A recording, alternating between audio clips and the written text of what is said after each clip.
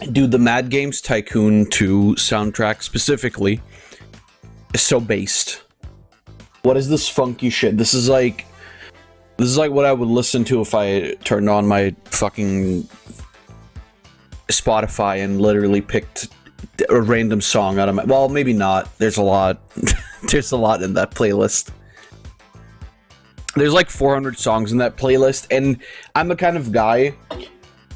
I won't really separate songs. I will separate them by arbitrary things like, is this anime or is this real music? And is this just like old shit, or is it old shit that's also funky? Because I can't have the two. I can't have... Listen, I can't have Prince playing after Guns N' Roses, and I can't have Guns N' Roses playing after Foreigner. It doesn't work. It still happens because the fucking playlists are still like bullshitted. There's still like... I will have a playlist that I will regularly listen to, and then the songs will be the exact same.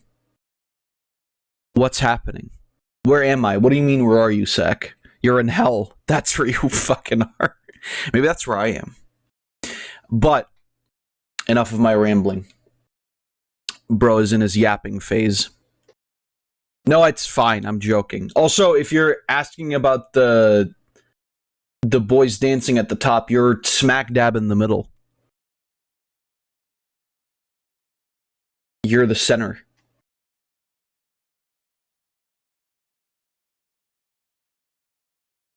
No, it's fine. It's all... Everything is really... Actually, like, today was really fucking sick. Because, we went to my favorite pizza place again. Your dad asked if you wanted any intoxicants. Of what nature?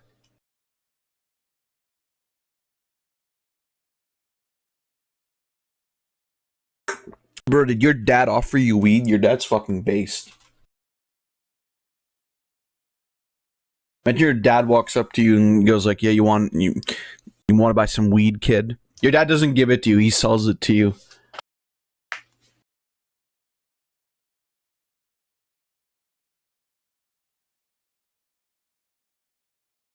He's like, hey, shit, gotta make a profit, right? Flippa's gotta eat.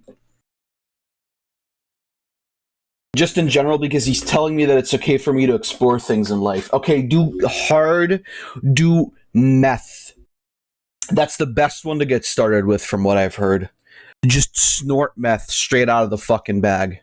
Snort the bag in too, actually. Who fucking cares? That's actually really cool, though. I will say that, you know, a little bit of grass never hurt anybody. But, I mean, it's also a matter of, like, you know, how... Oh, hey, look, there I am. How are you put together mentally? Wow, holy shit, dude. Okay, well, That is a video. That is a thumbnail, but, excuse me. I'm a little bit distracted. I think you'll see why in a moment.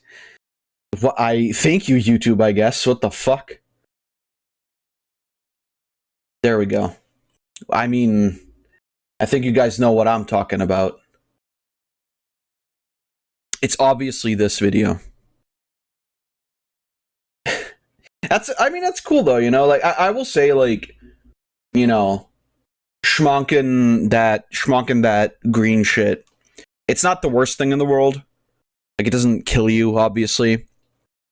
But I would be, you know, as with any intoxicant, I would be careful depending on your mental stability, because, you know, it works different for everybody.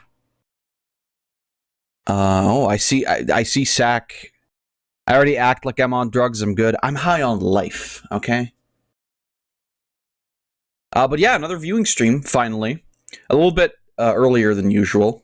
Oh, hey, look, it's me. I don't... I'm not Asian. I don't I thought it was funny. It wasn't. It is warm in here. I just had an energy drink. I maybe, you know, I always gotta like get some energy for these because vomiting, because watching a lot of videos, believe it or not, is like more tiring than playing a lot of videos game. And you know, I don't want to get tired halfway through. What I was talking about is that, I mean, it's fine, right? You don't have to do any drugs. If you can make it through life without that, you haven't really missed out on anything. It's not like, I don't fucking know. Like, the only upside to, like, as opposed to alcohol, is that you're, I mean, I was gonna say you're not gonna vomit, but then like one of the friends that I went out to do very legal things with, we shared a blunt, and I'm pretty sure it was just because he's not used to it, or because he's a smoker and he like breathed in way too fucking much. But like he vommed thanks to that one blunt, and I think it was his first time schmonking. So like, it's fine. It's, you know, it can be nice, and you're most likely not gonna fucking die as opposed to alcohol. But it's like, you know, it's fine. It's alright. Anyhow, toys.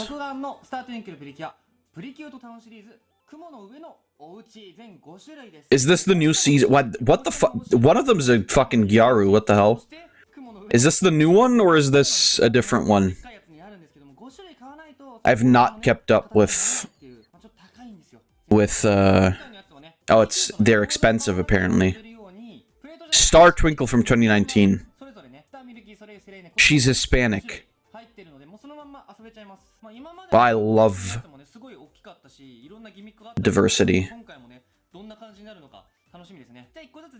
Did he stick them all together? Because like,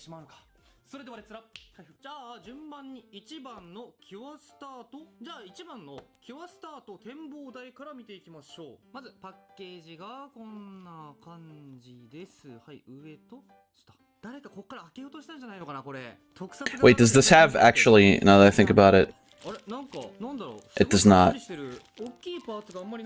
It's a little quiet on my end. Okay. I'll actually just turn it down for myself. Let me know if this is like too loud to, you know, like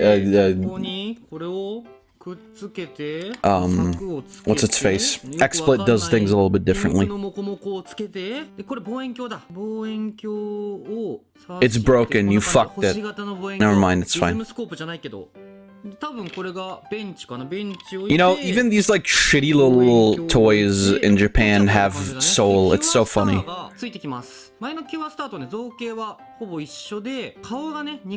Okay, well actually that kind of looks like dog shit, but... Okay, no, they do come with stickers, never mind. I retract my statement. Why would you not put on the stickers before you put on the head, though? Oh, one of the stickers got fucked. Wait, I thought this was expensive. Why is it so... What?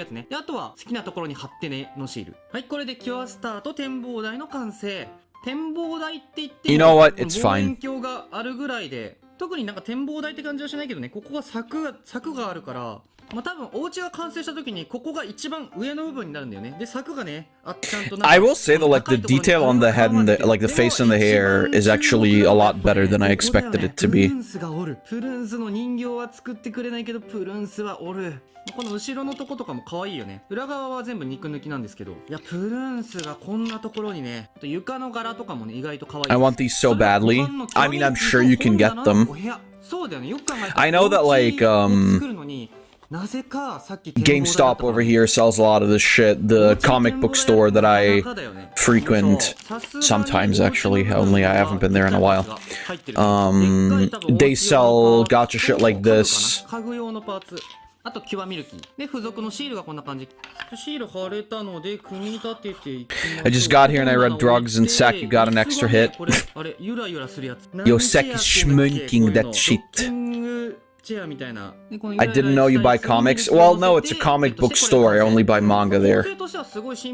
Well, that's not true. I've bought comics. It's how I got the Immortal Hulk run. Which was, like, surprisingly fucking good. 前提になってるからかわかんないですけど、ここがね、前のこの支えが Oh no, she's getting evicted. 合体させた時に多分ちょうど良くなるんでしょう、きっと。で、キュアミルキーのね、人形がこんな感じです。まあ前のやつとほぼほぼ一緒ですね。形は一緒で表情がニコニコ顔になってるって感じだね。多分最初に出たのが普通ので、次に出たのがウィンクバージョンだったんで。Oh, do they have different versions depending on what you get? 色がちょっと違いますね、今回だけ。わかるかな？ちなみに忘れたけど、The hair is like slightly off. この3種類だね、基本的に。で、椅子にはね、この突起がついてて、ちょうど人形の下のくぼみとくっつくようになってて、こうやって固定できるんですよ。だから安定した遊びができると。素晴らしい。それでは3番。素晴らしい。お茶会のお部屋。お茶会。I think there are different types of little houses. No, right, but I meant like the figures themselves. Because those were like, they had like different faces and shit.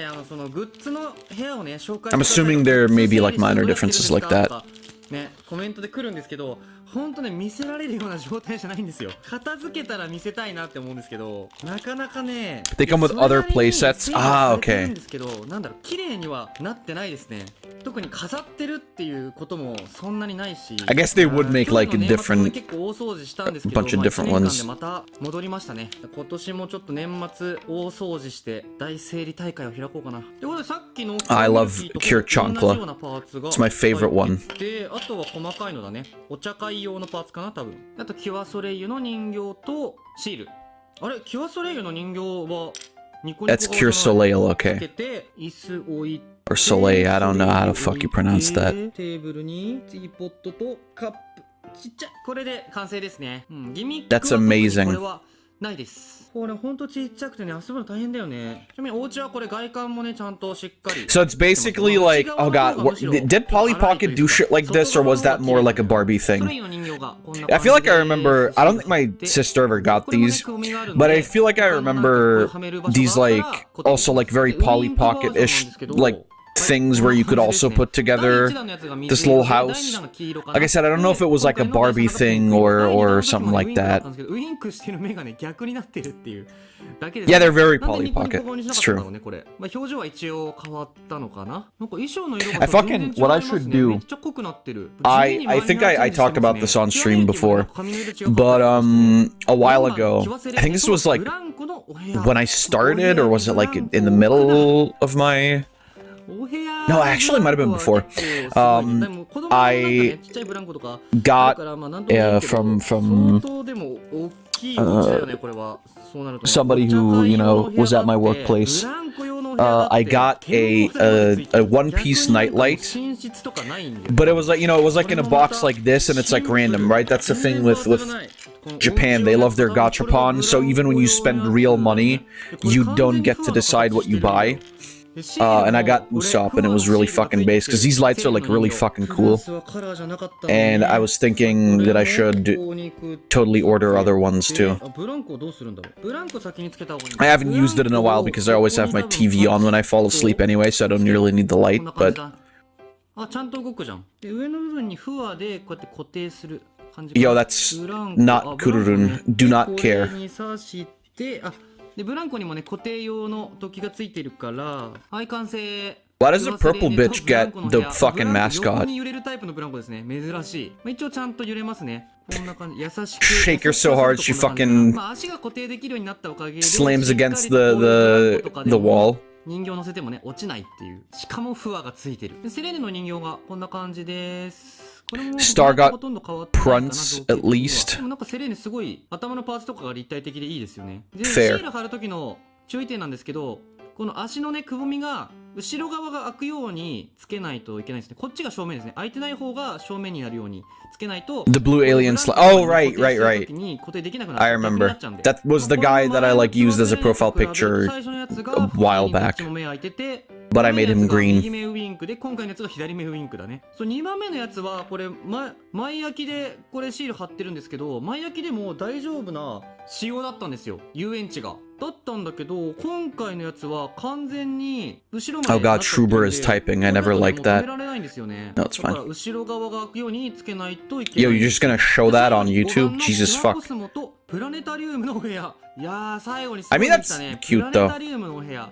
しかも展望台あるのに。 Like I said, like Japan loves coming out with this with these little shitty things, and they're not even shitty. That's the funny part. It's like if you got this over here, it would be like the cheapest fucking shit you've ever seen, and it would break in like 3 nanoseconds.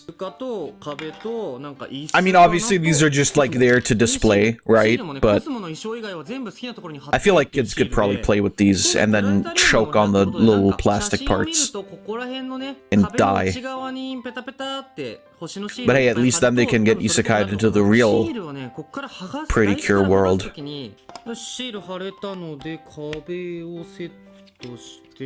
He's a little cheap toy. The funny thing is, like, at the start, I think he said that, like, these were actually kind of cheap. Unless no, Takai is... No, Takai is, expensive. That's why the one piece of One Piece! 椅子が回るわけじゃないんじゃないのかな。まあでもこれでね、プラネタリウム感を演出してるのかな。 No, but that's fair. 毎回でもこの回るギミックはどっかしらに入ってるね。まあでもギミックがあるだけいいかな。今回初のちゃんとしたギミック。 All sorts of companies do it, it's funny. I mean, that's fair. I feel like, I mean, obviously, Bandai is always fucking licensing these. Like I said, like, these are pretty fucking good. 全然違くなってる。いや、素直にすごいわ。いや、今回の方がいいですね。ってことで、これで全部の Hell yeah, put them お together. 家のパーツが出揃いましたと。なので、組み立てていきましょう。まず、1階部分。正面の1階部分が、このソレイユとミルキーの部屋かな。ここが繋がるみたい。Why did you evict her? No, don't throw them out. They can pay ヒ rent. ンジがあるんですよ。ヒンジをパチッとつければいいんだよね、多分。 More like unhinged, am I right? そんな力もいらない。Oh, I get it. Okay, it's like that. パチッとはまりました。お、いいね。いいね。こういうの好きよ。待って、これさ、椅子があると閉まんないじゃん。Wait, it doesn't 椅子あると close. 閉まらないじゃん。で、最後に、ピュアスターの展望台がここにはめるところがあるから。No, guys, look, we can go in the candy aisle. There's a gum in here. Well, 合体は完了かな。はい、こちらが雲の上のお家完全体ですね。すべてのパーツが。I mean, 5種類。 it's like fine, right? You don't have to buy it. Me, when I turned 18 and got accepted into college, what, unhinged? Or the putting these together? That was your entrance exam. Here's a obscure Japanese toy. Put this together to prove us that you can build planes. Bro, if you built Boeings out of these, they would fucking fly. I guarantee you.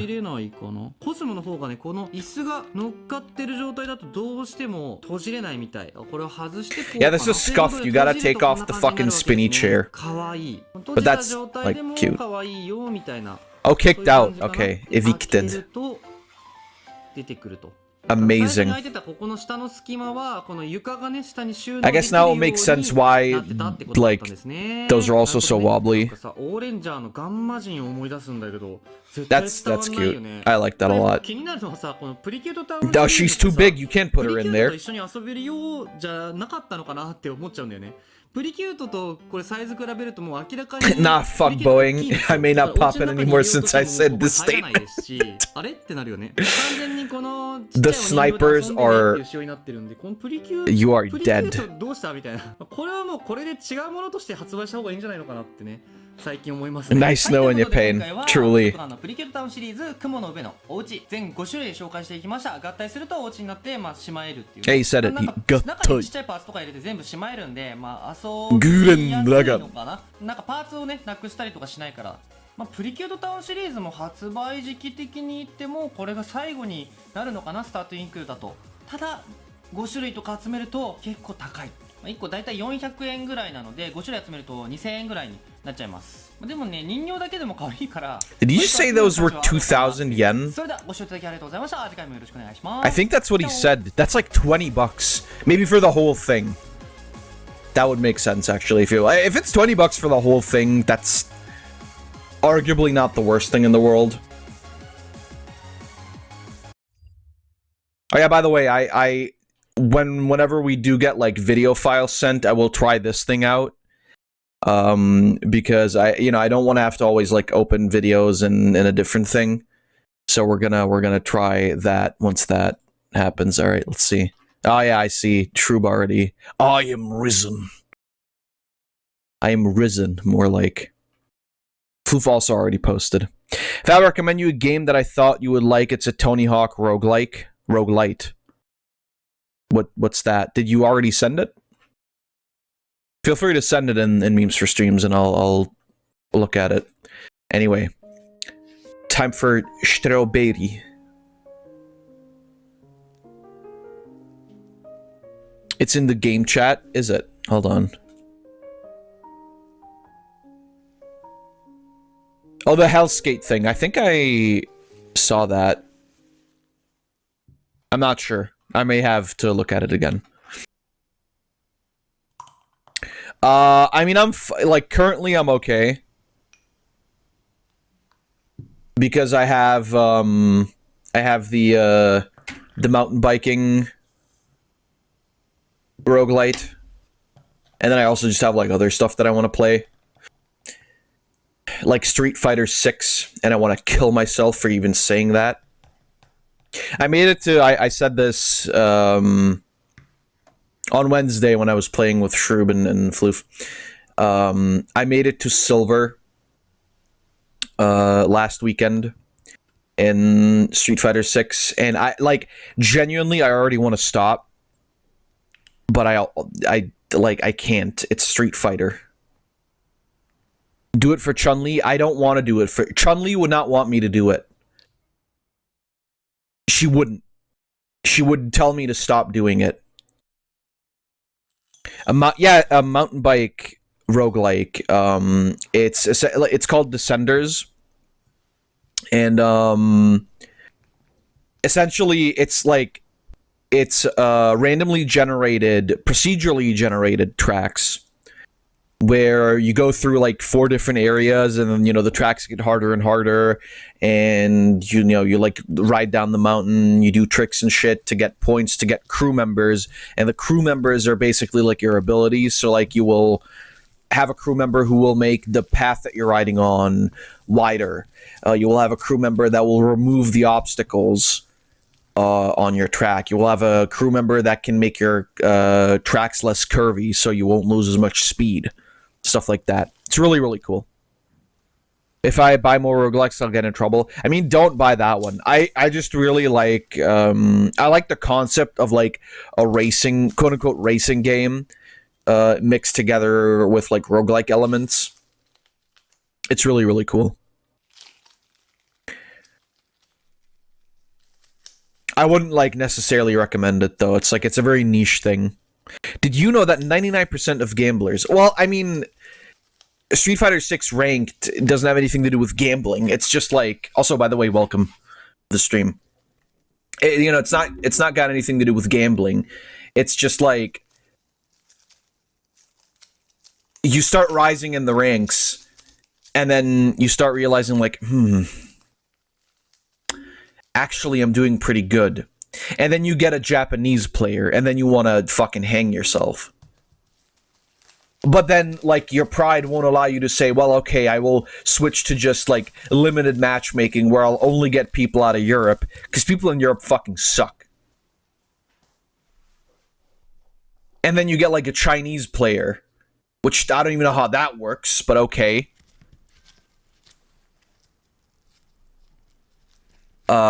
And then it's a toss-up. Do they suck? Do they not suck? Then you get a Russian player, and it's like, don't you have missiles on your house to explode? Like, what the fuck are you doing? That was mean. I apologize. Maybe. It's just like, it's like the drive of any sport, right? The drive of any professional sport. It's like you start winning, you start doing well, and then you just want to keep going. But then you realize that in the lower ranks, you know, like, I mean, rookie, I wouldn't even count, but yeah, rookie, iron, and shit, like, there are people that will literally just, like, do random shit. Like, I had a Ken player who just spammed grabs. The sad thing is, that's also what people in high tiers do. I remember for the longest time I was stuck in Diamond. And every fucking time where I was like, okay, I'm getting in the groove. I'm on a 5-game win streak. Let's fucking go.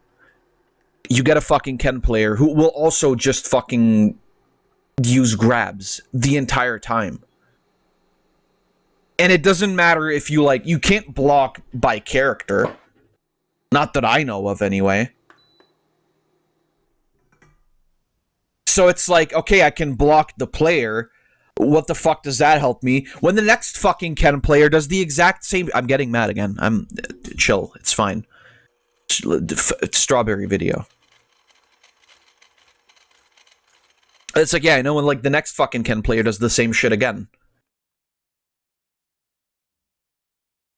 And it's not even that, like, I don't necessarily hate the character. It's just that if you play Ken, you're a fucking loser.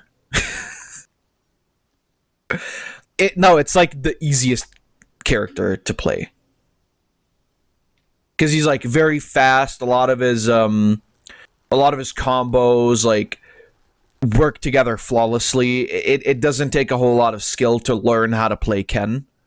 Like, even Ryu has, like, a steeper learning curve.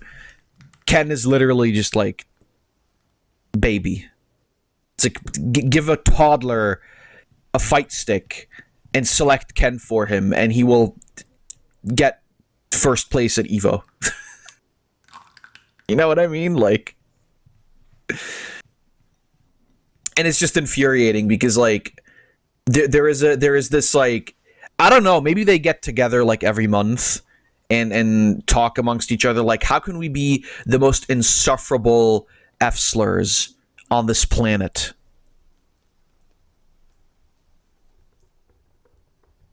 And then they decide, like, oh yeah, we're gonna do this for the entirety of our setups. Like, that this is our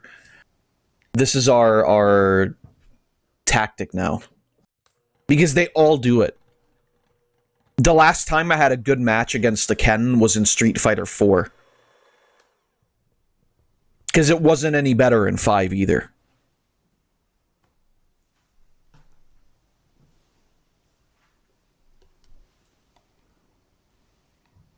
But, yeah. It's, Street Fighter Ranked is like a drug. It's like you can't stop. And, like, Chun-Li isn't even my best character. I would argue that's for sure Ryu. But it's, you know, I like playing Chun-Li for reasons I will not disclose. Then stop. I can't stop. It's not possible. You can't stop. You can't stop until you can't stop until you get to Master Rank on your first account that you keep secret from everybody. That's on your second Steam account that you don't tell anybody about because you don't want your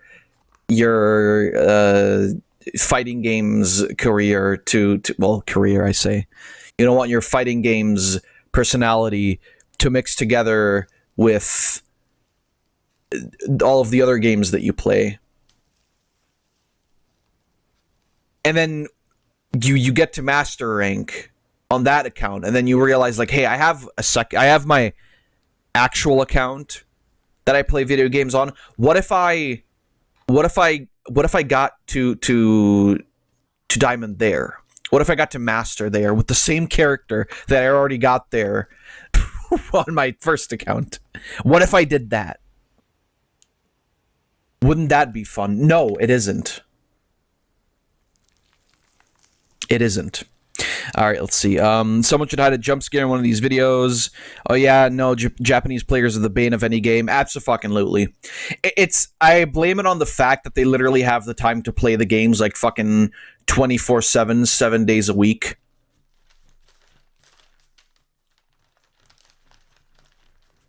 And it's just like they fucking solo. It's like not even a. I've won like. I don't fucking know. Like across my full year of, or almost full year, I guess, of playing Street Fighter V, I've won like, I don't know, like maybe a dozen matches against Japanese players.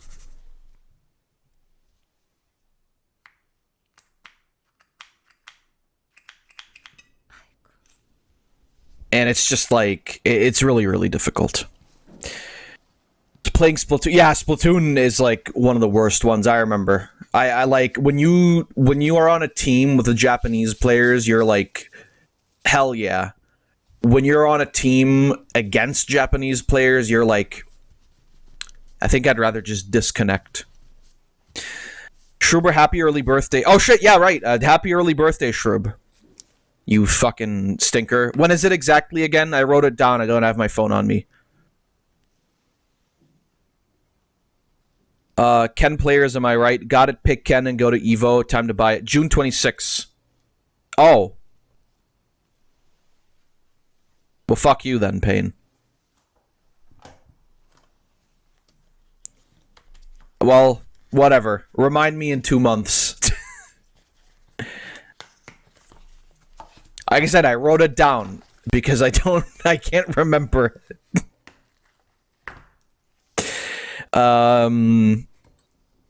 Yeah, gotta pick Ken. Go to Evo, time to buy a fight stick. I don't even know at this point if they at tournaments use fight sticks or if they all go for controllers. These days, especially with like the modern control schemes, it's fine to play on a regular controller too.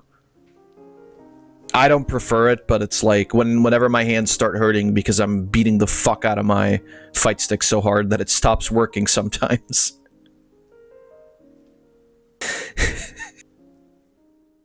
I will switch to controller, and it works just fine. I have the... Wait, hold on. I gotta think, because I think I missed a lot of the stuff.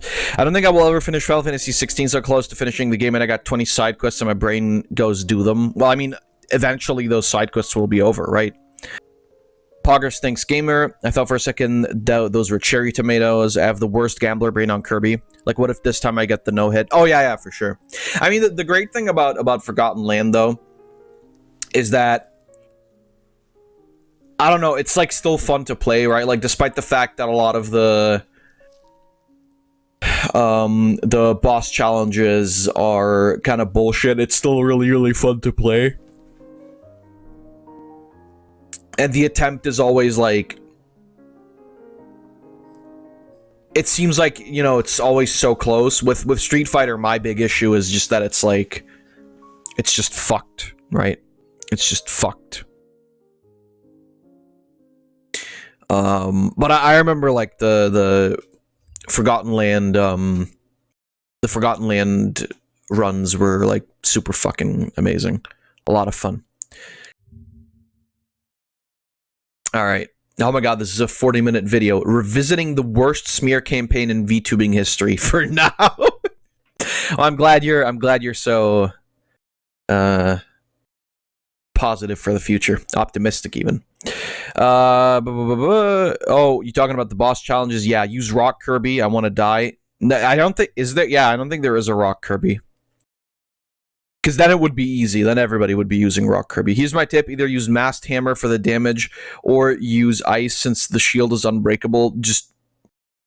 Or just Space Gun because of damage and range. Yeah, that works too. Use the ability upgrade you get after beating the final boss of hunting down Lyngar Solar, whatever his name was. The ability upgrade. You get an ability upgrade? Oh, no, yeah, that's right. You totally can upgrade the abilities. I forgot about that. That thing wrecks bosses June 26th, right? It's next month, yeah, okay, PP. Okay. Welcome, Floof, by the way. About a month ago, Oh, I love released this a guy. video where I took the knowledge gained from 4 years at media school and used it to break down the Oh, hey, my nightmarish favorite. PR strategy employed by Niji Sanji. I love in their Niji Sanji. termination of Selen Tatsuki. Bestie, you can't get that if you don't have all the Waddle Dees. Well, then get better at the game. Upgraded all abilities to max and I hate myself for it. Didn't I also do that? I'm pretty sure I did that. It was like not the worst thing in the world. AKA Doki Bird. This Tomato. was a corporate PR strategy so unethical, so incompetent, and so disastrous that the fallout from it breached containment and made it into mainstream news. I mean, However, I wouldn't... At the time that I'm editing this video, Polygon and mainstream the situation news. seems to have settled down. Fair, I guess. Following her termination, Doki Bird experienced a meteoric rise as a content creator and is currently thriving as a Oh god, this situation. I'm gonna give you another problem to worry about soon enough. Updated each one and their variations to max stats. Oh, okay, I see. an independent I don't YouTuber. remember this. And as for Niji Sanji, Because I don't... they've had I just know they other had a lot... I know they have a lot of scandals to drama. occupy the public's Oh, hey, it's attention. this guy.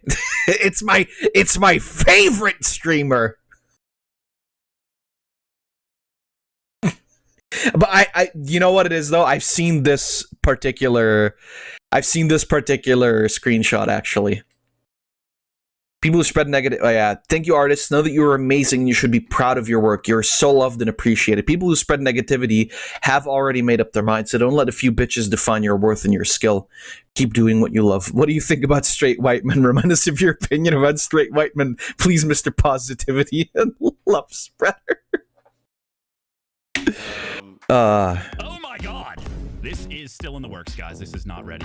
They've been exposed. That being Any Color Incorporated's Niji Sanji, who recently has had an unsigned talent contract making its rounds, as originally reviewed exclusively by Florida man lawyer Legal Mindset. There are some places where this agreement would be completely thrown out because they did not get approval under the local labor law or local labor rules.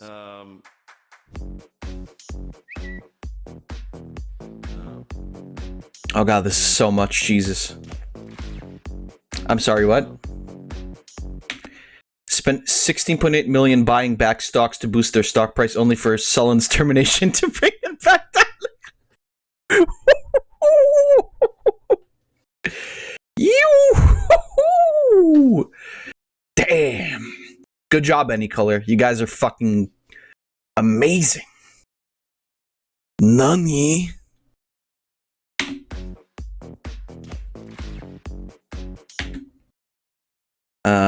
Oh god, this is like so much to fucking read. Any Color will release their next financial results. Okay. Okay, that's that. Probably last Any Color stock. Okay, well, I mean, I'm hoping he'll explain it anyway. Damn. At least regarding the termination of Selen Tatsuki, it looks like this might just be the end of the entire saga. But that doesn't mean that this is all there is to it. A number of commenters in my last video mentioned that the whole situation bore several similarities to something that happened almost an entire I love year video essays prior. on things that I'm not being involved with. Niji Sanji Ien's only other official termination. Oi. The termination of Zion Lanza. Now, I'd only started watching VTubers in late August of 2023, so I wasn't around to witness Zion's termination, which took place in March of that year. But I was vaguely aware of two things.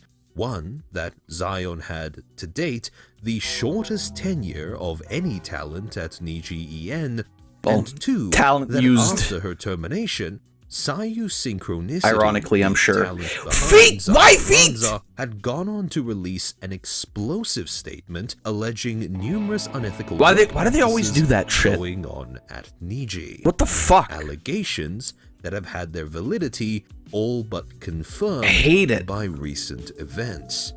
But there's something else about these two situations that doesn't seem right.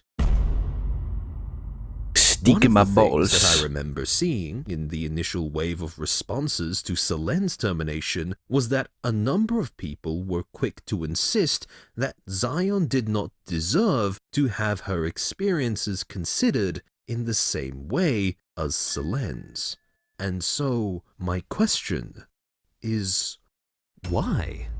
Why are some people so resistant to the idea that Zion was also a victim of Niji's harmful work environment?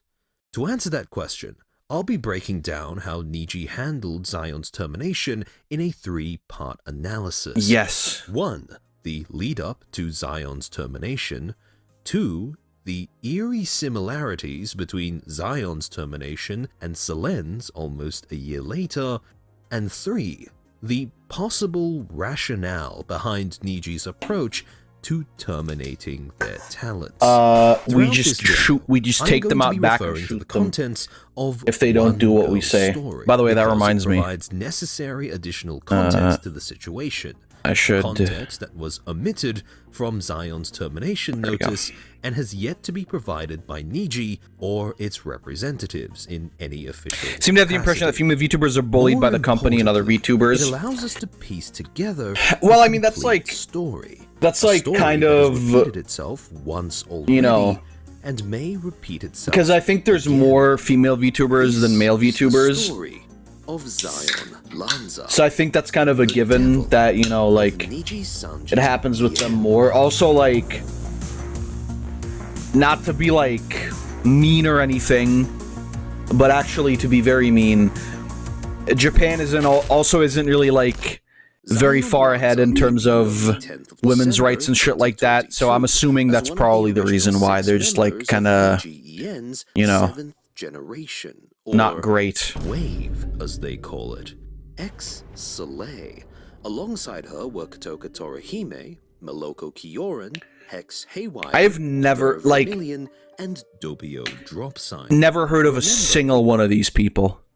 They also, may I just say, the designs look like the most fucking generic shit ever. I mean, like, I'm sorry. Like, maybe the one on the left, like the far left, is memorable in any way, shape, or form. The others all look like... They look like nondescript gacha game characters. You know what I mean?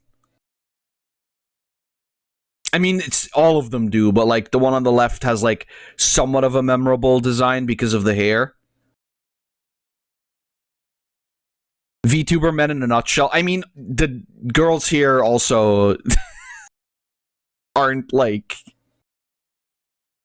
These names because they'll real, be important truly. later. Not even 3 weeks after her debut, Zion would announce that she was going on a last-minute family trip starting from the 30th of December until the 10th of January. Was the An family odd move a shotgun for to the talent head so soon into her by Niji? career, especially since this meant that They she at had least to tried cancel there. the New I Year's don't- countdown I stream mean- that she had previously promised her fans. And what's more, this was a lie. In actuality, Zion had been given a suspension by Niji and had allegedly been pressured by management into disguising this as a voluntary break in her public announcement. The reasons for this suspension were never publicly clarified, but in Sayu's document, she states that these included playing a Genmate's cover song on stream without prior Bruh. authorization, playing games on stream using accounts that existed from her VTubing career prior to joining Niji, and trying to directly contact a manager. Now, as wow. You know what? Actually, put her on the fucking guillotine, please. Anybody? Execution, lethal injection straight into the uterus.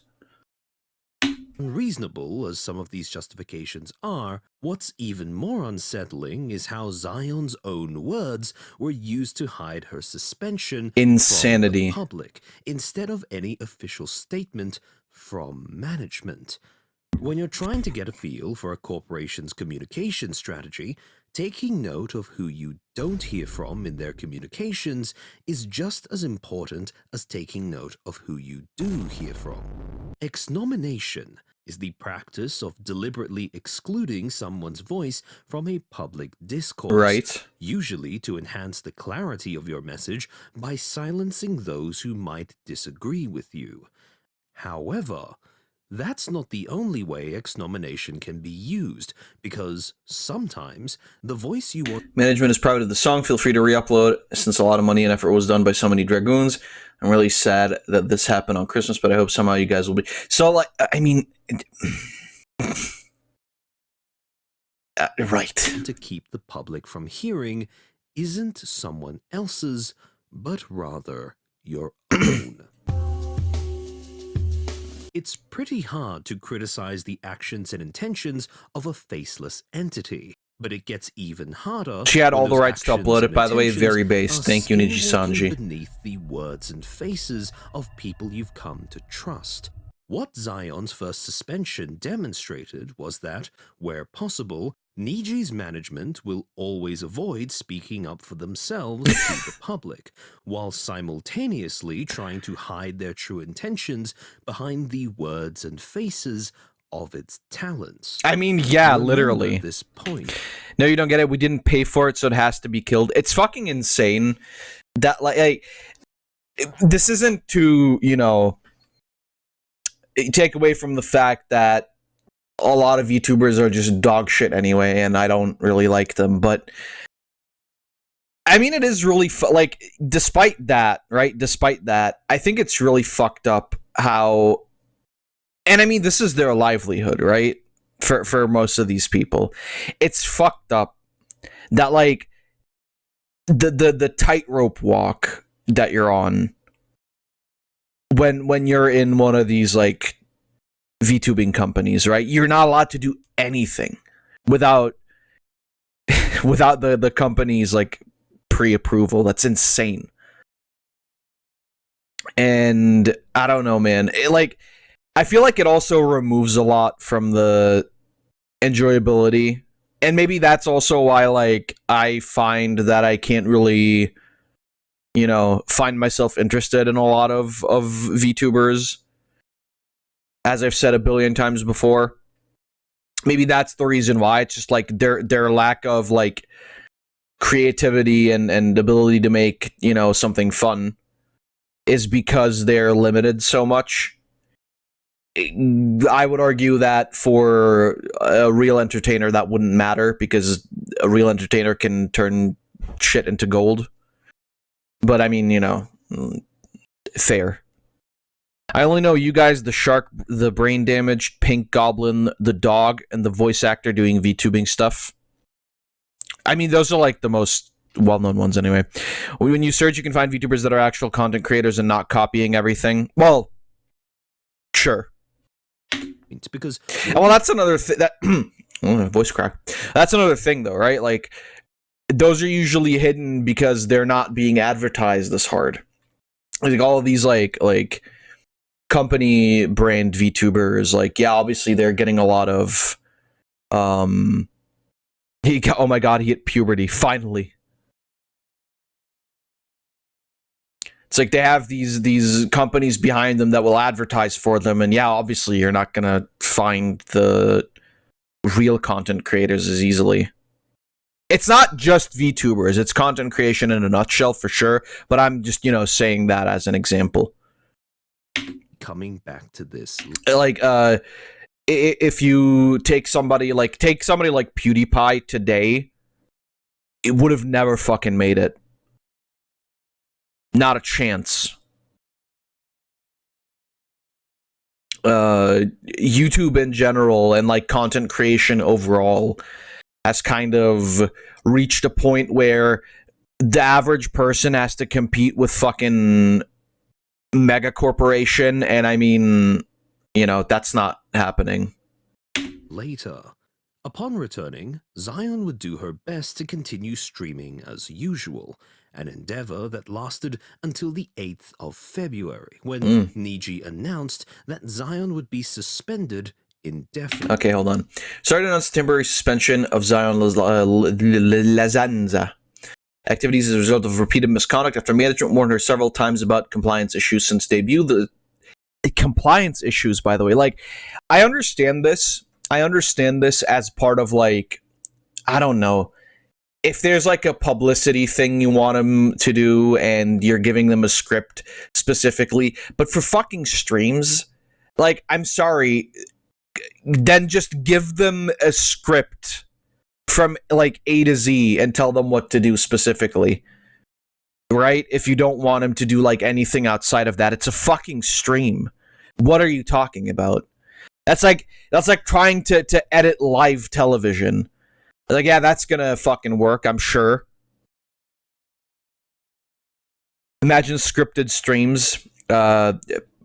Pickle Mama comes to mind. Remarks showing no intentions to improve from previous issues and false statements during streams. Discrepancies between information given to management by Zion and her acts. But as in discrepancies between what she told them and what she did. Insensitive jokes that cannot be tolerated, as in Niji Sanji liver. Liver. Definitely, citing compliance issues. 47 days.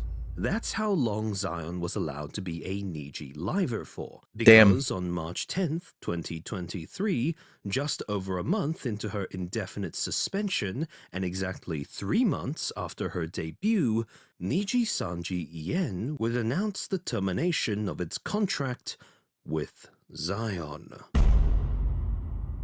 In media school, one of the things that you'll learn about in your first or second year is that news media can create problems.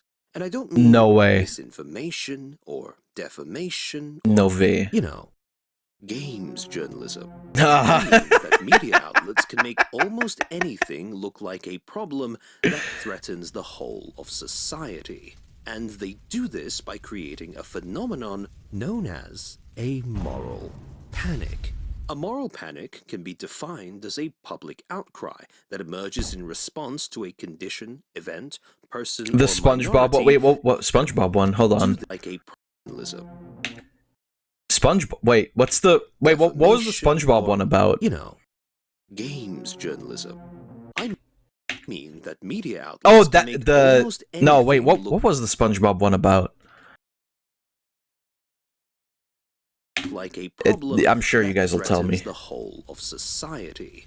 And they do this by creating a phenomenon known as a moral panic. A moral panic Couldn't figure out a baby. Oh, that one. Okay, I think I know what it is then. In response to a condition, event, person, or minority that has been portrayed in the media as a threat to society itself. This is usually done through a 4-step process. Oh, wow. First, a target subject. It's like, oh my god, you mean like how literally fucking everybody does these days? You have to stand on a button to hit the switch. I think I remember, because I have played that game in the past, and I think I remember seeing that particular thing. Is identified as an emerging problem. This problem is then exposed Is that fucking as a Amogus? threat by media outlets, usually in a way that strips it of nuance and You move forward a bit when you like when you throw the bowling ball, SpongeBob kind of moves forward a little bit while you're holding the action button. And I remember, instead of like walking a bit further back, he just like kept fucking walking off the switch. I do remember now. Yeah. or context. Then, trustworthy commentators are brought in to tell the public how the threat should be perceived and how it should be dealt with, before, finally, the threat is neutralized, having either been completely annihilated in the public sphere or simply fading into obscurity. Regardless of whether a moral panic is justified or not, it's an emotionally taxing way of getting people to care about an issue, one that bears a human cost that often cancels out the value of any awareness achieved. And what's more, This isn't a phenomenon unique to news outlets. In fact, moral panics have been conducted as publicity strategies on social media by individual users and corporate PR strategies. We know from looking at Wait, I'm sorry, users- what? As a plus-size person who suffers from PCOS, an incurable illness that causes weight gain, I'm absolutely disheartened by this toggle. Do they mean toggle? Our bodies aren't a punchline for a joke, and there are many reasons people may be overweight. I don't know Baoberry. I do not. I know Bao. I don't know. This is... Can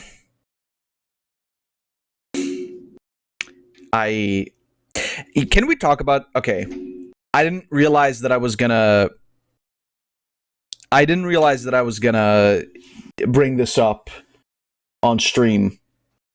But, something that you... okay, so when I was younger, I used to be in a lot of, like, different RP servers, right? And there were a lot of different, you know... And when I say younger, I mean, like, 18, 19. And it doesn't matter if you're on DeviantArt, it doesn't matter if you're, like, some other RP platform. One of the most common tags, or even fetishes, if you will see, is inflation. And I'm not talking the dollar. And of that, there's a very specific, like, branch that is called, I think it's, like, called blueberryfication, literally, which is just expansion, but they also turn blue. And I guess, like, spherical. And I, like, whatever, obviously I'm not into that shit. It doesn't really bother me. But when it comes to the blueberry shit, it always struck me as really, really weird, because the origin of that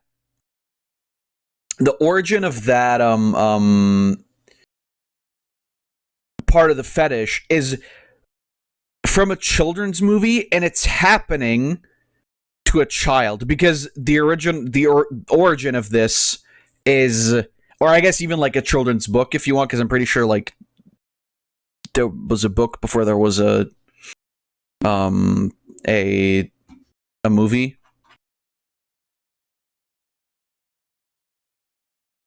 And it's happening to Violet Beauregard, like the little girl in Charlie and the Chocolate Factory that eats gum. I mean, that's in, like, the new movie. I don't know how it was in the old one. I haven't seen that movie in ages. But, like, she eats candy, and then she fucking, she grows into a ball and turns blue. And that's the fucking origin of that particular branch of the, like, inflation fetish.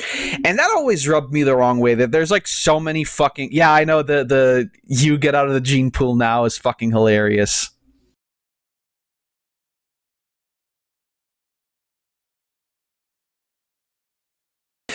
But it's like that always rubbed me, like, so fucking the wrong way. It's like you're basing this whole thing on something that happens to a child. It's like, bro, what the fuck? It's like how you get, like, fart fetish shit in children's cartoons and shit. Like, but the thing is, like, in Charlie and the Chocolate Factory, or in Willy Wonka's wacky shitbird zone, that's not happening as, like, a fetish thing. That's just like you did a thing you weren't supposed to, this is your punishment. It's like, bro, what the fuck? Anyway, sorry about that tangent. Get out of the gene pool. I'm sorry, it's like I saw the ping for a specific person. I'm sorry, this came to me because I had a conversation like this not, like, super long ago, and, like, apparently today was the day where I need to bring this topic up again. it's just like, I don't, very, very rubs me very the wrong way. Hey Doki, I'm sure you mean no harm, but Fillion is pro AI. It's right on her profile. It's a huge disrespect to artist and I'd like her to be accountable. That's fair. I'm trying to enjoy your time in Japan, but don't call genocide politics, dude. It's fucking disgusting and nasty overall. I don't know what that's about. And corporate PR strategies. We know from looking at Zion's brief career that Niji's management had already singled her out as a possible problem early on in her tenure. Right. However, what really gives away their attempts at manipulating public perception is how they executed the termination itself. When you read through Zion's termination notice for the first time, one of the things that might catch your attention is the veritable laundry list of alleged offenses. Hold on. Wait, I want to see this. Okay, using a copyrighted song in her stream without prior authorization, revealing internal information that potentially well, actually, let me go back. There you go. Revealing internal information that can potentially cause issues for stakeholders during their stream. I love shareholders. They are my favorite people in the world. I love them so much. Making statements that could lead to a speculation or leaking of internal information using social media accounts that she personally operates during her activity suspension time. That's not English, but okay. Oh no, activity suspension is one thing. Okay. Offensive remarks regarding discrimination and sexual assault. Okay. Several infringements of the rules pertaining to the use of games defined by any color, including intentional infringements and repeated false justifications given to any color regarding these infringements, expressing her will to perform streams using illegal games, also referred to as pirate games. I mean, that one I don't get. Weren't fucking Niji Sanji buying the games for her anyway? What the fuck? Comments that can be considered offensive to the rights holder of a game during a stream. Yo, VTubers can't say fuck Nintendo.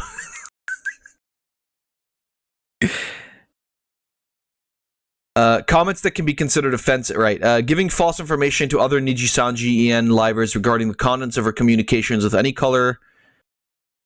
Okay. Falsely claiming to have received permission from any color Inc. after a viewer commented on Zion performing an action prohibited by the rules. Okay. Falsely claiming to be sponsored by a brand during a stream. Like, for real or as a joke, though? By the way, fuck Nintendo. Well, I mean, that goes without saying. $70 old game? Yes, please. How much is the Paper Mario remake? I bet that's also like $70, right?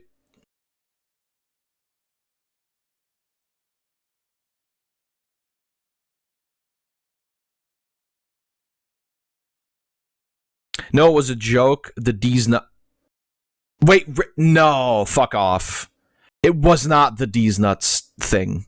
That she did not get fucking terminated for having a bag with D's nuts on the screen and saying like, "Oh yeah, D's nuts spawn." Did not fucking happen. Stop fucking lying to me. That did not happen, bro. This is a company, I swear to God. Falsely claiming, yeah, okay, giving likes to comments falling under defamation of Niji Sanji livers and Any Color Inc. using social media accounts that she personally...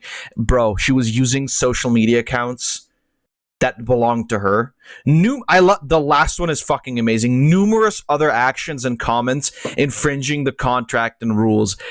You could have fucking just written that at the top and then left out all the other shit. Are you oh my God.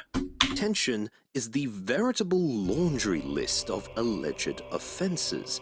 Some of these bullet points are vague enough that you'd question why they were even included.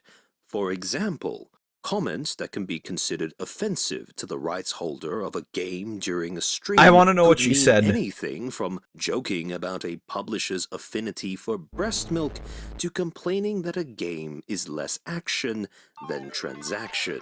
Other alleged infractions are blatantly misleading, such as expressing her will to perform streams using illegal games, also referred to as pirate Oh, games. no which, Sea of according Thieves. to Sayu's document, references an occasion where Zion told her chat that she used to play ROM hacks.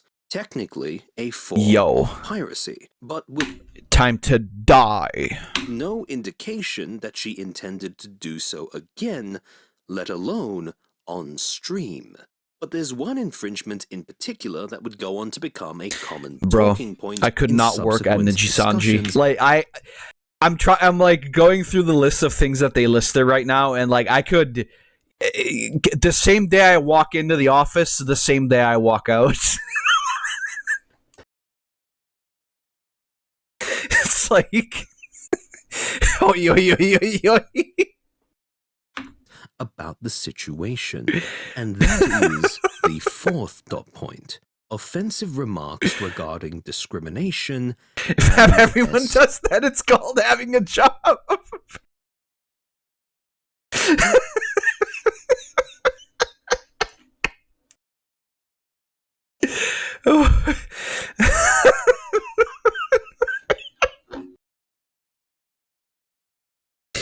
Fuck off. You know what I mean? Now, at face Oh my value, God. this is a pretty heavy accusation, but it's also one that Sayu took pains to address in her counterstatement. As far as offensive remarks regarding SA, Zion makes no attempts to dispute the gravity of the infraction, with one girl's story specifying the exact stream and the exact joke that led to said What was it? offense, Show me. before expressing that she takes full responsibility for the mistake and apologizes for it.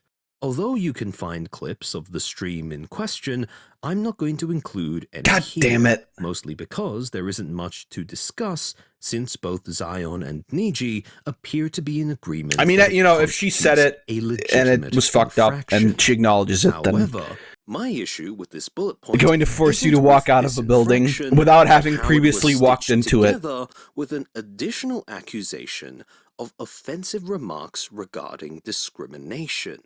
In the same section of One Girl's Story, it stated that this particular accusation arose from an interaction that took place during Zion's second ever stream, when she was jokingly asked by a viewer if they could use the term Zionist as a community fan name. Okay, I wasn't going to say it, but now that it's been brought up, I will say that was also the first thing that came into my mind when I heard the name.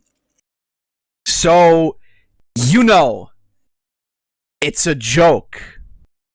I wasn't, like I said, I wasn't gonna say it. But, you know, I mean, you know, I can kind of see how somebody would get to that funny. As you can imagine, she said no, but she made the mistake of laughing as she did so. Oh no! And Get instead of interpreting okay, this guys. as an Sorry, I can't. Nijisanji, you can't hire me. I'm sure you were on the edge of you were edging on your seats to get me, but well, laughed, guys. Sorry. expression of nervousness, shock, or a response to the sheer absurdity of that suggestion, If the shoe Niji fits right. chose to frame it as Zion mocking the political or religious beliefs Absolutely. of others. Abso-fucking-lutely. More than anything else, it's this deliberate mischaracterization of Imagine, like, I genuinely, like, I'm not a CEO. I don't own a company. You know, I understand that there's, like, you want to watch out for a lot of shit when you're in a company because everything affects sales, obviously, and shareholders are glue sniffers. But I could not imagine leading a company and, like, having something like this happen and genuinely, seriously going like, yeah, no, this is, Yeah, we gotta delete you now because this is not okay. I love glue. Zion's actions that reveals how Niji went out of its way to not only portray Zion as an incompatible employee, but a reckless liability that threatened company value. Absolutely. And if that sounds The company familiar, values of... that's because it's the exact Once same they're rationale 18 years old, we behind get how them out of the Solen's fucking termination lithium notice mines was and written. put the kids in front of a Despite the computer so two-page they can difference pretend to in be an length, anime If girl. you look at the contents of the Thank two you, Niji documents Sanji. side by side, That's a pattern slander, but begins to maybe it's not. I don't know. Maybe it's true. Both notices emphasize that there were multiple violations of Niji's activity rules, but when trying to specify what these violations were, both statements then default to mixing legitimate possible infractions with misleading, vague, or even provably untrue accusations of misconduct. But what if I told you that this Whack. isn't the only point of Fucking similarity whack. between the two terminations? What if I told you that the most infamous and baffling part of Solen's termination actually has a precedent? That a message from Niji Sanji Ien was not just a mistake in terms of professionalism, legality, or ethics, but in execution as well. Ooh. And that we have an example of how it was supposed to work with Zion.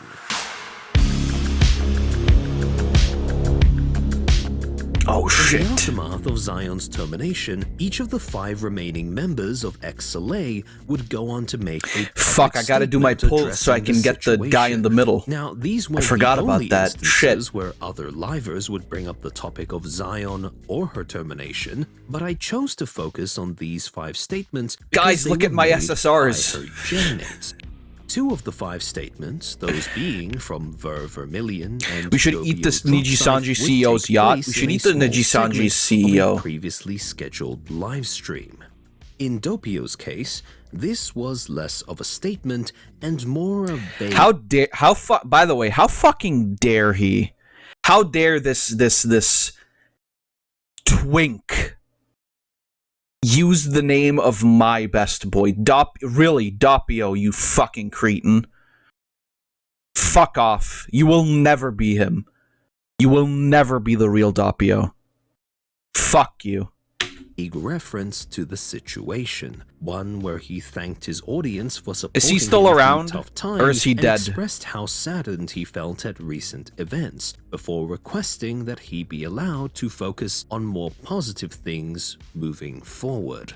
Ver's statement, despite Still there? being more Well, not for long. critical of Zion, also appeared to project a degree of goodwill. He prefaces his words by stating his respect for Zion as a person and as a content creator, before reiterating that the termination was not the result of a single mistake, but multiple infractions. Okay, He then corporate expresses bullshit. personal Thank you. disappointment with Zion's actions. The fuck while you mean not mentioning for that long? himself Well, and other members let's of leave something up to XLA the had imagination, tried, shan't we? unsuccessfully, to advise her in complying with Niji's rules. However, despite reiterating that he thought the termination was ultimately justified, Ver emphasizes that he had hoped for a different outcome and concludes by wishing Zion luck in her future endeavors.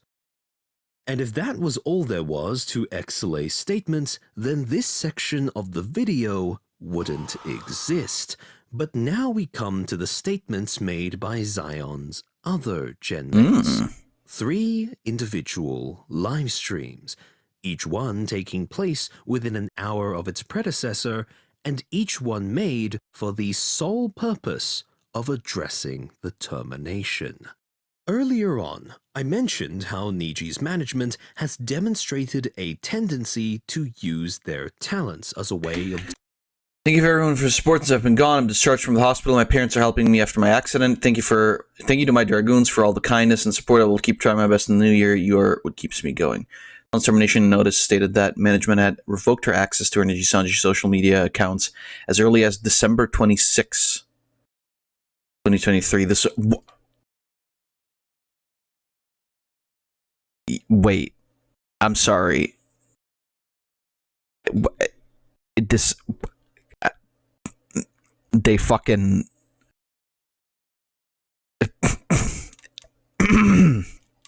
are you telling me that this was written by some fucking Niji Sanji intern? That's fucking, that is wow. Well, you know, if I didn't hate corporations enough before, this would be, you know, this would, you know, like I'm saying it as though I'm surprised, but like the more I really think about it, the more this just seems on point. Wow, that's great. I love everything. She was in the hospital for an attempt, so it's more fucked. Right.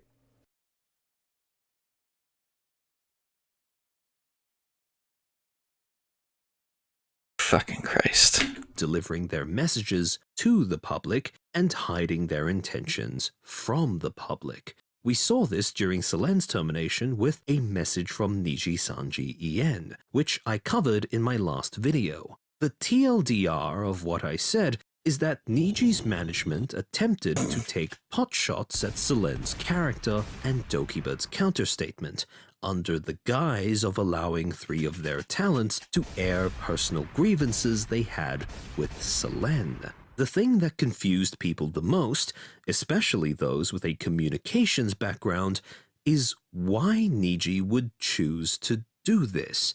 If you look at it through the lens of a PR strategy, using talents to speak on behalf of management accomplishes little else besides tarnishing said talents. Well, yeah, but that means that the company's still fine then, right? Like, because you can get rid of talents. You can just fucking, like, if you just remove these guys, you know, who would fucking care? People would still show up for the next generation, right? But if the company itself, if the reputation of the company itself is tarnished, nobody's gonna fucking want to watch. I mean, that's not true either, because we know how people are with multi-billion-dollar corporations, but the idea is that if you tarnish the reputation of the company itself, you're fucked. If it's just the talents, I mean, people are going to stop watching them, they're going to graduate eventually, and you're going to get new people in, and you can still make money. It's like, you know, it makes sense. Of management, while also handicapping management by having non-professionals speak on their behalf. However, if you look at this approach through the lens of a moral panic, then things start to make a bit more sense. I mean, if all you're looking to do is define a threat, then the bar for what counts as a trustworthy commentator is lowered significantly. Whereas a PR strategy might demand professionals, experts, maybe even mainstream celebrities, a moral panic will settle just fine for victims. In media and communications, there's a term that's used to describe what can happen to a person who's put at the center of a moral panic. Their public image begins to morph and change, becoming progressively less and less more. Asmongold calls Casey Tron fat in response to allegations of neglecting his late mother. And change, becoming progressive. Who gives a shit? Asmongold response to comments about him and OTK streamers being involved in alleged something. Less and less human as the threat. If you can't afford a $70 US game, you need to get your life together. I mean, you could. I'm not going to defend him here because that's a fucking stupid way to say it, but it's like, I will also say if you can't afford something for $70, then yeah, you know, maybe if you're able to, maybe make a change that allows you to make more money. And if you're not able to, then I mean, you're not able to. that's where the story ends, right? threat they But it's a pose is repeatedly dumbass way to, emphasized until finally they emerge out the it's a other dumbass way side to word it. as a folk devil. A folk devil is a person or minority that gets turned into a symbol of a group's collective fears and anxieties. Folk devils are often conjured to fulfill two functions. On one hand, folk devils can act as a fall guy for a larger Fall evil, Guys? and by taking them Be down, there you again? can create the illusion of solving said problem. On the other hand, folk devils can serve as examples to everyone else Oh, hey, Jesus. of how not to behave, with their persecution acting as a warning of what can happen to those who step out of line. To show you what I mean, we're going to take a look at how these three statements combine to tell the public two things. One, how Zion should be perceived. Hey, that's and a G's two, man. How she should That is a G's be man. dealt with. However, before we begin, I want to reiterate that my focus here isn't on the talents themselves, nor their individual responsibilities for the statements they made. Instead, my aim is to show how their words, regardless of truth or individual intentions, were used by Niji's management as a weapon to destroy Zion's Calm character down, bro. while conveniently No, it's fine, keeping I'm calm. It's themselves just out funny. of the picture. It's wacky, So, once even. again, please don't harass anyone, especially those mentioned here. Of the three statements, Moloko Kyoran's is perhaps the most benign. She begins by expressing how devastated she is Brother at Colm. Zion's termination, before apologizing to both her own and, more importantly, to Zion's audiences for the situation, acknowledging how some may feel shocked It's one of my or favorite hurt memes. by recent events. Something I want to point out is that throughout the entire stream, Moloko sounds distraught. Despite the talents having no say in this decision, and despite her obvious emotional distress, Niji's management chose to have Moloko apologize Sorry, to that looks so audiences threatening. not on their behalf, but in their place. Let that sink in for a moment. Moloko, a talent, has essentially been left on her own to address any feelings of discontent that Zion's remaining audience might harbor towards this termination. Although, Well, yeah, that's the thankfully, whole point, this right? didn't happen, had that audience been more inclined to vocalize that discontent in that moment, Moloko would have been the one bearing the brunt of it.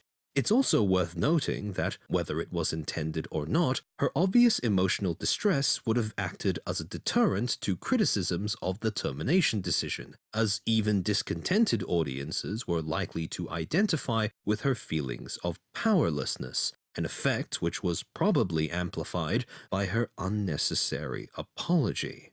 Now, on its own, Moloko's statement is fairly innocent. Even tragic. Oh, okay, no, the video A helpless actually stopped. talent trying to comfort her audience and who can't find any way of expressing the grief they share besides the words of an apology. Also, can we just, like... This design is so fucking all over the place. I'm not a fan. It's just like, it's just too much going on. They share besides the words of an apology.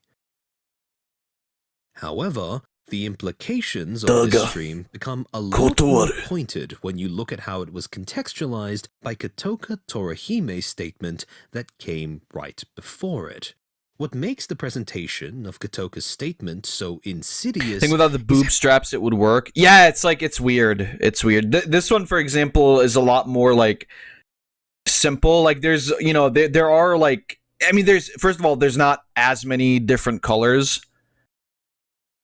And I don't know, it's like, it's simpler, you know, it's kind of, all right, I know what's going on. The other one is like very, what makes like a the lot, presentation too of much. Kotoka's statement so insidious is how it attempts to shape public perception of Zion under the pretext of implying an interpersonal conflict between her and her genmates. And to show you what I mean, we're going to go through two clips from Kotoka's stream. Here's the first one. So first things first, about the termination. obviously. Honestly, what's said in the announcement is pretty simple and clear. I feel like she broke the rules, a lot of the rules, and we as the XLA member really tried really hard. We tried really hard to discuss things over with her about her mistakes. We sometimes even fought with her for some things that she wished to be granted upon herself. There. This one line shifts the tone of the statement by framing the interactions between Zion and her genmates as a more combative her versus us scenario. And just like that, the idea that the public should view this situation as a conflict between Should have Zion stuck to the and script. her former colleagues is no longer just implied. Neither is the idea that Zion deserves no sympathy for the manner in which she was terminated. But what solidifies Zion's role as Shouldn't have gone off Niji script, baby. Sanji-en's very own folk devil is what comes after this. I might be, I might be like that filthy, stupid Gyaru that slacks off on all the council works, and the Gyaru that, is not good with both Japanese and English, just the person, the girl It's a that very good time to be in is character, thank you. not knowledge about a lot of the common things around here. But I do know when someone is disrespecting the ones I love. I may be new here, but Fucking, some of you may hear me live for the first time, actually. fucking say Gurren that Lagann ass I love dialogue. Nijisanji. I love all the members that are here with me. Fucking fairy tale ass With us. speech, thank you. I'm sad to see my gem mates having to apologize for this because, honestly, this wasn't their fault. Who the hell do you think I For all am? these reasons. Honestly, I don't know if I can say that I'm in the state to wish. Which one? To wish? for Which good state luck is in that? your future. Where is that For one? now- For now, Americans, where's To Wish? Zion, but maybe in the future, like maybe someday, like when our paths intersect with each other, like I don't know if that's even possible because you came from the future, but that's my personal intake about this. Intake. There is a lot to unpack here. On the surface, Kotoka's statements about loving Niji and everyone in it might seem fairly innocuous, but it also paints a very specific picture of Niji's work environment. We are led to believe that said environment is one of mutual support and love. Conversely, clearly. this also implies that Zion was just an aberration, a deviant that threatened the integrity of the safe space and who was rightfully ejected as a result. This perception I love that Zion picture, as a I'm sorry. liability to those around her is further amplified by the next section of Kotoka's address, where she states this. I'm sad to see my gem mates having to apologize for this because, honestly, this wasn't their fault. At risk of stating the obvious, since the decision wasn't theirs to make, none of the talents had to apologize unless they were told to do so by management. However, by excluding any mention of management's role in this termination decision, the statements made by these talents all serve to paint Zion as the source of all the pain and I mean, emotional obviously, distress like that would arising from the situation. By contrast, the remaining members Naturally. of XLA are framed as helpless victims, devastated by the aftermath of the termination, just as their audiences are.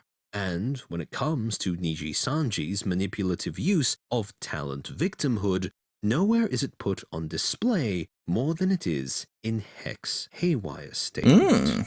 During his stream, Hex reiterates yes, many the of the SR. points made by his genmates.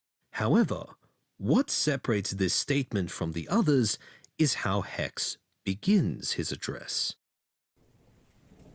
I do want to say first and foremost, as both Finally, we got him in the poll. Sanji, and someone who has suffered through Yeah. essay sexual assaults. Okay, As a Jesus. young I was person, I was gonna be an asshole. I'm not gonna be an asshole.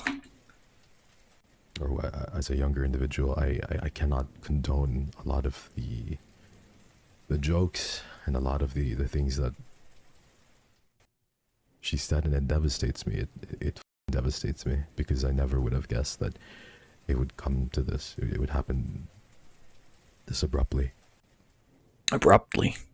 Now, to be clear, publicly sharing that you're a victim of SA or any other form of abuse is not itself a bad thing. But what complicates the way that Hex has done so here is how his victimhood is being used to qualify his condemnation of Zion. Well, yeah, Regardless I of his mean, intentions, this effectively frames Zion's infractions as a personal slight against Hex and implies a degree of malice behind her words and actions.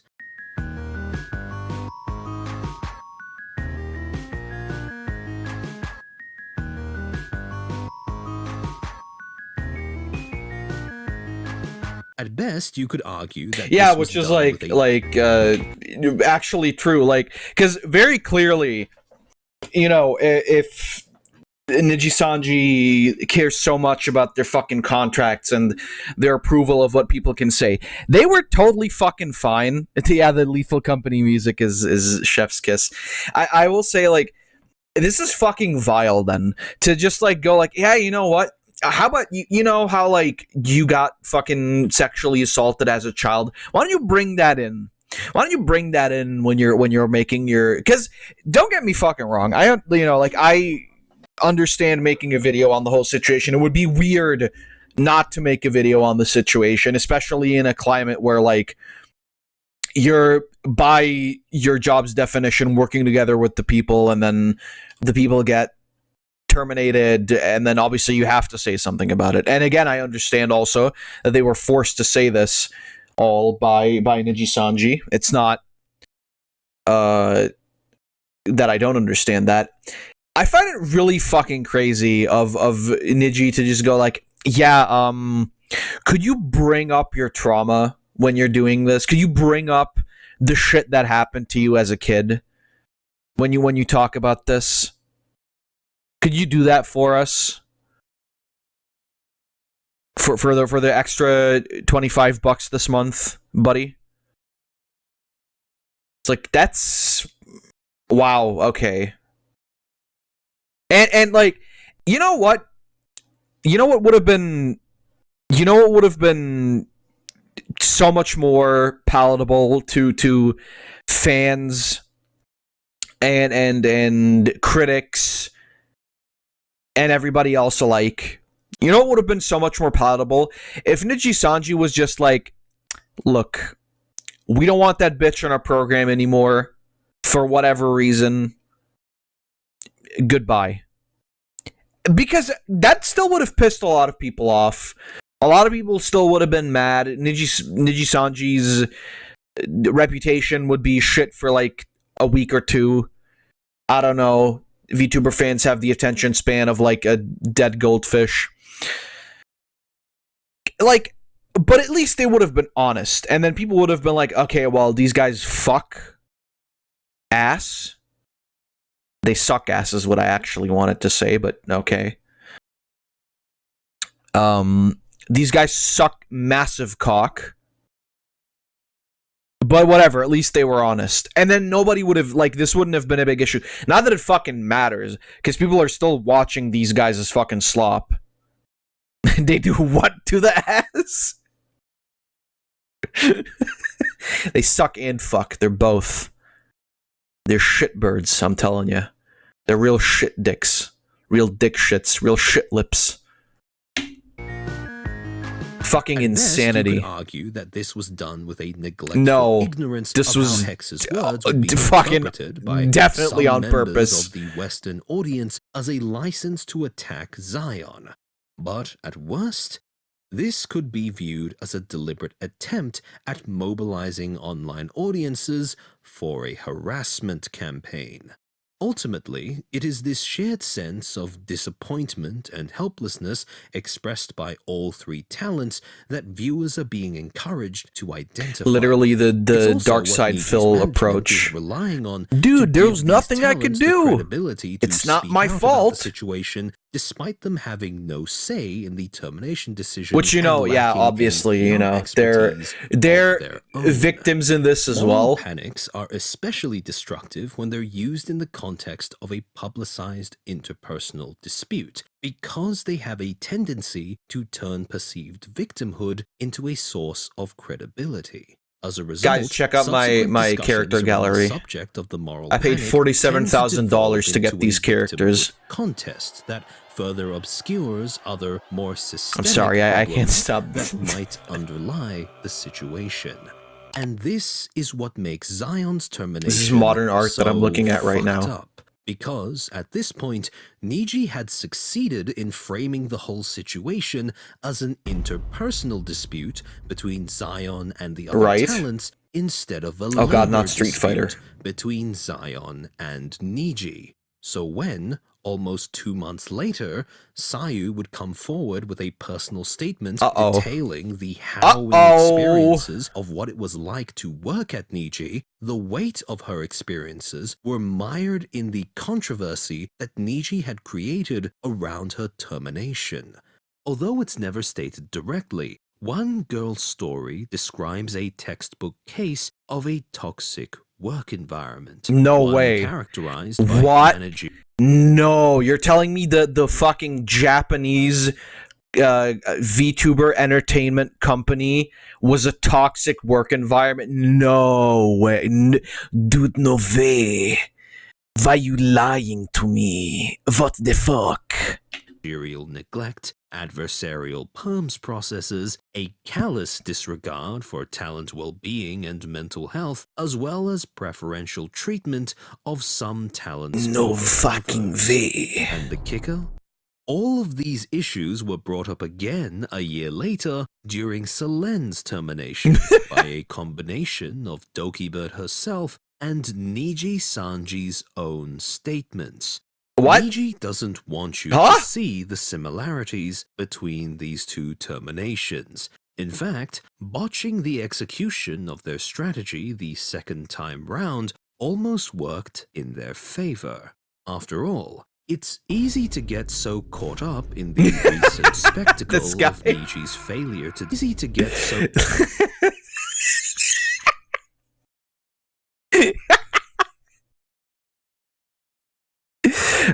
Aged like fine wine, might I add.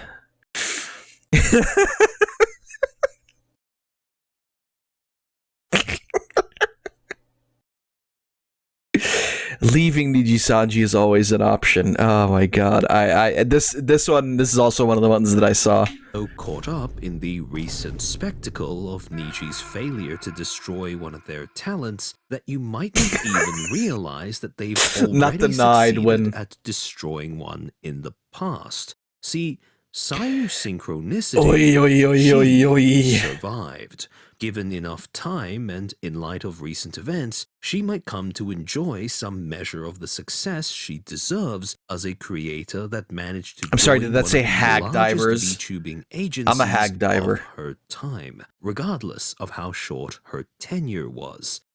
However, for Zion Lanza, it's a completely different story.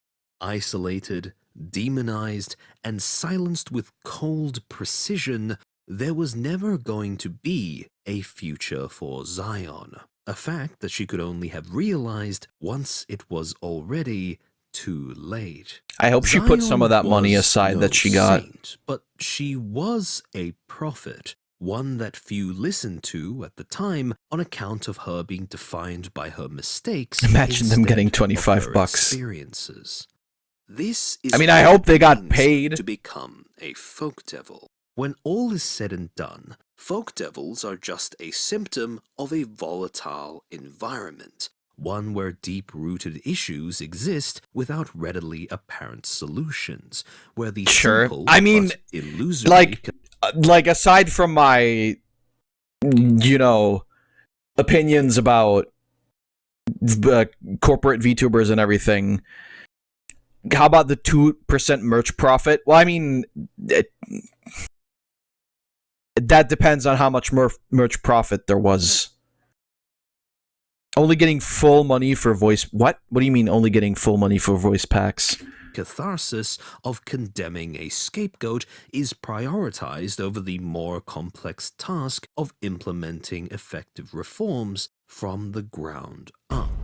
Niji Sanji Ien has No, but like, what do you time mean and voice time packs? again given the public reason to believe that it is one such environment. And in such an environment, where suspicions of favoritism, neglect, and petty Oh, shit. conflict Guys, have become the more norm gacha in the characters. eyes of the public, it only Get takes your wallets a ready, single boys. mistake for someone to be turned into a pariah. It doesn't matter. Oh, if it's you're like RP talent, ASMR, a okay. manager, or hell, even the CEO. If the culture you've fostered prioritizes scapegoats over solutions, then no Like one this and let the is stock go safe. straight down. Just So a to those who might nosedive aid immediately. in the creation of a folk devil, Wait, that's a... word Hold of on a second. warning. Those who might- That's not a pentagram, my dude. That's not a pentagram.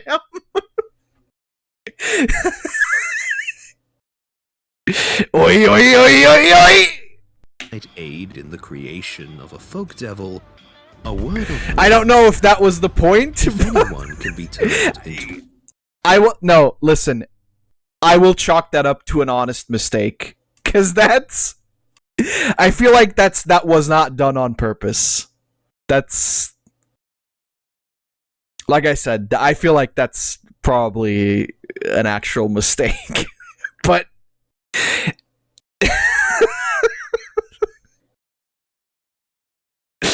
Man. Speak of the devil, huh? Speak about Zion, huh? a folk devil. The Oi, oi, next oi. one could be you. It's me!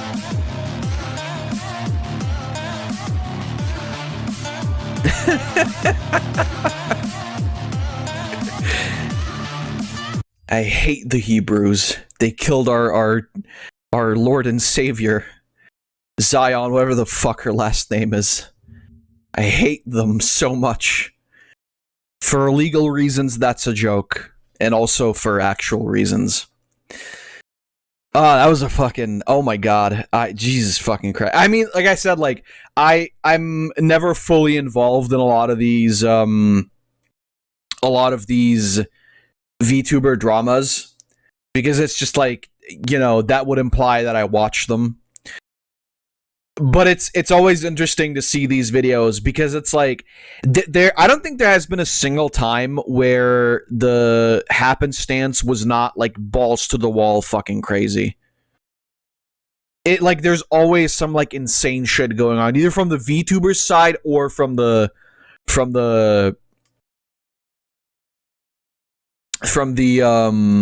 actual company side. I just sent it because it also explains proper definitions. It's a good video. It was a good video.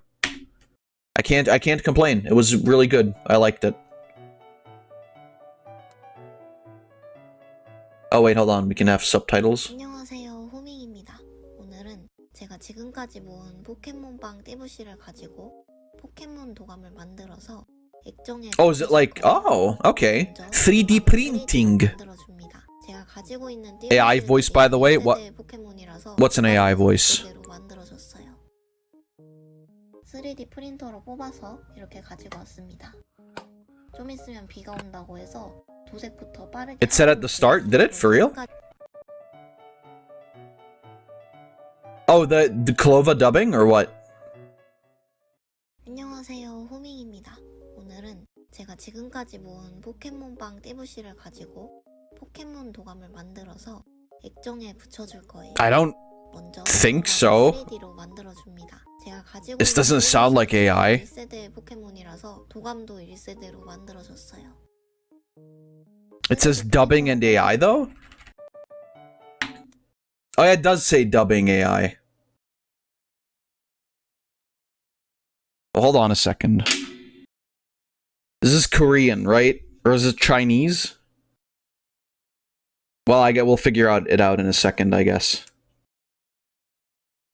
It might be for the subtitles.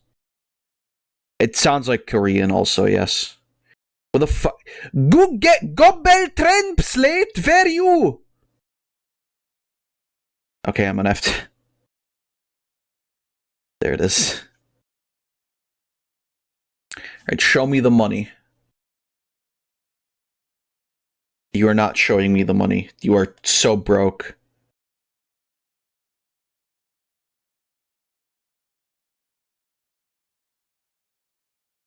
Korean, there we go. Now, show me the money. This is an oh yeah, no, Floof was right. This is an AI voice created with Clova dubbing. Floof was correct.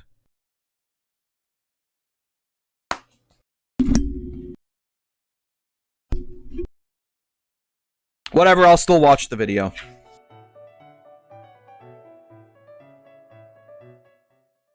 안녕하세요, 호밍입니다. 오늘은 제가 지금까지 모은 포켓몬빵 띠부씨를 가지고 포켓몬 도감을 만들어서 액정에 붙여줄 거예요. 먼저 도감 I don't know. I'm not sure where here's the thing. I'm not sure where I stand on voice AI shit, because if it's used for like memes or videos like this, it's fine. But I also like, obviously if it's used for like replacing voice actors, that's not okay, right? I think we can all agree on that. But I feel like shit like this, I don't really, like, you know. Maybe the person who made this video is shy about their voice, right?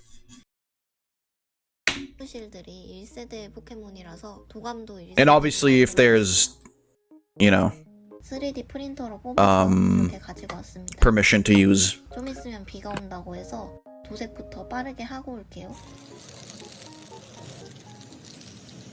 You know, 3D printing is so based, but like it costs so much money. I just wanted to let you know. No, that's fine, Floof. That's totally fine. I would not, if you hadn't said anything, I would not have noticed. It's good to know. It's also, to be fair, I will also say, it's cool that it was actually like, there was actually a disclaimer at the start of the video. That's, you know, I can fuck with that. 물감으로 칠해줄 거예요. 원래 붓도색은 귀찮아서 안 좋아하는데 오늘처럼 여러 가지 색을 칠해줘야 할 때는 아크릴 물감을 사용합니다. As long as all parts are fine and you say it's AI, it's all Gucci. Yeah, totally. I don't like, I don't, I'm sure we've had this conversation enough times, but like, I don't necessarily believe that like all AI is bad, right? Because there's some cool shit you can do with it, especially in terms of like, you know, I don't know, like help somebody who, you know, doesn't have, like can't speak, you know, they're mute or whatever. For something like that, AI is fucking amazing, right? When it comes to intellectual property, the conversation becomes a lot more difficult, though. But from what I know, like the EU in general is like kind of trying to work. Like obviously they're behind because it's still new shit, but they're, you know, they're looking at like currently anyway. They're looking at like, okay, you know, where does this go? Like, how are we gonna handle this? And you know, like for an association of countries where one of the leading ones says that, oh, well, you know, the internet is still new land for Germany in 2018 or 2019. Actually, I don't remember when it was. You know, it's kind of hard to distinguish. I will say, though, like I said, like I've said this a billion times before, and I'll say it a billion times more again. If you're using, like, AI art for yourself, if you're not profiting off of it, if you can make sure that the AI is ethically sourced, if it's grass-fed AI, that is grass-fed free-roaming AI. I don't know. It's like a moral gray ground, I would say. Not so much when it's revealed that a lot of it is just like stolen artwork, right? 여기 안쪽 부분은 레진으로 채워줄 거예요. 레진 색이 I guess it's a difficult topic in general. 더 진하게 보일 수 있도록 안쪽 면에 화이트를 발라줄게요. But anybody who claims that AI art is real art is a fucking loser. So 파랑 느낌을 만들어서 there you go. 부어주겠습니다.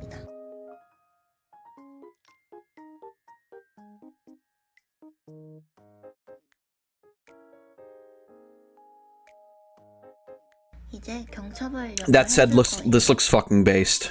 잘 열리는지 확인도 해보고 I wish it was working, but like that would 딱 맞게 잘라놓은 take a lot more than just 3D printing. 액정을 닫아주고 테두리도 붙여줄게요. I'm actually, by the way, I will say, I am actually surprised. Why hasn't Nintendo done this yet? Why hasn't, like, the technology is easily there. The technology has been there for the last 15 years, but the technology is easily there to just, like, make a full-on fucking Pokedex. And, like, have it be like, oh, you know, like, you scan a card and it, like, it actually plays the... Oh, wait, what? Nintendo has this. I think they have several times. What do you mean? What is that? Well, okay, I didn't know. Literal fake fan? I mean, I just play the games. I didn't... Okay. Show me then! You fucking big mouth asshole. Show me! I play the game? Fuck you. 신호등도 붙여줍니다. Fuck you.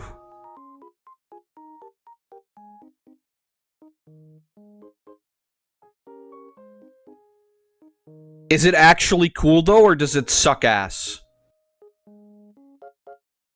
Omelet. I don't think your omelet's supposed to look like that.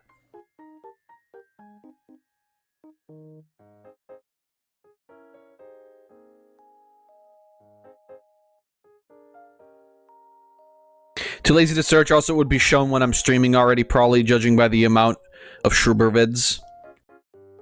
마지막으로 Alright, 제가 제일 fair. 좋아하는 메타몽을 붙여서 마무리 해줄게요.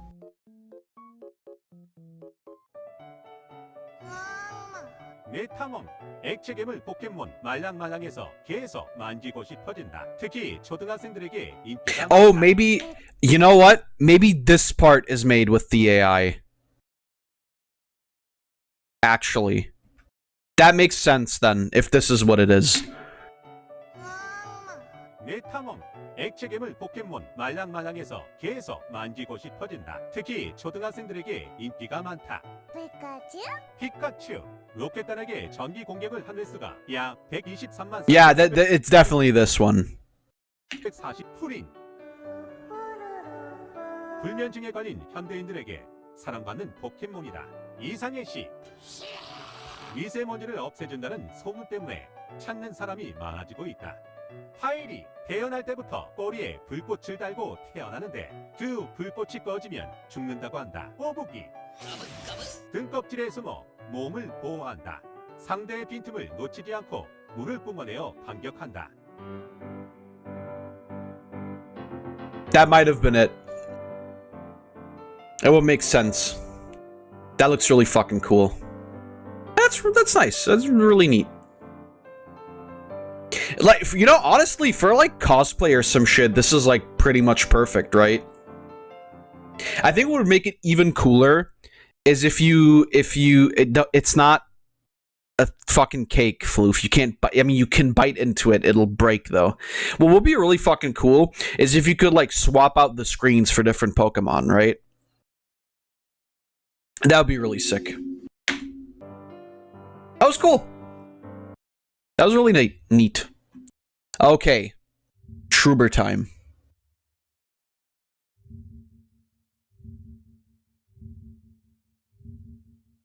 I'm just gonna open a lot of these. Is that is the?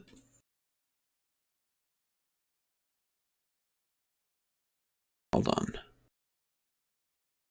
That one. This one. This one. This one. Oh, whoops.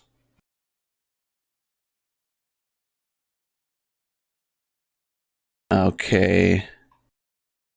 There's so much.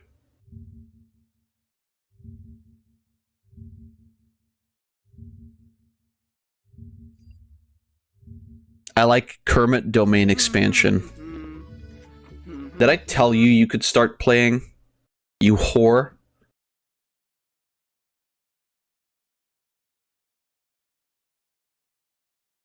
I have microplastics in my testicles. Thanks for letting us know, sis. Bro. Flippa.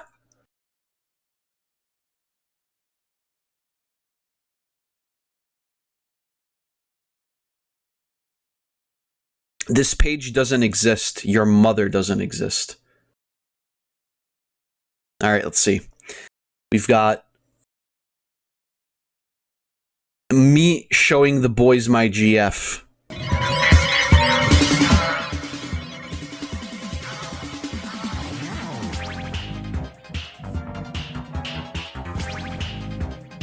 That's nice. There's some... What the... Why is this downloading so slow?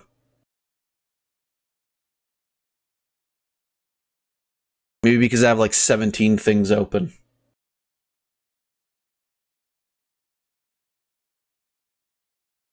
Alright, I have to stop talking about Deadlock from now on. Completely, please, don't contact me or ask any questions. Hi, what can we do for you? Hey, which one of you goons wants to have a meeting at 6:30 in the morning? Hi, what can we do for you? Hey, which one of you goons wants to have a meeting at 6:30 in the morning? What the fuck? I have to stop talking about Deadlock for now completely. Please don't contact me or ask any questions. The Valve Black SUVs came for a data mine the Valve Hitman files and dipped.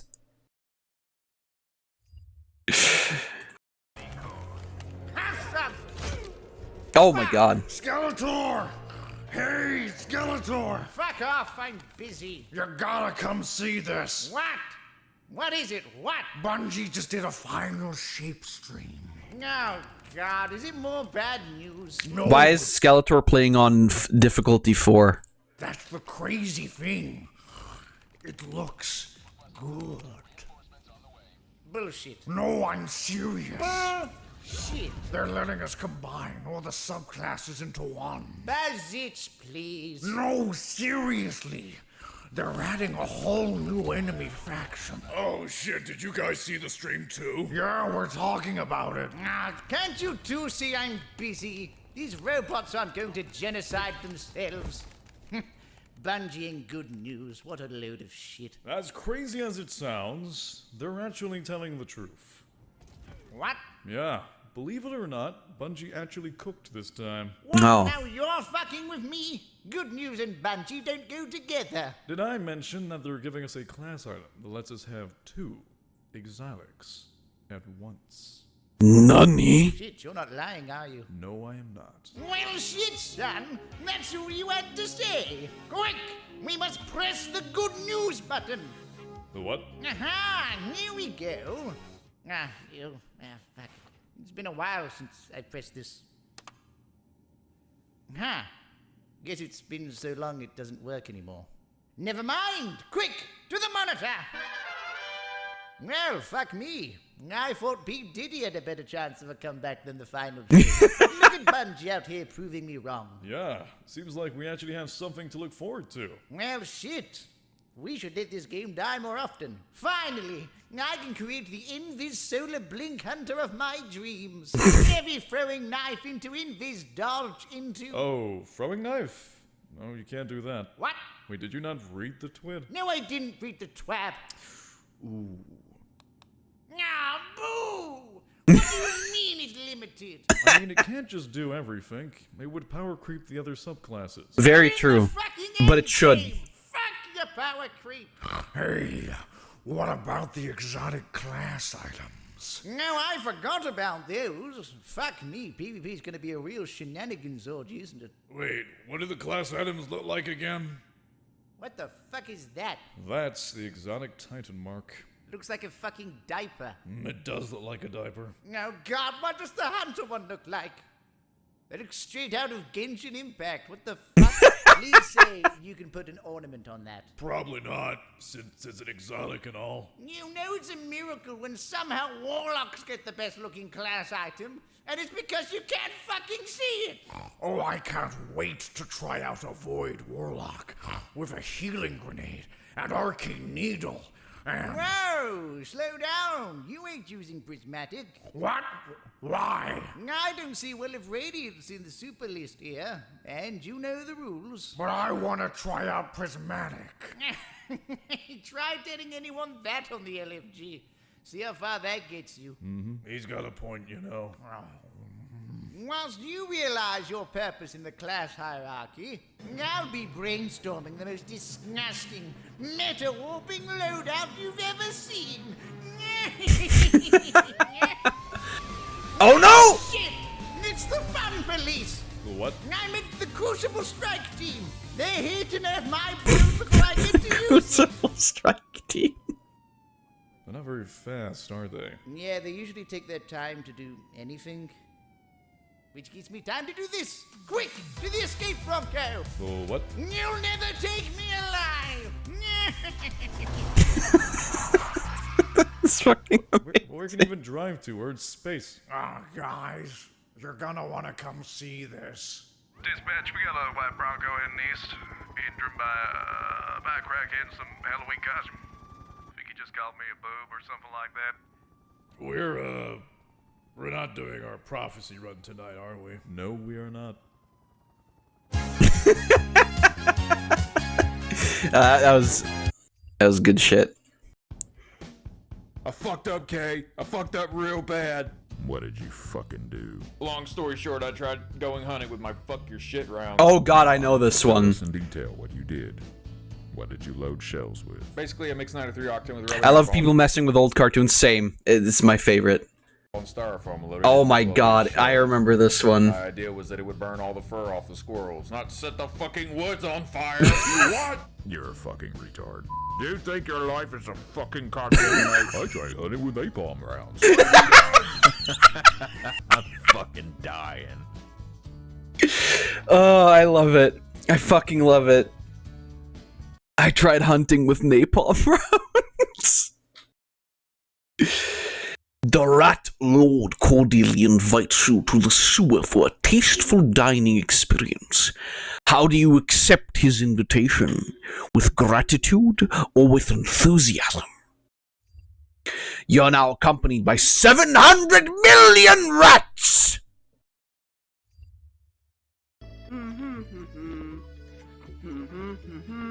Oh. Hi, Mr. Frog. You're not supposed to be here. Oh shit.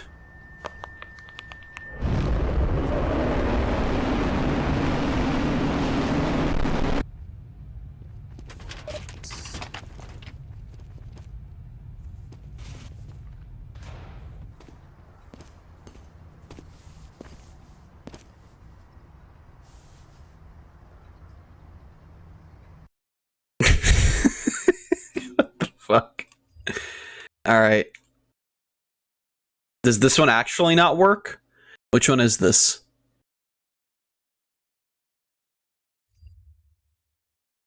This one. Oh yeah, that one just doesn't exist, Shroob. Sorry. Now this fucking bird's back, bro. This is the third time this week. It's not a bird!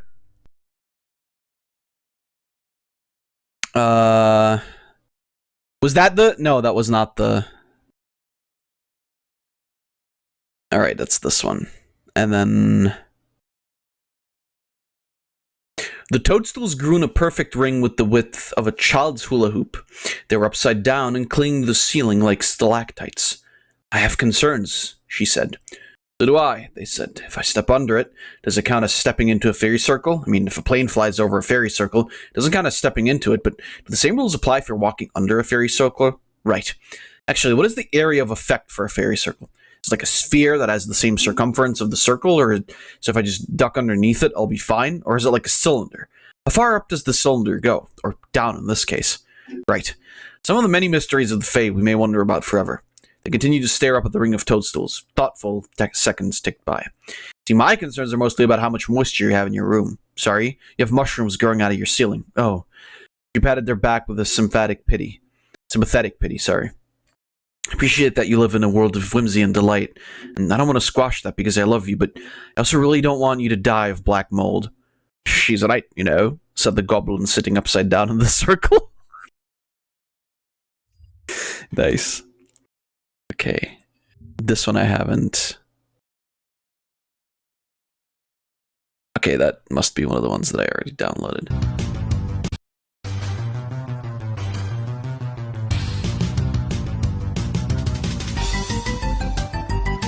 What the fuck? Oh, bro.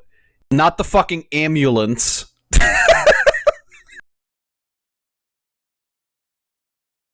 Not the fucking ambulance!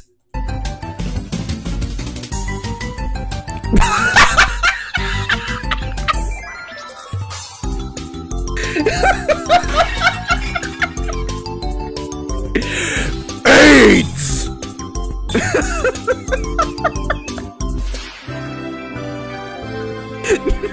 Not sack anatomy!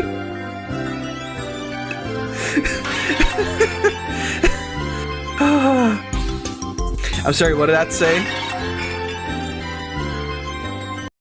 What is it? Mario? I don't know what that says. Oh my god. Yo!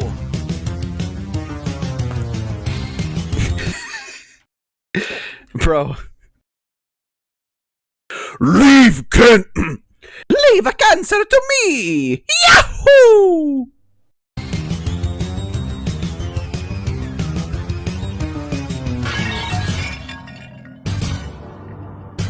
Dying patients, Lamau!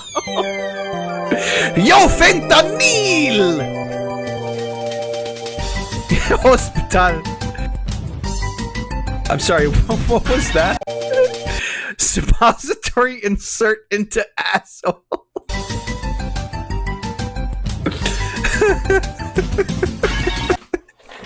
See, I'm okay with AI if it's this. Oh my god. Fucking amazing, holy shit. Alright, before I continue with Payne's videos, I'm gonna... Okay, download it, come on. Alright, we're gonna see if the thing works.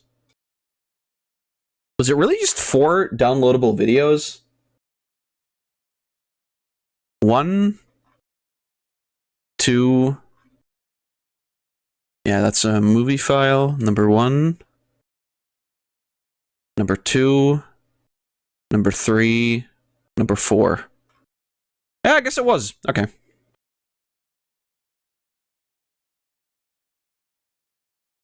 This is gonna, I think, make it a bit easier to watch these videos. Because then this way I don't have to, like, swap over to other things. This is your last year before you're 30. It is. It's different for, I think, for men than it is for women. Right now, I feel so good. I feel fit. I feel happy. You know, and like, damn, I'm 30 now. Like, I feel like I'm 22. This is great. Why is that different from women turning 30? Bricky, please explain that to me. You all like have to start taking your witch spells, and you have to start sucking the life out of younger individuals to keep you alive. And and then you have to start consuming your husbands and shit. Like, I'm so sorry. Like, once you turn 30, don't you have to like choose like a class respect, like vampirism or like cannibalism? Nice. Or, like, witchcraft. This guy's based. Holy shit. Yeah, don't you have to pick? Like, don't you have to like multi-class? Bro, I'm upset because he's nailing it. All right, nice. As I like that. I love it when we make fun of women. The site is based. Holy shit! I can do like 70,000 videos. What the fuck? I'm sorry. What? Oh, banana. What the fuck? Right. All right, Kermit domain expansion. That's the one that I'm like most excited about to see.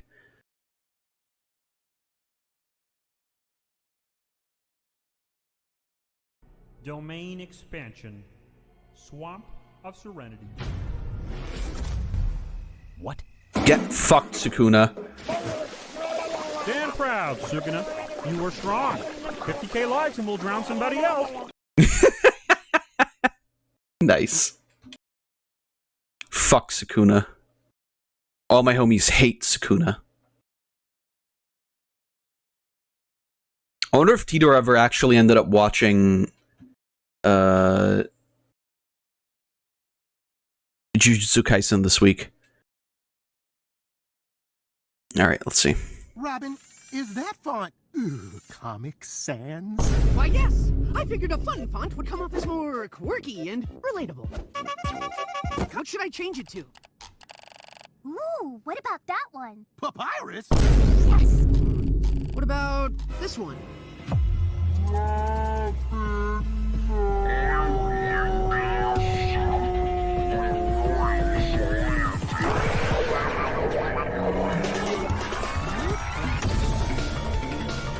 What the fuck?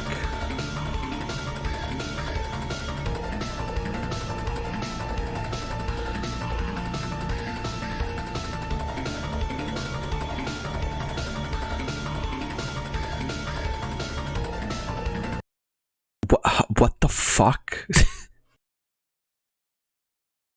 This show seems really good. You guys remember that you guys remember that thing they did for Thundercats Roar, where they had the real Lion-O show up in the was it the pilot or something, or was it like a teaser? And he went like, you guys have shown me that Thundercats really do roar.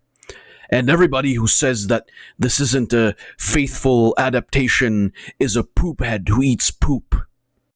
And then, like, after that, literally immediately the show fucking died and nobody watched it again. And it got canceled. You guys remember that? Why can't that happen to all shows today?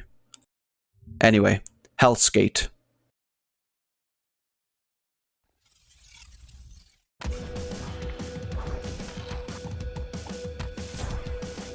So the guy with the wing, that's Anton Falcon. And Anton just wants to skate. Get it? It's like Anthony Hawk. Flips, any trick you can think of, really. He even has balance meters. This is Hellskate, a game where you fight to skate and skate to fight. Monsters will try to stop you since everyone hates skateboarders, but luckily for you, your deck is a weapon, literally. All you need to do is skate towards enemies, get close, and mash the attack buttons to give them hell. With the perks you get from gear and stickers, you'll hit even harder, in style. But what you really want to be doing is skateboarding tricks to power up your attacks, like a Benihana that ignites your weapon, or a heel flip that summons lightning, or a plus 800% damage barrel roll followed by a metal chain shooting kickflip into a grind for extra crit chance, and watch numbers go up. But don't let me tell you how to make your build. There's a wiki. And don't fear the Reaper. Death's just part of the game. Sure, you'll have to bust out of mall jail every time, but shopping centers are a great place to spend your earnings. You can get a new deck/weapon from Ginny. You gonna shop or what? Or visit Layla to get permanent upgrades to both your skin and your powers. You gave yourself a tattoo? The stronger you get, the farther you go. The farther you go, the better the gear. The better the gear, the stronger you get. And maybe one day, you'll even get past Garland. Watch your tone. Wake up every morning on the wrong side. This seems like a cool game. There is no beach. The hellscape just goes on forever.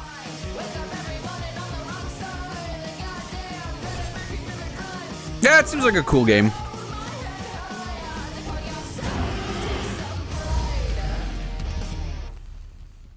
I don't know that I will play it, but, you know. It's neat. It's a neat concept. Yo, shit.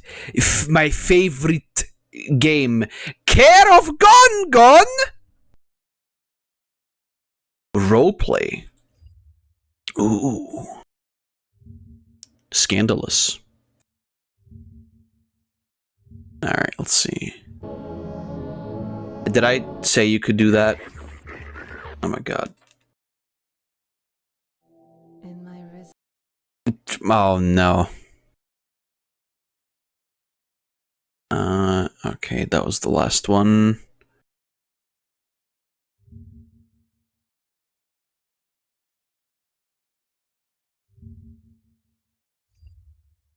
Okay, apparently that's a video that needs downloading. What does this mean? Okay, hold on. I just need to, like, wait, because not all of them... Some of them play automatically, some of them don't, and I really don't understand what makes the difference, but sure.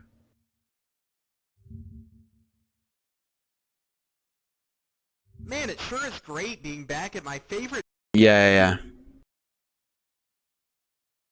Alright, check this out. New profile picture. Stop. Okay, it's still downloading. Are we done? Yeah, we're done. Okay. Those were seemingly all of Shroobers for now. Oh god, you guys posted more. I just noticed. Holy shit. Alright. Let's see. Silent Hill 2 Forest Trail Run Uncanny Meme.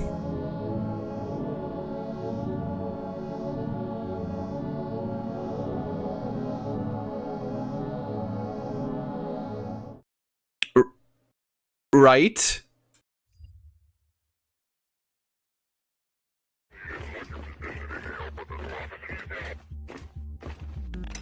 Me after killing my wife.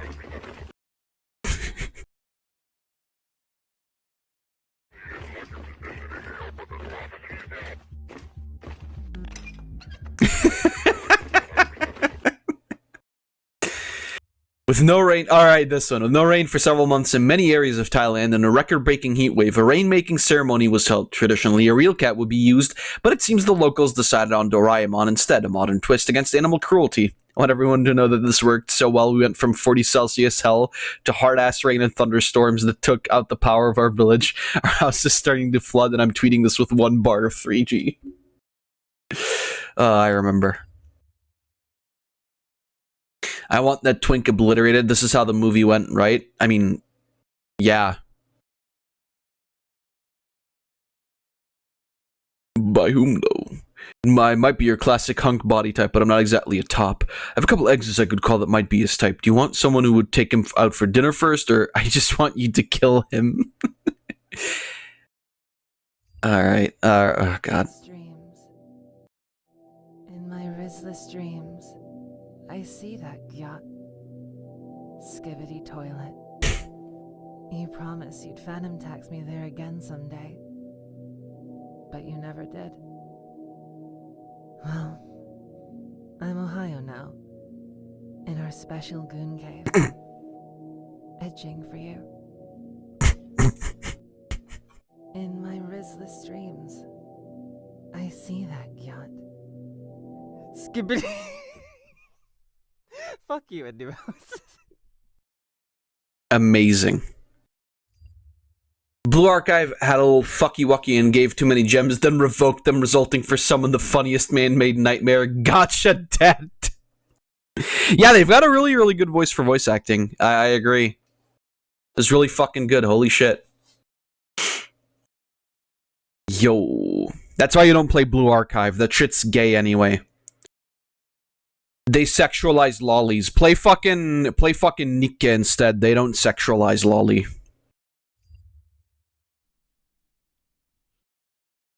What, do you want to play or not?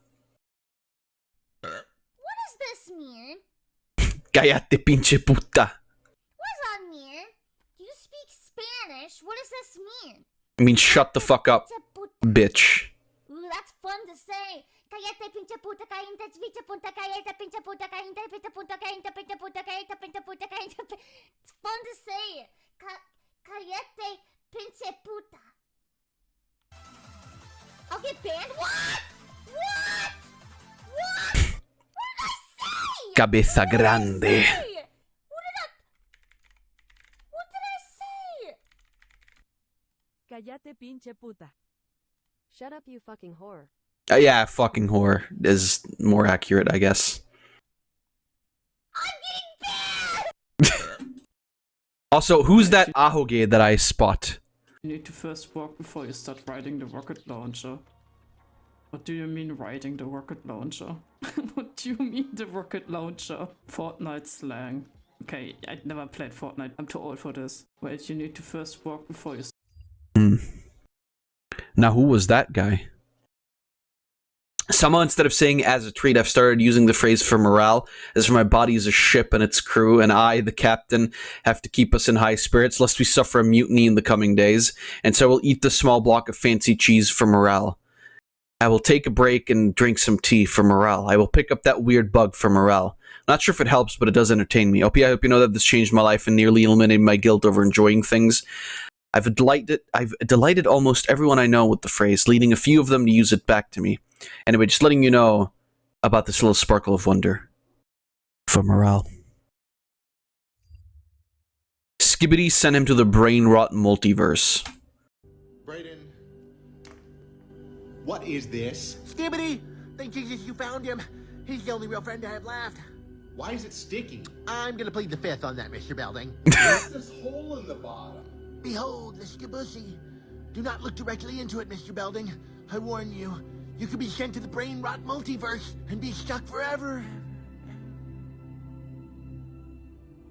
Mr. Belding? Mr. Belding? Mr. Belding? Welcome to the brain rot multiverse, where you can edge for eternity, and everyone mews and looks matchless. In the solemn words of Rosa Parks, I believe we are here on this earth to live, goon, and do what we can to make this world a better place for all people to enjoy, Skibbity. Come back to me, Mr. Belding. It is not yet your time for your brain to rot away in the multiverse. Your job is not done here on this earth. Find your way back to me and finish the job you started. Horrid. Man, it sure is great being back at my favorite geometry store. Looks like they have a great deal going on. Buy one, get 30,000 free? You fool! Do you not understand the consequences of your actions? Those rhombuses... Rhombi?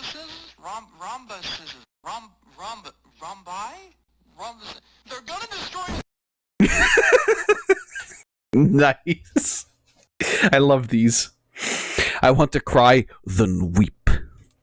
Alright, check this out. New profile picture. Here's what you would look like if you were black or Chinese.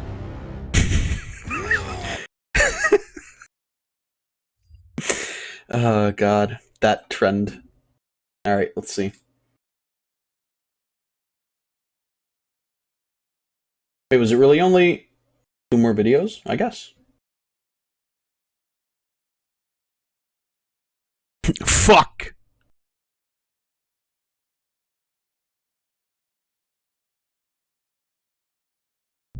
From the smoke I emerge. Oh my your soul, god. the Grim Reaper. Oh no. Oh no. That Space Marine killed us. Yeah, no kidding. And then I think this is another one. Yeah.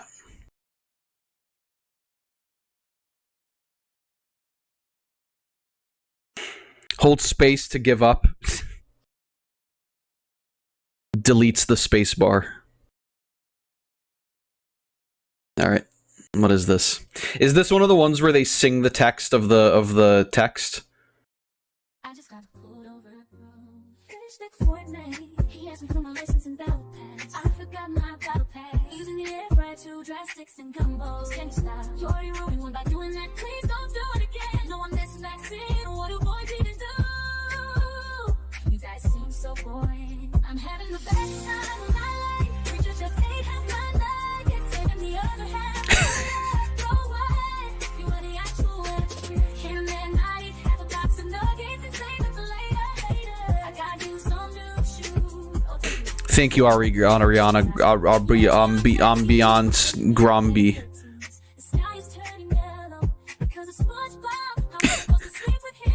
SpongeBob.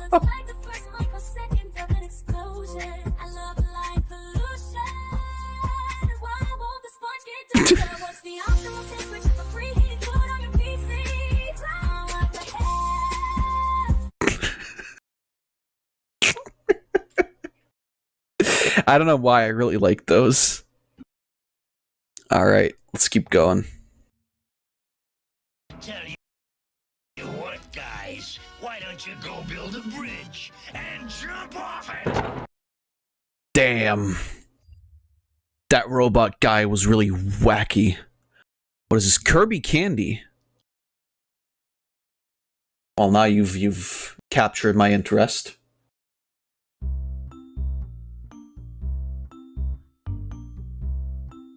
Okay, it's set to English. 안녕하세요, 띠부입니다. 여러분 혹시 이게 뭔지 아시나요? 바로 미니. This isn't. Yeah, no, this isn't the same channel from earlier. 갖고는 싶은데 내 돈 주고 사긴 좀 아까운. 개인적으로 그런 생각이 항상 들었는데 이번에 컨텐츠 핑계로 한번 사봤습니다. 저는 여기다가 레진으로 만든 캔디를 넣어볼 거예요. 먼저 레진의 주제와 경화제 그리고 조색제. Oh wait, you're not making real candy? I thought. Well. 여러분들이 그동안 너무 많이 본 장면이라 좀 지겨우실 것 같아서 제가 또 다른 변수를 가져왔습니다. 이 조색제가 이게 썩었나? 이거 왜 이렇게 안 섞이냐 했는데 아크릴이었더라고요. 암튼 어찌저찌 잘 섞어준 레진을 스포이드를 사용해서 구 몰드에 잘 넣어주고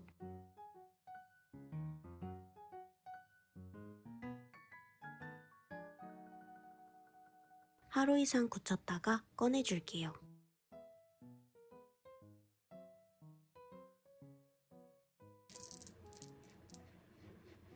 Bolla. 이 주입구에 움푹 Peace 들어간 bolla. 것을 UV 레진으로 마감해줍니다. 이런 식으로 과일맛 사탕처럼 여러 가지 색으로 만들어줬어요. Yeah, but what if I want to end up eating them? Have you ever thought about that? 여러분은 사탕 무슨 맛 제일 좋아하시나요? 저는 메론 맛. Oh god, don't eat my balls, please. 자, 이 중에서 분홍색 사탕 하나는 커비로 바꿔볼게요. 커비는 어떤 적을 빨아들이면 그 적이 갖고 있던 능력을 똑같이 발휘할 수 있는 능력이 있는데요. 그렇담 사탕의 능력은 뭘까요? Well, I mean, isn't this just the... What's the game where Kirby turns into a ball? 꼬집기? 네, 그냥 커비가 사탕을 먹어서 사탕이 되어버렸다는 설정입니다. Yeah, Canvas Curse, that's the one. This is just that. 이 캔디 머신의 뒤쪽을 보면 여기 동전도 넣을 수 있게 되어 있어요. 이번엔 이 머신 안에 갇혀버린 커비를 구하기 위해 스스로 코인이 되기를 자처하는 웨이들디를 만들어 보도록 하겠습니다. Waddle do you turn into a coin to save Kirby? That's so friendly. That is, wow, that's like really fucking good, holy shit. 이렇게 간단하게 만들어서 찌부를 시켜봅니다. Oh no! No!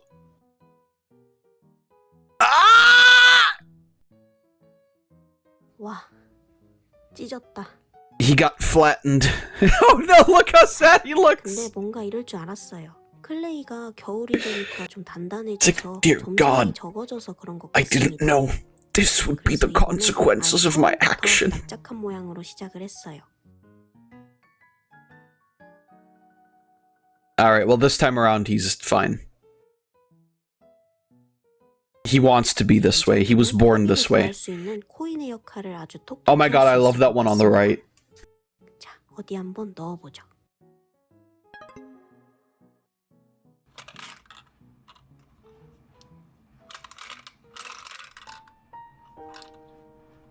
Wait, there he is. 사실 이 구멍은 저금통에 불과했고요. 레버를 돌리는 것과는 전혀 상관이 없습니다. Oh, well. 동그란 마음속에 피어나 하웨이들리. 근데 저 구멍이 저금통이었다는 사실을 아는지 모르는지 코인이 된 자신의 Oh my god, that's adorable. 속으로 열심히 넣어주려는 웨이들디도 만들어 볼게요. No fucking way, that's so fucking cool. 토미의 무기 중 하나인 이 스틱을 만들어 볼 겁니다.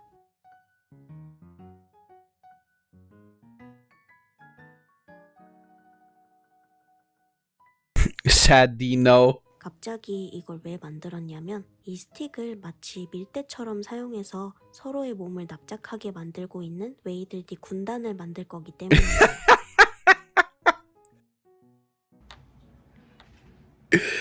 That's amazing, holy shit. 그리고 한 마리는 파란색 두건을 씌워서 반다나 웨이들디로 만들었어요. This is so fucking based, holy shit. I love it. Oh my god, he like bread, loaf! My god, the fucking patience on this lady. 근데 한 여기쯤에 줄 서서 납작해지기를 기다리고 있는 애들도 만들면 좀 재밌을 것 같지 않나요? 그쵸? 근데 그건 여러분 상상에 맡겨주세요. My hands would be fucked, right? 대신에 최근에 새로 나온 캐릭터 에피린을 Oh my god, really? Jesus Christ. 크기는 커비보다 더 작더라고요. 조금 어렵겠지만 해보겠습니다. But it's so good though. Like, it's so well made. 이렇게 크기 비율까지 잘 맞춰준 김에 털 표현도 같이 해볼게요.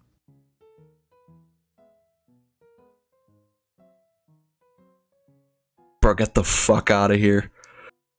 Holy shit, dude. 파스텔도 칠해서 마무리해주고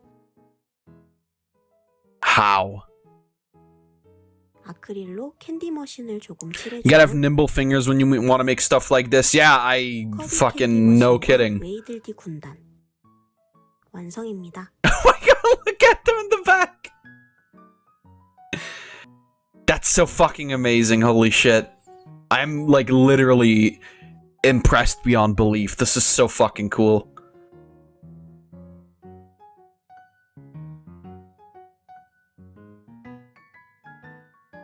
Like, genuinely fucking amazing, holy shit.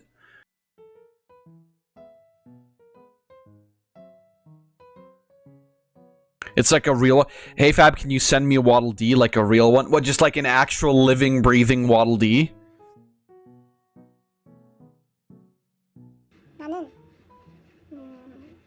I'll see what I can do.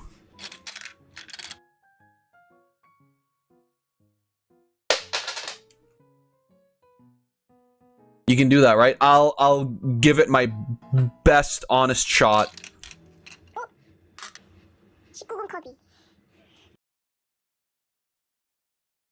Amazing. Alright. AirPods plus hamster. I wish Floof was here to see this one. 안녕하세요, 해볼까입니다. 오늘은 다이소 에어팟 케이스를 조금 특별하게 리폼할 거예요. By the way, don't get AirPods. They're way too fucking expensive. 에어팟 케이스로 말이죠. 요즘 정말 힘드네요. 정말 힘듭니다. 를 보고 난 뒤부터 저도 힘들고 싶어서 못 참겠더라고요. 매일 들고 다니는 에어팟이 햄스터가 된다면? 전 매일 힘들 수 있게 되는 겁니다. Fucking look, like this is, I'm sorry. I would not have the fucking patience for this. 몸체와 뚜껑을 분리하고 분리한 뼈대를 케이스에 붙여줍니다.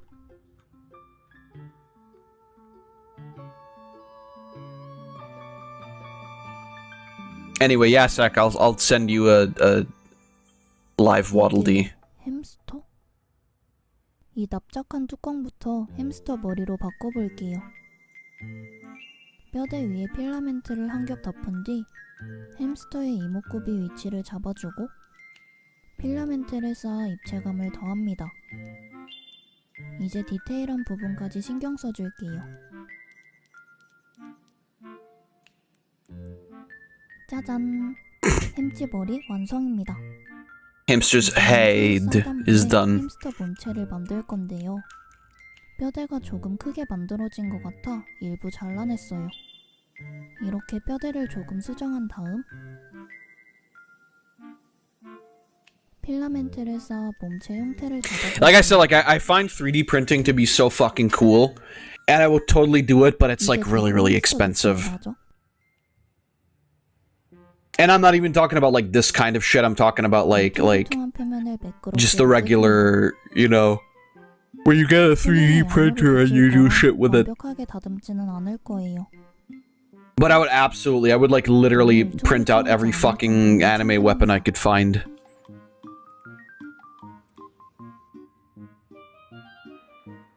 I think I said this on stream before, but the other day I saw a video on TikTok about a chick who made like Whitebeard's glaive, I think it's called. Like, also seemingly kind of like life-sized. It was fucking massive. Am I getting a call? It better not be. No. 그 다음 디테일을 추가해 줍니다.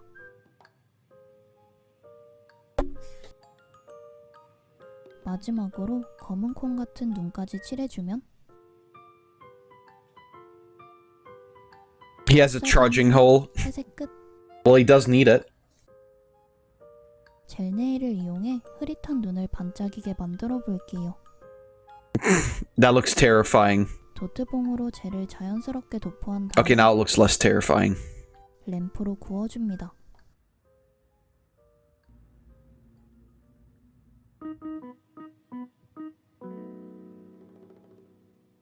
우선 I feel like this, like putting the white wool on, would make it like fucking insane. Call me hamster the way I die in terrible ways, truly. Somebody once described it as like hamsters have the unique ability of having this like, oh my god, Gojo Satoru. They have the ability to see the red thread of fate to follow to the most like violent and horrible death possible, and I feel like that's really accurate.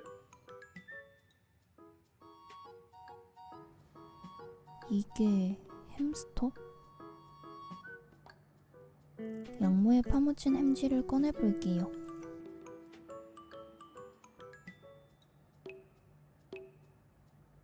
머리에 맞춰 몸체도 다듬어줍니다. I feel like though, like as cool as this is, I feel as though at some point the wool would start to come off and it would be really fucking annoying. You would just have fucking wool everywhere.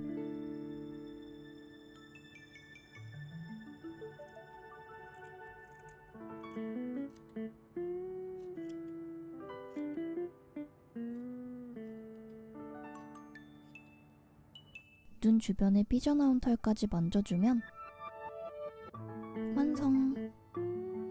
은 아니고 메이크업 브러쉬를 잘라 수염을 달아줄 거예요.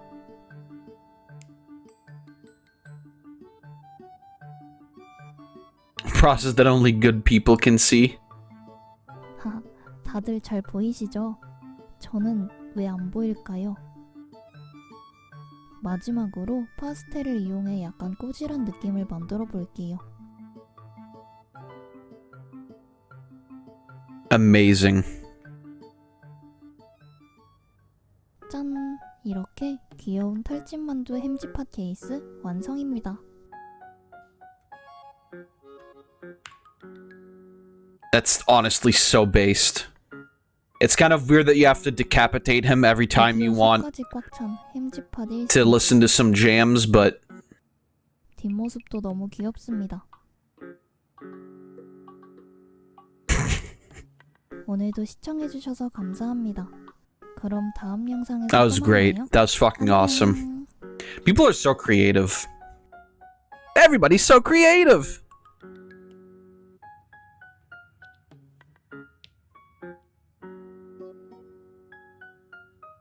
The eyes should light up when you start charging, but obviously that's not possible with how this is.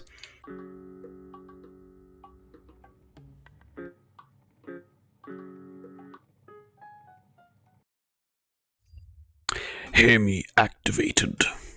I made a custom Lego Goomba because you told me to.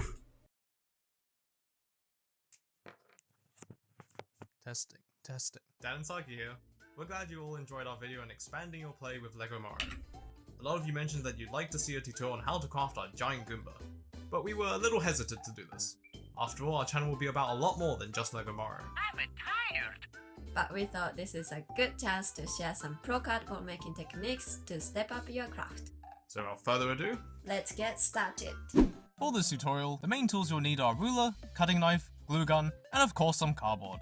We're using some that's 1.5mm thick, but any thickness will do. Finally, download the schematics and designs we'll be using today. Link is in the description below. Our giant Goomba is around 10 times bigger than the original, measuring at about 25 centimeters tall. Wow. It's composed of 3 tile pieces, 2 curved slope pieces, this pelvis thing, and a pair of feet. We'll start by using the schematics to draw out each component. You'll need 3 sets of the tiles, 2 of the slopes, 1 of the head base plate, 1 of the pelvis thing, and 2 of the feet. For the curvy shapes, we recommend cutting out the schematics and tracing around them onto the cardboard.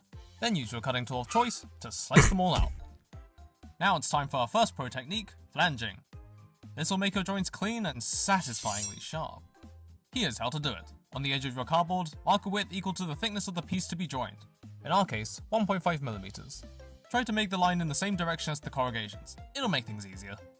Next, gently cut through only one face layer and the corrugation flutes, making sure to leave the outer face intact. Let's hear that one more time. Oh yeah, that's the stuff. Then, use a ruler to carefully scrape off the unwanted layers. And now we have a nice flange, ripe for joining. We'll need to flange the following edges of each component. These are also indicated on the schematics we provided. Parts like the side of our Goomba's head need to be curved, so the next pro technique we'll do is called scoring. To do it, get a blunt tool, like a key, and simply scratch some straight lines across your piece. Now you can flex your cardboard and curve it with ease. Oh, We'll need to add it's scores like to the slopes, magic. pelvis thing, and feet. Again, these are shown on the schematics. Once you've prepped your parts, we're ready for our final pro technique on gluing. For this, we like to add just a few blobs first to hold the pieces in place. Then, once it's dried and secured, glue along the inside edge to seal the deal. This makes sure you don't go overboard with the glue, keeping your connections neat and tidy. With this technique in mind, we can now glue each of the components as shown. So just sit back and watch it all come together. So fucking cool.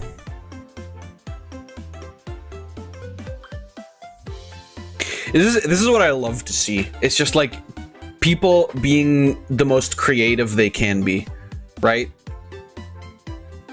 It's really, really cool when people just like think of wacky stuff to do and then they do it and it's fucking great. To recap, in the end you should have 3 tile pieces, 2 slopes, 1 pelvis thing, and a pair of feet. Now it's time to assemble. We'll start with the top tile piece and glue on the other sides. We'll then mount the base of the head, followed by the pelvis thing. For the feet, we'll attach them using some loops of masking tape. This will give our Goomba a bit of a bounce and make it easy to maneuver. Now for the finishing touches. Cut out the Goomba's face and slap it on to give it that classic grump. And of course, we'll need to add our Lego Mario barcodes. Cut out the giant barcode and mount it on top. Finally, cut out the smaller bust barcode and hide your weak point. Oh. There we have it. Now that we've crafted the basic Goomba, you can customize it any way you like. Nintendo might not I thought he want was their own writing teams to he make was these writing characters sack. for some strange reason, but they can't stop us. So go crazy and create a unique Goomba of your own. Oh my god. Now your giant Goomba's ready to stomp around and wreak havoc in your Lego Mario course.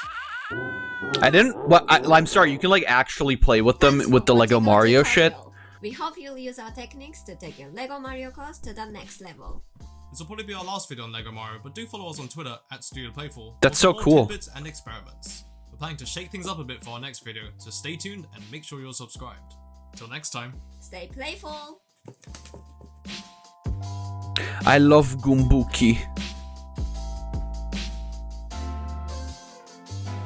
It really is fucking. I love the fucking Gundam one. Alright, that was fucking cool. Let's see.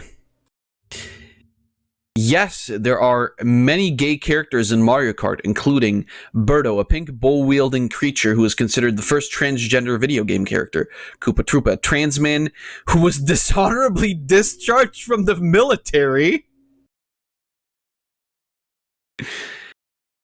Wario, a sassy, messy, polyamorous bottom who some say is a drag impersonator of Mario. Waluigi, an ace andro non-binary person. Yoshi, a tender non-binary lesbian. Lakitu, a sweet, nerdy pansexual who has a crush on straight girls. Donkey Kong, a late-in-life gay with a child. Bowser, a late-in-life gay who kidnaps Peach for his child, but some say his obsession with Peach is due to her gay icon status and not love. Yeah, I'm sure that's exactly right. Okay, this is, by the way, this is the Clova dubbing thing.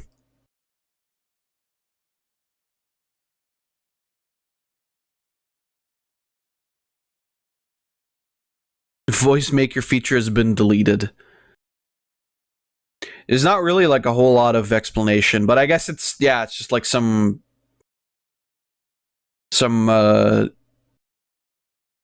dubbing thing. Sure.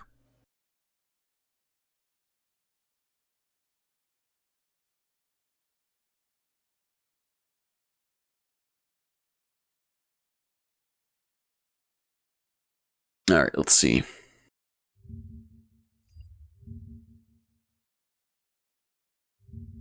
God, Shroob posted so fucking much.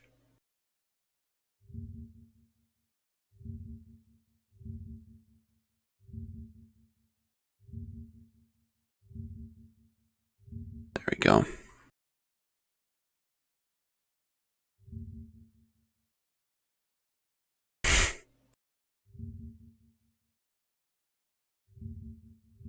Okay.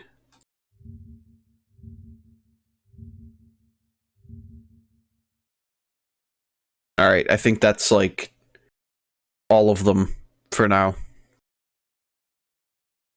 Gay icon status. I love that. I love the gay icon status of Princess Peach. By the way, while these are downloading, I'm gonna go grab something to drink again, so I will be right back in just a moment.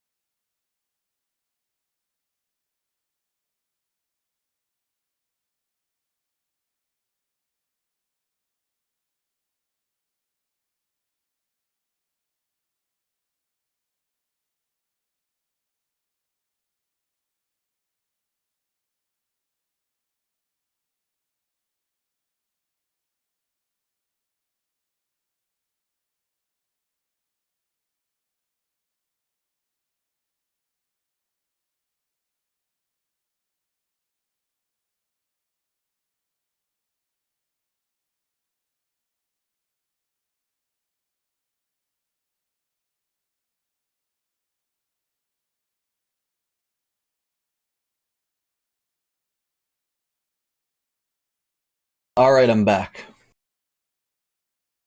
Let's keep going. Oh my god. I was really excited for today's stream. Thank you. I was really excited for this stream today because, this will be the only stream for the weekend because tomorrow I'm obviously out, celebrating the birthday of one of my comrades from, military. And then, you know, like, we're drinking, so I don't know what kind of state I will be in on Sunday. So, you know, I can't really, like, promise, oh yeah, I'm gonna stream on Sunday for sure. I mean, I don't even know if I'm gonna be, like, fucking alive on Sunday. I mean, I'll be alive, but you know what I mean.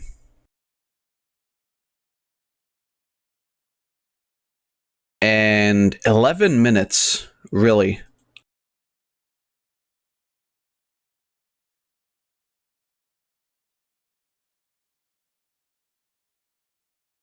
What the fuck is this internet speed?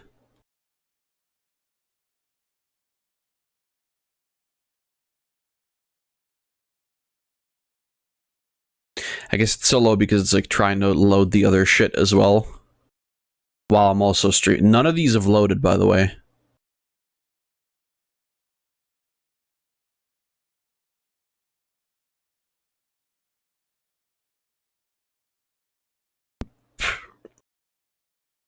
I guess this is what happens when you try to fucking load 17 images all at the same time.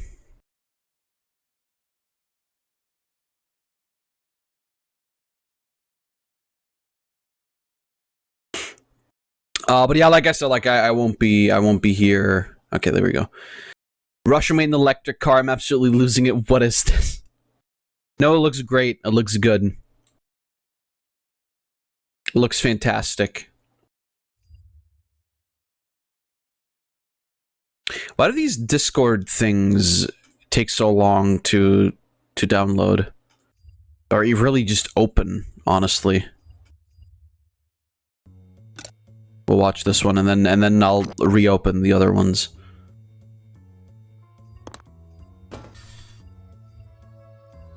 Analog, by the way, root error.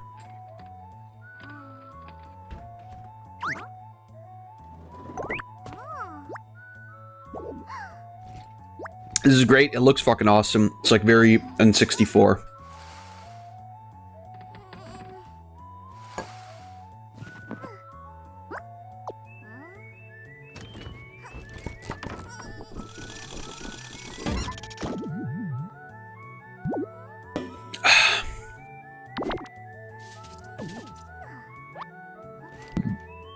What the fuck? Oh, I get it.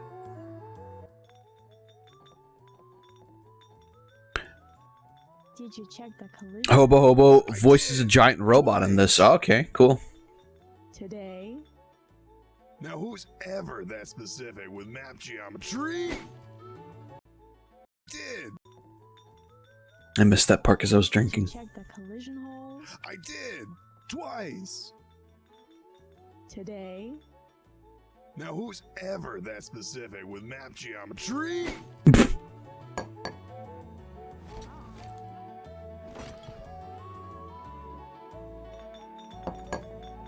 Uh-oh.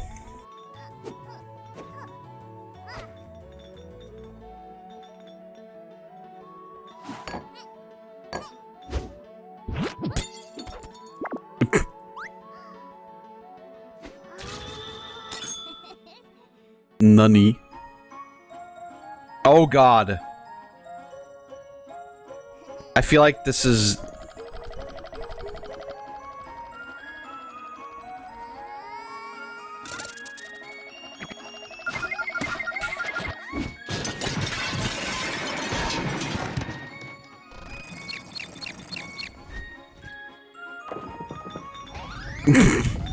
Yeah, I had a feeling that was the thing that was gonna happen.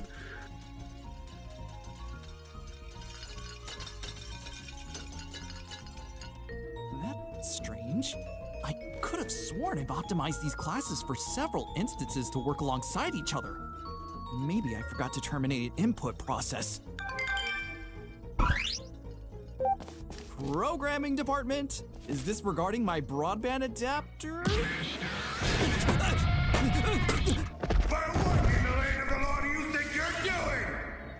Dram! Is there a problem? Is that him? I mean, everything's going fine on my end. As far as I can see, I've only got a bug, real minor, and that's after a few instances. There's just a slight error in physics and calculation. You looking to fashion a spit roast out of me, lad? 2 gigabytes of room and memory on one object, 1 gigabyte on foreign instances. Don't worry, sir. It's all under control. Now you shingle get for your own apartment. The defragmenters are gonna split in 2. Oh yeah, you can really hear it with there. Can we get that in standard English? You're hogging the RAM! But that can't be. I can count on my hand how many instances there are.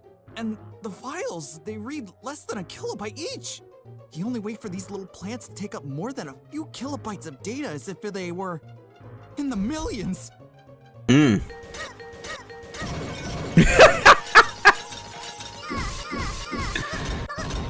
Just let it go. I'm not losing to a plant. Well, Ow. You win this time.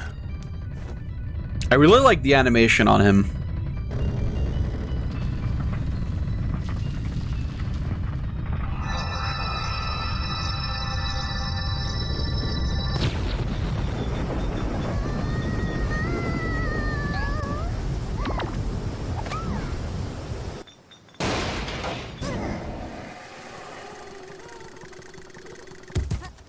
And she really reminds me of Temmie from Undertale.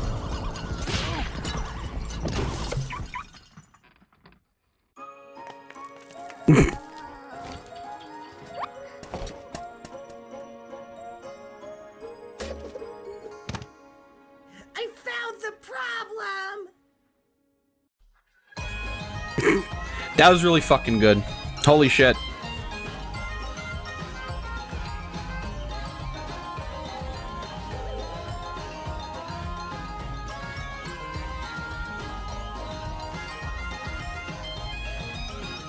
Risk and reward. Ah, there he is, Hobo Hobo.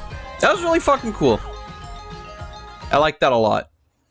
Okay, right, we have this still. I'm fucking sorry. Does anyone want to tell me what the fuck just happened? Because it looks to me that I put out a post on the LFG looking for 5 people who knew what they were doing in the hopes that I would find 5 motherfuckers who knew what the fuck they were doing. Instead, what I got was a bukkake of dipshittery. No one was even helping me with the planet mechanic. There was a mechanic? Did you know that, big guy? Honestly, no. I don't even know why we wiped. The fucking That's Seahawk or whatever his name is from She-Ra. Why the fuck do you think we wiped? Well, the wipe wasn't my fault. I was too busy on AdClear. You shut your fucking mouth! I was on AdClear, this fucking liar. Had a major 80s She-Ra hyperfix for like a month. That's not like entirely ununderstandable. These like old, I've watched a couple of episodes of He-Man before. They're not terrible. They're not great. It's like very, very, especially with 80s German dubbing. It's very, very hammy. But it's like, I don't know, it's enjoyable. It's watchable. Clear, and yet there were so many. Speaking of old shit that I'm watching, I started watching. Yeah, actually, side tangent for a little bit. Oh god, no! Did Kabosu really die? Is that for real? Because this has been hoaxed like 17 fucking times. Did it actually happen?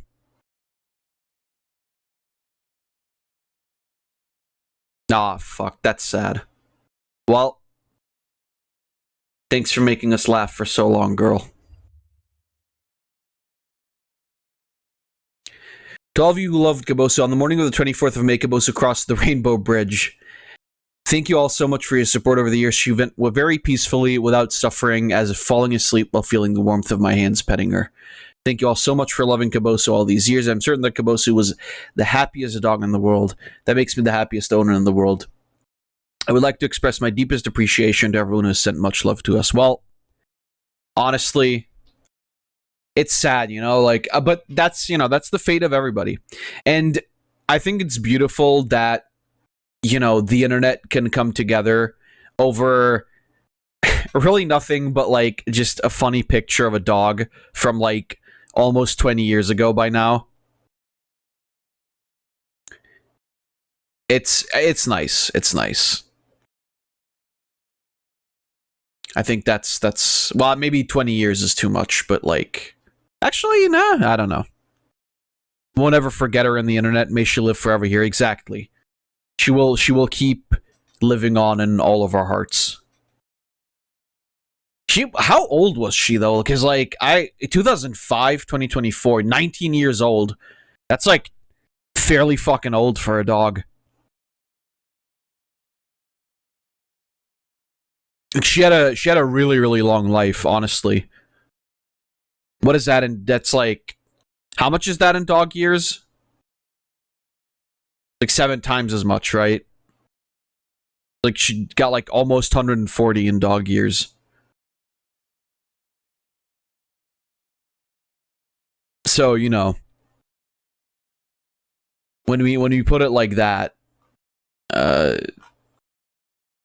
it all starts sounding a bit more like, you know,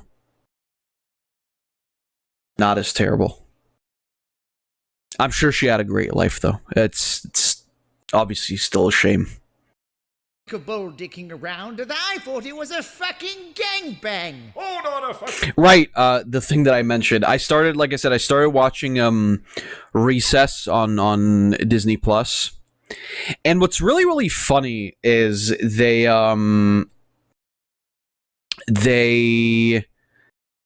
so, like Disney Plus will do this with some movies and shows. Like, certain episodes, they will have the disclaimer of, like, you know, there may be, like, depictions of groups of people or persons that are harmful or disrespectful or whatever. And so far, they've done this on, like, 2 episodes of Recess, and I, for the fucking life of me, cannot figure out why. Like, genuinely cannot figure out why.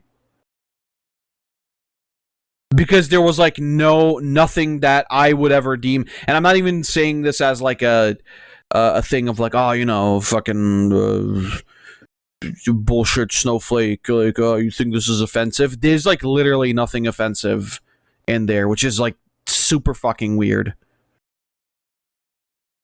But honestly, it's really fucking, like, a great show. I'm glad I'm starting to rewatch it. Anyway, that's all of that.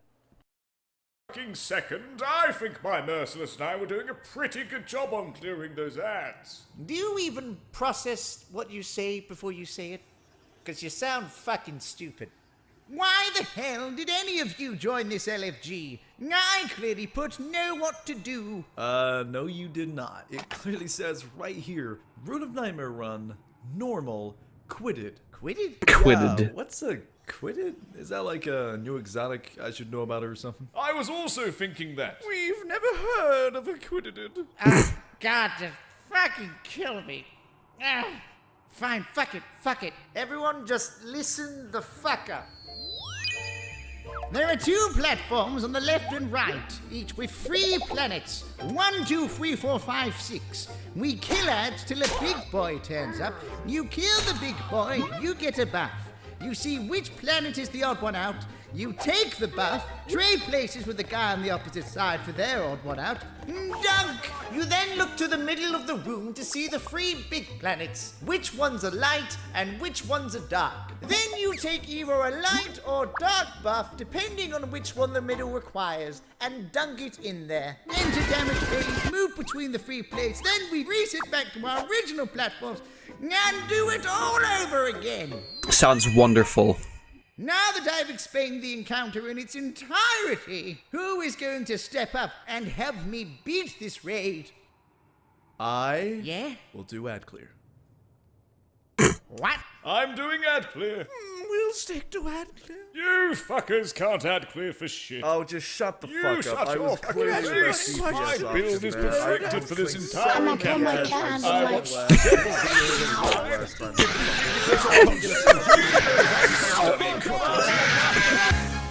Ah, gross. Console player. Disgusting.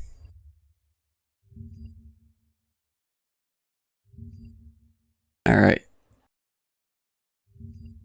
That one's downloaded. It's Valentine's Day tomorrow and I need at least 98 pounds of flesh within 24 hours. Oh no. Oh no. He's making Damiku real. I found out how Greg fucked The Rock. With the old universe charm and some gem polish. To shreds, you say?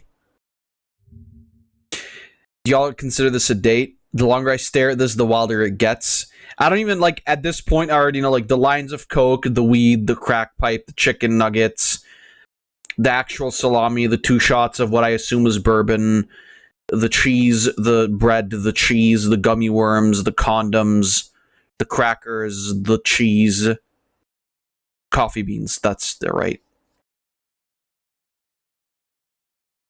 To sum it up, yes, I would consider that a date. Especially because of the condoms. Did I look at this one? Oh, just fucking open. When the Dwarf Fortress veterans enter the thread, the shit they casually drop is fucking wild. Do puppy fountains still work? Chain a few female dogs in the corners of a 3x3 room. The middle square is empty and above a large drop. At the bottom is a set of spikes in your dining room set up so dwarfs walk over it. Periodically, the dogs will have puppies. The puppies will fight, being stuck in a small space. Eventually, they will dodge over the pit and plummet. On impact, they will splatter into gore. The sight of puppies randomly exploding on spikes tends to make dwarves a lot more numb to the death of others, and is so less likely to tantrum if their friends are killed in front of them. I mean, to be fair, though, you have to do that shit in Dwarf Fortress because, like, Dwarf Fortress has so many fucking different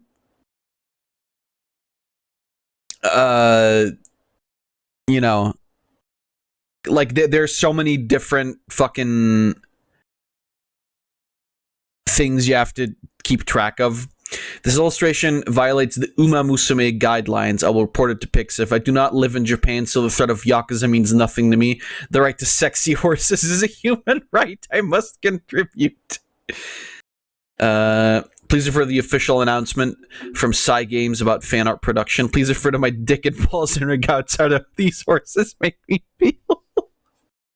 You know, if his name wasn't Lolly Philosophy, it would be a lot more based. Okay, wait, that's that one. And this is this one. Okay. That one I watched. I'm Goknba. You are Goknba. How?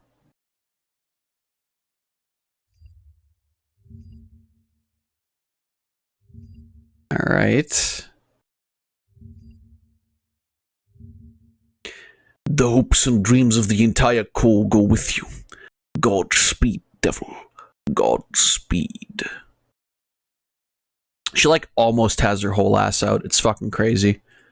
I've seen that picture before. Alright. I'll open this one as well. I'll open that one as well. And then that one as well. Alright.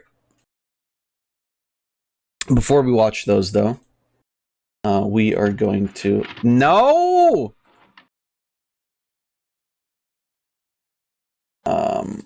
Sort these by date, please. I don't think I've seen this one, but it's fine. Compressed Spring.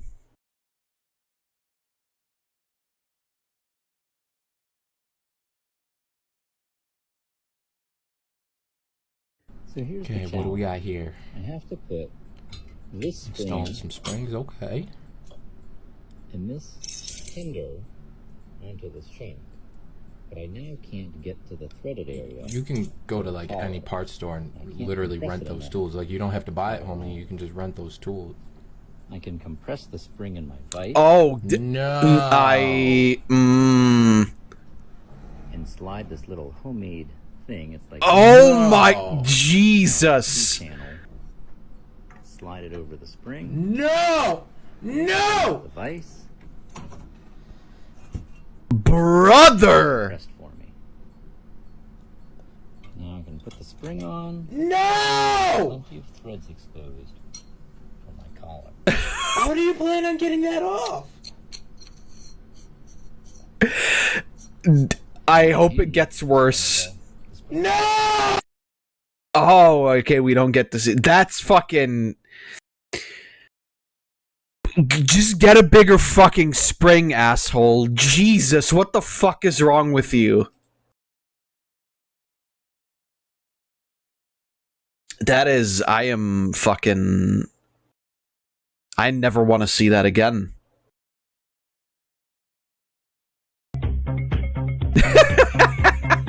Oh wait, shit, this is gonna get me... Okay, it's fine.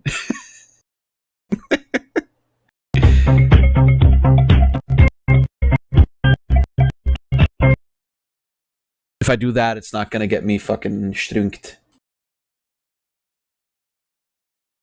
I hate YouTube, I hate DMCA, I hate it! Audio Jungle, yeah. It's supposed to be a fucking RPG. What role am I playing? The fucking victim? Jesus fucking Christ! It's supposed to be a fucking RPG. What role am I playing? The fucking victim? Sounds like a skill issue. Okay, backpack glitch. This is a really fucking handy site. The fact that I don't have to, like, swap over to 2 different video playing things. Oh, are you okay? Oh, hey, I don't have any guns or anything. I just came in ready to ask if you've heard about the glitch. The backpack glitch from today's patch. Have you seen it? If you you can put a backpack and balance it on your head and it'll float like a helmet. You can try it on me with your bag if you want. Try it. But you have to balance it like just right. No, all right, hold on. Watch it. Ready? All right, hold on. Just like that. All right.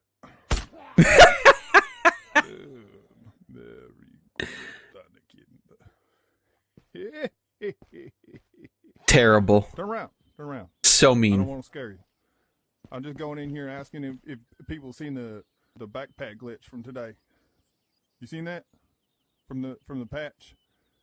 You can float it on your head. I can't do it to myself. Hold on. Try it with yours. Like put it on my head. You gotta like balance it just right. No? Alright, hold on. Watch. You gotta balance it just right.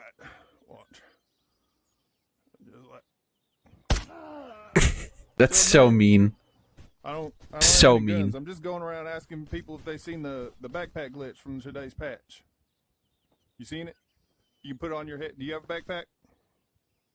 Here, what? No? Alright, hold on. You put it on your head and it floats like a helmet. It is a very Shroob thing to do, yeah, I agree. Can I try it? Can I try it on you? Alright, one sec. Alright, here you go. Watch. You gotta get it just right.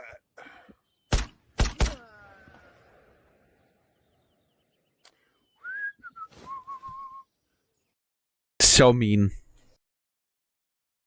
What? Me? No!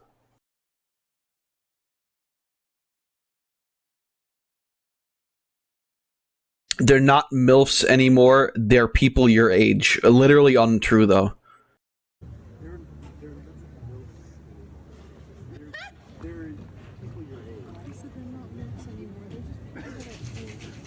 Which is not bad. That's not a bad thing. It's just the terminology that you're using. I mean, okay, look. People don't understand this. Let me listen to Papa Sliggy. your age, it does not matter in terms of what a MILF is. If you need me to spell it out, a MILF is... The word MILF is an abbreviation for Mother I'd Like to Fuck. Now, as we can extrapolate from this data alone, this means that a MILF has to really only fall into two categories, right? It really only falls into two categories. It's they are a mother and you want to fuck them. Now, I personally, this is, you can kind of like, you can kind of, expand. For me, it's personally like, okay, it's women over 35. That's my minimum that I would say counts as a MILF. Anything under 35, I would say, for me, doesn't count. Now, you can be... We're going to keep this legal. You can be 18, you can be 20, you can be 25, you can be 30, you can be 40, you can be 50, 60. It doesn't matter. You can be fucking 100 years old and you can still be into MILFs. Because the MILF doesn't change. You change, but the MILF stays the same. They're mothers who you want to fuck. It's not like they don't suddenly stop being MILFs because you're old. That's a fucking you problem and a skill issue. This has been a PSA. What? You're making my electrician laugh. He's gonna zap himself. He zapped himself. Never mind. He only dropped a screwdriver. What the fuck? I'm sorry. Are you listening to the stream with like loudspeakers?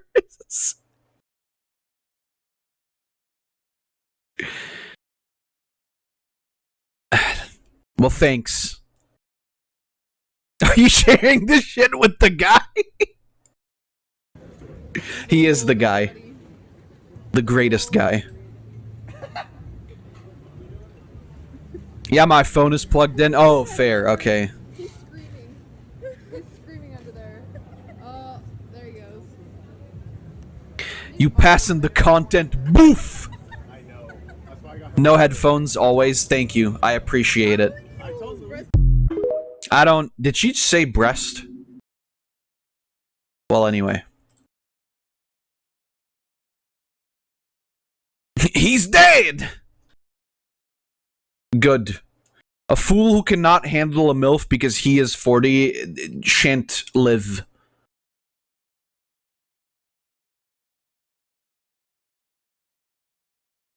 That was really mean. Oh my god. I'm so happy I watched that one. Yeah. Whoops, that one. The last thing the UN soldiers hear after they try to ambush me in my cabin.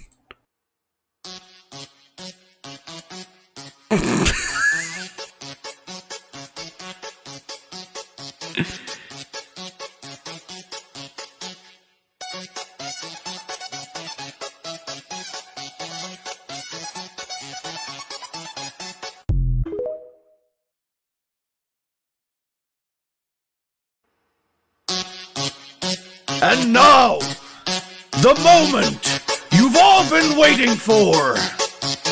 Ready? 1, 2, 3. Miku Miku Beam!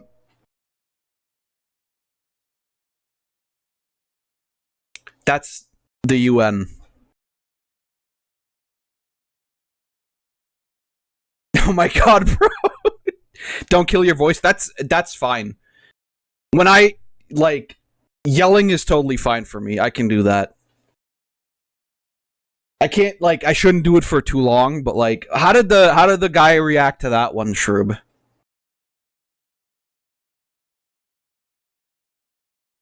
I hope everybody in your vicinity heard that.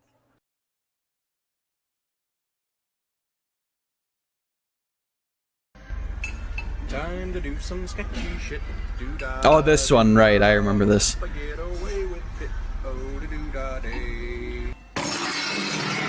Well, you didn't.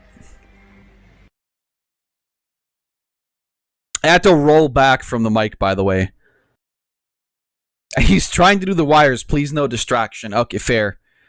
Fair.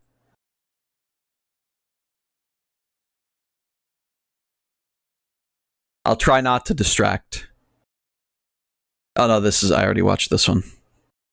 Bestie, that's on you! Alright, let's see. When you give a COD player a Pikmin.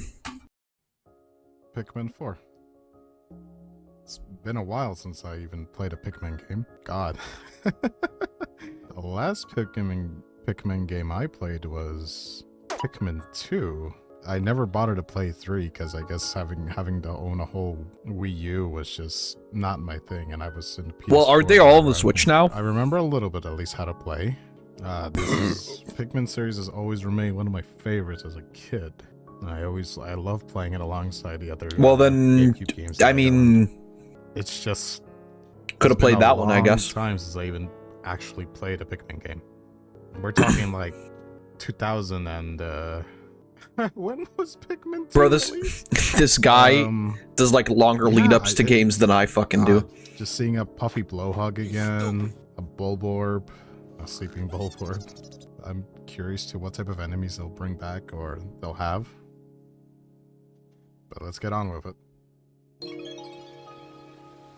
Dandori battle. Frank, I don't really like the redesign of the dolphin. Kinda liked it before. It looked more spacey, I guess is the term I would like to use.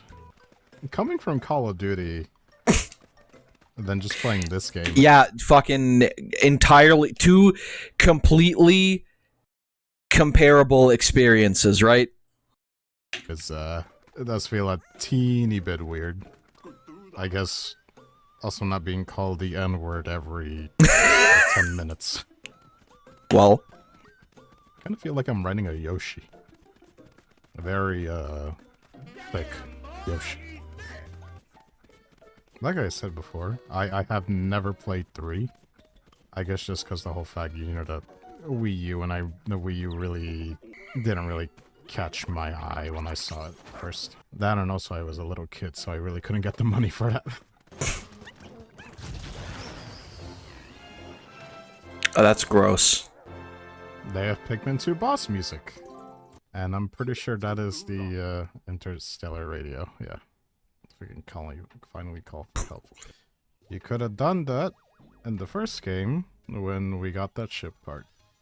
But you didn't. The first game will always blow my mind, the amount of useless shit you had to collect just to make that ship work. It amazed me.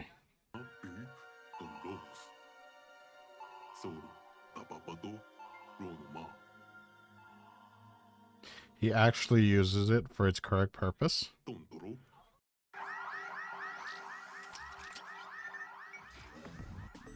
Character customization. This is gonna take a while. I mean, will it? How crazy is the? It will take a little longer, but no, it did not. Look at that one single-celled organism. What, me?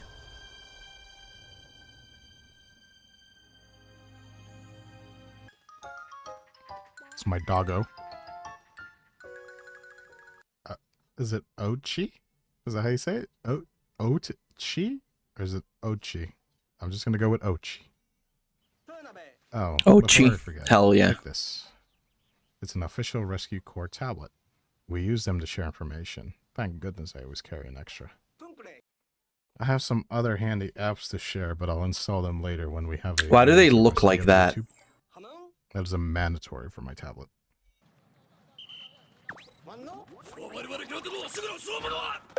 Okay, wrong target. Nice. I should play the Pikmin series. Yeah. I like. There we go, good boy. Maybe that's a thing that we will do on like.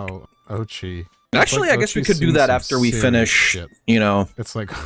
When it's 2 Phoenix a.m. Wright. Your mother We finds could you in the play kitchen. Pikmin on Sundays. I could start with one, and then you know we'll think it is? work our way down the series eventually. A Game Boy Advance, SP even Super Penis Edition. SP. Okay, well I found the onion. Although, like, what I would like to do first before we get into Pikmin is maybe either play like a tomato than an onion. Content Warning or Lethal Company again. We'll see. Our little red boy. I'll let you guys be the deciding factor. That is something that I will say is a little. Because if they're all on the Switch anyway, then like that would just make it really easy to play. That sucked. Having to make precise throws. Copy that. Copy that. Stone of Advancement. Stone of Advancement. Path Creator. Alright, it took me a while to understand why they call it Stone of Advancement. Wow, it really is a Call of Duty player. Copy that. Those are female shearwigs, if I remember correctly, right? Ice Pikmin can use their icy bodies to freeze water and creatures. Pikmin Party. Float like ice in the water. You know, as a joke as a kid, me and my cousin would always come up with like dumb Pikmin designs and what we expected. I remember we had vampire Pikmin, mushroom Pikmin, but then again mushroom Pikmin were technically in one, and ice Pikmin was also on that list. Apparently it came true. Should ask for royalties. No, get away from that. Oh, fuck your kind. You killed way too many Pikmin when I was back then. Fuck your kind. I hate your kind.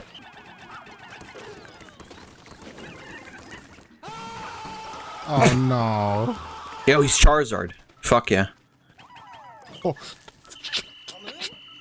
Oh, okay. That was a bad thing. You know what I don't miss? And I bet you this game has? It's traps. I remember traps. Those. Get out of here, Astolfo, you those fucking... sucked.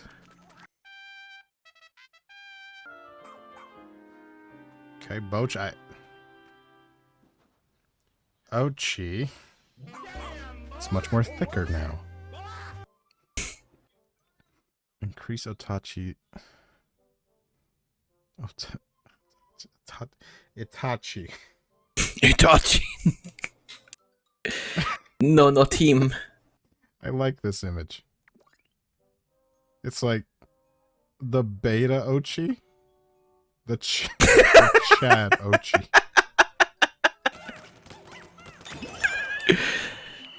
Bochi. Oh. Ochi. Someone send me a moss Yes. or a Ochi. This is like a real one. Priority. There's the yellow onion.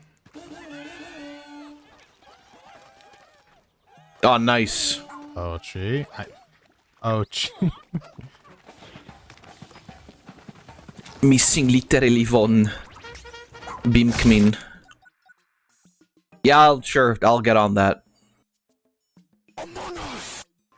I'm sorry, what? Oh, right. Well, the sus is like, that's like the Latin terminology for pig, Yellow right? Wollywogs. God, they were very annoying. I remember this one. Sus. This is where he like sticks his nose in. Don't carry that thing. That's a Game Boy Micro. I have never owned one of those, but I always thought they looked cool. I don't remember seeing the ads for them though. I thought they looked cool, but I mean, why would you buy that if you can just get an SP instead? Very true. The SP was really based, but I always preferred like the shape of the original Game Boy Advance. I really didn't think they would get burned. I thought maybe they're on top of Ochi. There's no way they would get burned. I thought wrong. Because like I don't know, the Game Boy Advance. Exit. Like the regular one looks a lot cooler. The SP is just kind of like very bulky. Treasure. I mean, you know, it's cool because you get the, I guess the screen's bigger, and you get like backlighting, which is, you know, pretty fucking sick. But the Game Boy Advance, I don't know, was just so much more unique. No.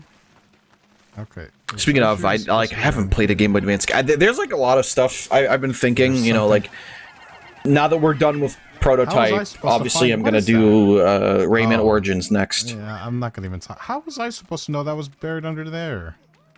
You couldn't even see it. If I take my ice pick. And then after that, we'll probably do the new Vice City game. Oh wow! Oh my God! No, he can't swim. Oh no! Oh, but you said it can float. You said you can float. Ochi has never liked really getting wet, but I've been working on it with him, working with him in the bathtub. And last night he had a big breakthrough. Your rescue pup can swim. Now he can swim? Oh, I did not mean to do that. Ochi looks like he's like drugged up and ready to go.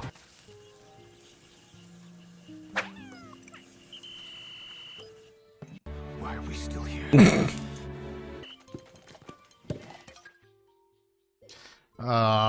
Not I don't like ball why. bears.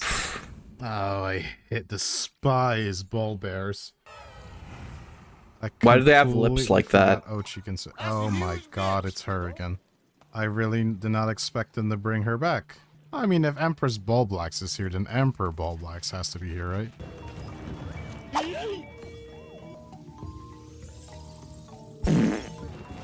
Oh, wait a minute.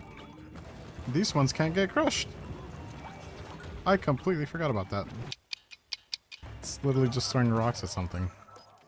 I always thought this one was disgusting to begin with. Especially the one that poops out larva bulborbs. That was disgusting. Pikmin always looked so fun, but like, I don't know.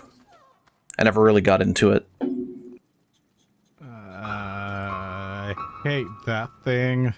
I just need to get rid of that. This is his babies. Don't turn around. Be a very disobedient mother, please. He's circling.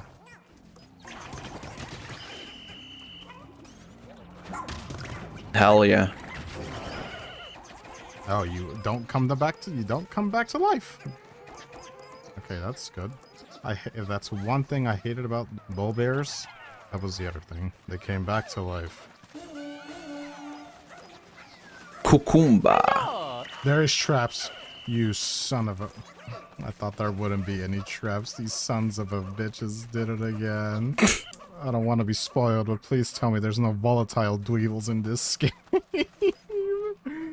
Oh, man. If there's volatile dweevils, I'm going to scream. And the final one? Is it who I think it is? Is it Emperor Ballblacks as a final boss? Yeah, it's Emperor Ballblacks. Is it 1 or 2? It's gotta be 1, right? Bolas. Welcome back, Pain.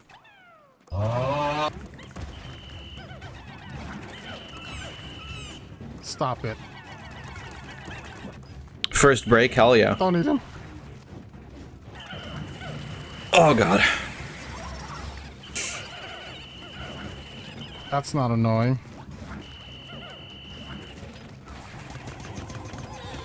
No. Oh my god, I lost more than I should. Why is there 2? Why couldn't you just give me one big one? I forgot to ask, are you getting... No, I'm not. I fuck Paper Mario, dude. No.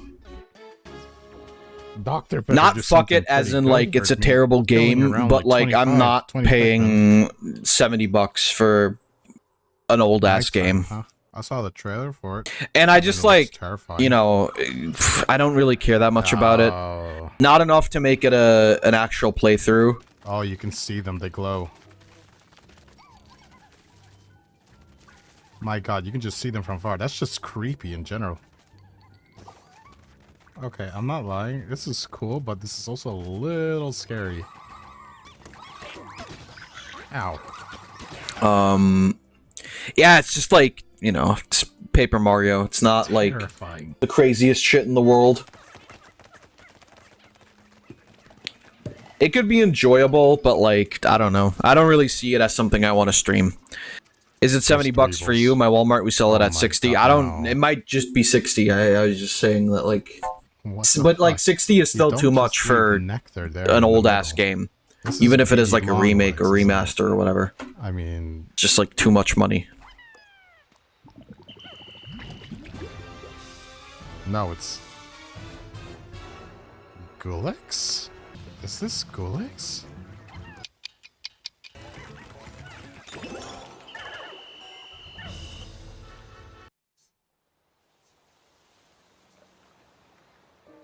Sandcastle looks nice.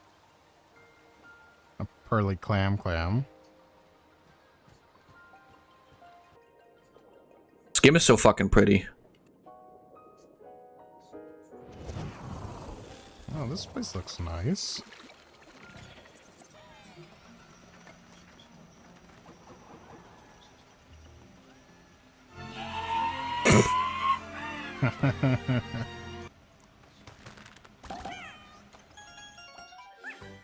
Yo, winged Pikmin. Oh, It's so good. Pikmin. I remember you played it for like a while when it came out. I mean, it's a giant disco ball. Boogie Bomb.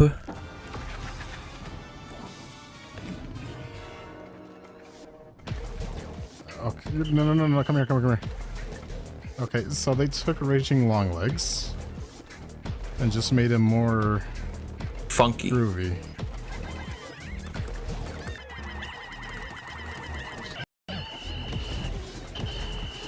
Oh, they're still dancing. No, they're more open now. Oh, they killed one already.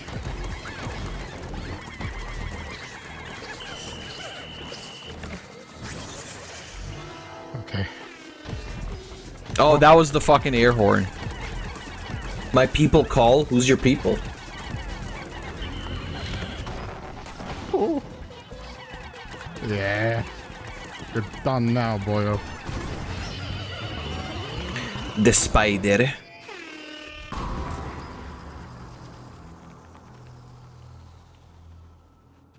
Okay. They took Raging Longlegs, the big black boy spider, or purple boy spider, and they gave him a much more... They gave him a smaller legs, smaller feet, but they also made him to a disco ball. I don't know what the fuck Miyamoto is smoking, but he did a good job on it. Yeah, well, the good shit. Go get my boy. I thought that would be a little hard. I started worrying about the Pikmin when he was in red, because it looked like the circle got bigger.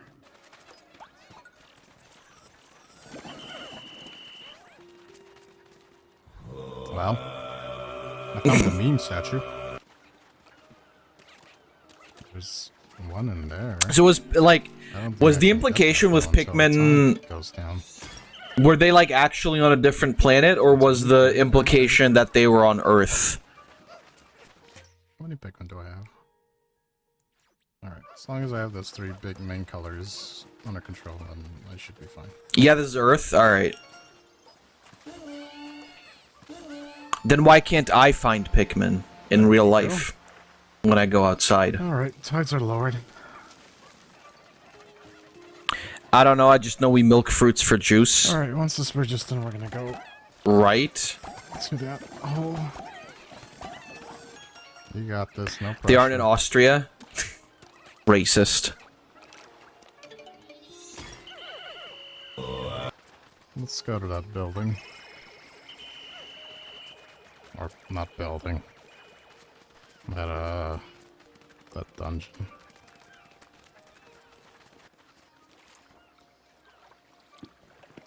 Schwimming. It's been a long time since I actually played a Pikmin game. No. Mm-mm. No, sir. No, I don't... No. It's the submerged castle. What by The smiling? submerged castle.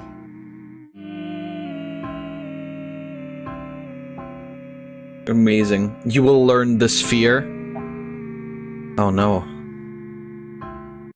Skatey. Alright. Ex-Hitman reacts to Hitman 3. These are smart hits, and it can be done if that guy, you know he's going to hit that ball every time. Yeah, that's what I would have did. That's the technique. There's nothing he can do about it. He's not even looking. Give him a quick push, he's done. I mean, yeah. Here we are again today for Experts React. I'm John Elite, ex-Hitman of the Gambino family. Check out Gambino. Hitman 3. Let's do it. Target down. This is great. Anytime I see something like this, where they know somebody's sitting there, they're doing something, they're vulnerable, and you can do something quietly and get out of there fast, especially with drinks. If somebody is good at what they're doing, this is what they'll do. It would be something with a pill, with a drink, with a shot, with arsenic or something when they're walking What the by fuck? and they don't realize in the crowd. If you could do something like that, that's the way to do it now. Thanks. These are all good hits. These are hits where it's done quietly and without a lot of detection. What is that Keeping it fucking very image in the simple, background? Without any noise, without a big scene. So far, I really like the way they're handling this game.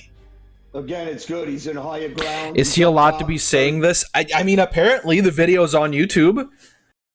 To be fair, who's gonna fuck with a hitman? Like, I feel like once you've, like, monetized killing people, who's gonna stop you? They can't hire you to kill yourself. Very quiet. Found a location, whether it's through a window, through a skylight, and The nobody spots him and he's out. window, to the wall. good hit. So now I know why they call this game Assassination 3. They're good. They don't call it that. They don't call it Also, Assassination again, it's 3. quiet, it's technology. You don't need to use a gun like people think or a knife. You know, same with air conditioning systems, house systems. You have carbon dioxide that kill people silently. That's no different. Ventilation system, you got to breathe air. So if you poison that air, Do you gotta breathe air, though? Quiet hit. Nobody knows what happens. Very hard to detect and even check how they died. So target down. Thanks. Good hit. If you're coming in quiet like that, fairly easy to leave the crime scene because the way you got in from whatever information you got, whether you broke alarm systems or you came in through a cut fence or through grounds that don't have a fence. Also, like, if he's genuinely with the mafia, he's not going to jail for this shit. Like, you don't fucking... Like, who's... You know, the fuck. He knew what he was doing. He got in there, so whatever way you came in, you're coming out the same way. And if you're not making any noise or tripping alarms, it's fairly easy. You gotta Alarms. You're doing it at your pace, your time. Gotta get your It's done real coffee. well, whether it was by him or somebody Coffee. counterpart. Coffee. You know the boss. Belt and suspenders kind of guy. That I didn't like. I mean, I wouldn't use a garrote because of DNA. Touching the body, you're leaving DNA. Picking up the body and moving, it's not necessary. Even if they're going to find her, they're going to find her in 1 second after that. If they come in the bathroom looking for her, they're going to look around to try to find her anyway. So it's a cool scene. I just wouldn't use the technique. I love that. I love that. So yeah, you know, I would have done it differently. Like you can do it. It's like if I were fucking commenting on cooking videos. You know, it's like, yeah, you know, you can use the parsley if you fucking want to, but like, you know, you don't gotta. That also, I wouldn't use it. If you're in there already, you need to do something quiet. That makes noise. If you're going to electrocute, there's going to be screaming and yelling, and there's going to be a shortage with the electric outlet. So I wouldn't have did it that way. Target down. Well done, 47. In the mob world, you don't really get a bounty on somebody, but in the street, you do. Hits that I've seen in Europe where they're offering up to 2 million with guys, and I think that's Use the realistic steam depending and on what? Use the the guy's steam doing, of the what stem money's of the making. So cilantro. they do offer them up 100,000 is usually a number you hear from different hits around the world and different places. It's not unrealistic to see that kind of money being asked. Target down. That's what I was saying earlier. See, it's quiet, it's fast, it's one movement, and you're out. Something like that is realistic. And for Is the it? game itself, it's pretty cool. I would never move the body again. Doesn't make sense. He's dragging blood anyway, and that blood's gonna come across the room. They're gonna come in looking for her anyway. DNA, I wouldn't touch it. Throwing the knife, if you're a knife expert, yeah, it's good. If you're not a knife expert, just go up to the body. You're there anyway. It's 5 more steps. And if it's the time of the essence thing, you're going up there and dragging the body anyway. So you might as well just get up close. Again, for the game, it's something different. I like it. I mean, it's action. It's moving. It's fast. I like it. Nitroglycerin, I mean, if there's several targets, no different than throwing a small grenade or something, and you want to hit 3 or 4 people, yeah, it's good. But as far as if you're trying to get in and out of there quietly and there's other security, it's bad. I mean, I feel like it does kind of sound realistic that the whole thing about like being a hitman and killing people is like that stealth is of the essence, right? Like it makes a lot of sense. You don't want any unnecessary attention, right? So I kind of see that. It's another way to assassinate somebody. It's actually would be used somewhere if there's several people that you got to hit at once. You would use some sort of bomb. It's pretty good. Target down. Well done, 47. I don't know if that's throwing a star or something like that, but if you miss the target, it's a problem. She's going to scream and yell, and she had security right there, so I'm not with throwing anything. You're there, you might as well do it the right way while you're there, but you don't leave it to chance. Drowning's a good way. It's quiet. In this, she gave a little yelp. If you catch him unsuspecting and you get him in the water immediately, if he overpowers, which you can, it's a lot stronger, there wouldn't be any noise.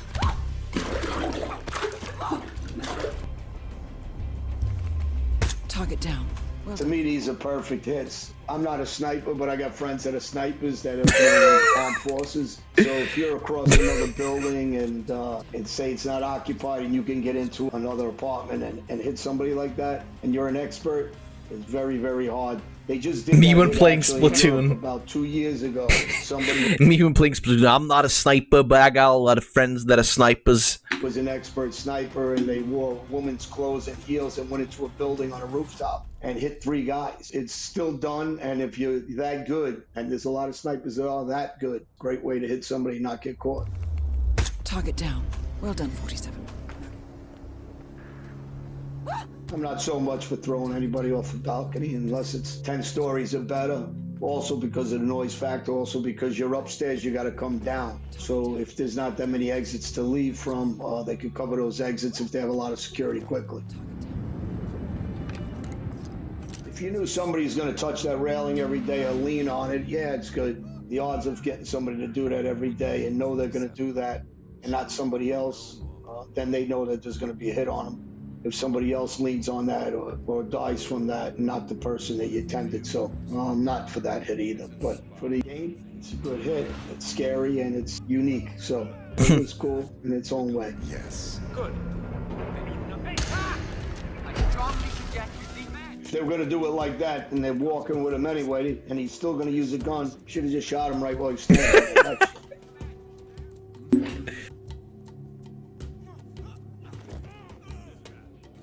I don't know what that was, if he was involved and he was security for him, or he snuck in and did that. So if he's security for him, I understand the kill like that because that's his opportunity. It doesn't matter because he's security with them inside. But if he snuck in and did that, again, he's on an upper level. He's got to get out. There's yelling going on. Too much time to get out of the building. And it gives other security to be able to catch him. So I'm not for that. Now let's get to work. I would have just pushed him. He's in there, he's in security with them anyway. Just walk up to him and push him. Unless you're a complete expert with that knife, it's not necessary to do it that way. Yeah, it's just like for the stall that's points. What I would have did. I love that earlier, one. right? So Yeah, that's what I would have did. Yeah, it checks out. There's nothing he can Actually, do that's what I'm gonna do. Give him a quick push, he's done. What I said earlier, I guess they had the same opinion. Again, he's taking things to chance. He shot if he misses the shot. If the timing's not right, the speaker don't fall on him. If you're going to use the gun, why you just shooting him anyway? So I would just use the gun if that's what they're going to do, but not that. That, again, is for a real hit's ridiculous, but for a game, it's just something different, so I get it. This is a good hit, again, because this is new technology. If you know he's the one that's going to eat that food, Yeah, that's what I would have done. drunk, Yeah, right. There's nothing It's you can like- do about that. And it's I mean, 100% again, you got him. like, He's done quietly, who's and gonna the team fucking is stop involved, him, obviously, right? Everybody's there. It depends on what the situation is. You know, if somebody's in a bar and they're drinking, you don't want it to be quick. You want them to drink the drink, doesn't feel well, and meanwhile the poison's working, and they got to go back. There's maybe no more cameras of whoever was in there. You don't want them to know exactly when it happened. So in this situation, it looks like it's an inside job from everybody sitting there. Maybe it's not. So I wouldn't want it to be poisoned like arsenic like that quick. You'd want it slow acting, 2 days, 3 days, 4 days. Somebody was up top, knew he was coming there, and they cut that line somehow, or they knew he was going to stand there. Yeah, it'd be a little more realistic. To do that with a gunshot again, you're taking it to chance. You're taking that he's not going to. Yeah, I mean, obviously, right? That one shot is going to make that come down. You got him, 47. Like games and shit, it's like makes that, sure it's it makes a little more sense. Intelligence, because those are realistic. If you know somebody's parachuting all the time and you jimmy his parachute where it's not going to You work, or jimmy double his parachute. it can be done, and it's done in a smart way, and no one can really prove it. On top of that, it'd be hard to prove if you're smart on the way you did it. So I like those kind of hits. Brings you back into a new era. What does that These are mean? Smart hits. If you're able and you're a bomb savvy guy, you know how to put one together, and a little bomb like that, yeah, it's kind of cool because it's something different, and it can be done if that guy, you know, he's going to hit that ball every day. We got him, 47. Final thought is I like this game, actually. I thought it was well done. They He's had a gonna lot of play the different whole things game. in it. I like the way they brought it across. So I would play this game. I enjoyed this one. Thank you, He everybody. did. Check us out. He played it. JohnElite.com Amazing. on my website, my Instagram, True John. All right, let's see. Long Legs Care Guide.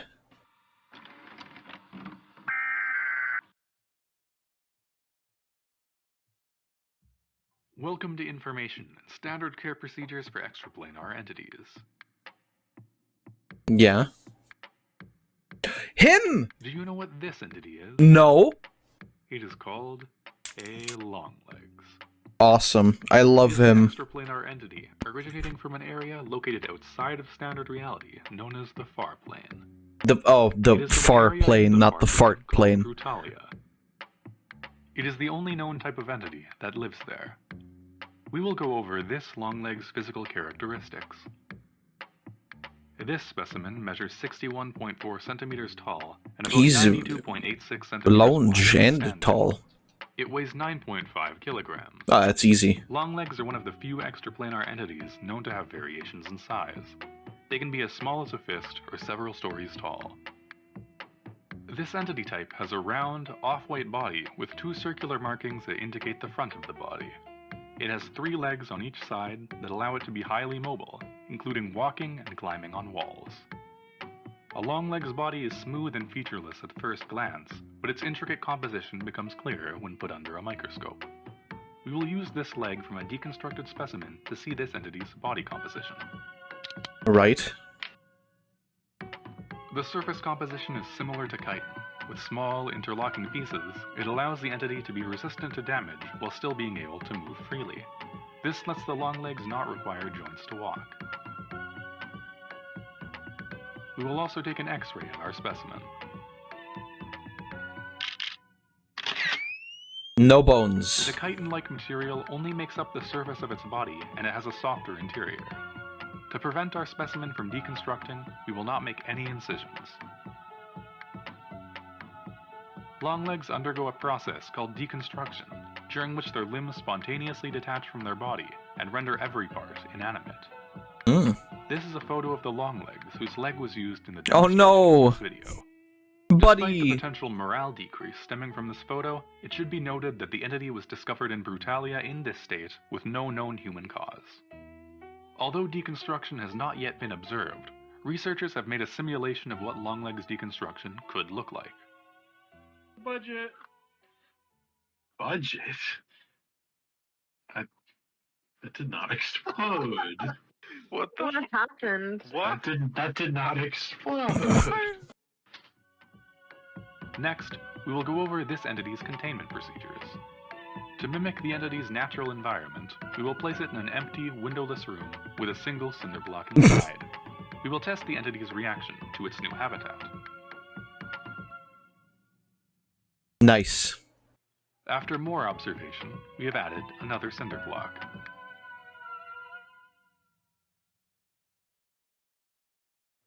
After more observation, we have added another cinder block. After additional observation, we have added another cinder block. Right. After further observation, we have added yet another cinder block. We cannot add any more as it will strain the Zooliminology project's budget. After more observation, we have decided to add a cement sphere from Target that was obtained in a classified manner. Oh, hell The yeah! enclosure is now adequate for the He's loving it. Longlegs do not require food or water to persist. To ensure its well-being, it is important to maintain its enclosure weekly. This includes cleaning and arranging cinder blocks to provide enrichment. However, it is strongly advised against moving the cement sphere, despite the potential morale increase, as it could cause harm to researchers and the entities. Additionally, do not the Longlegs. Do not the long legs. Got it. Researchers are encouraged to donate cinder blocks to the Longlegs enclosure. Did somebody donate peas? You now know the proper care procedures I and love adequate him. information for Longlegs. This I concludes want to, the like, Longlegs information give him care uppies. guide. Please report to your designated senior I want to researcher grab his after you have watched sides all other and then required materials. lift him into the air.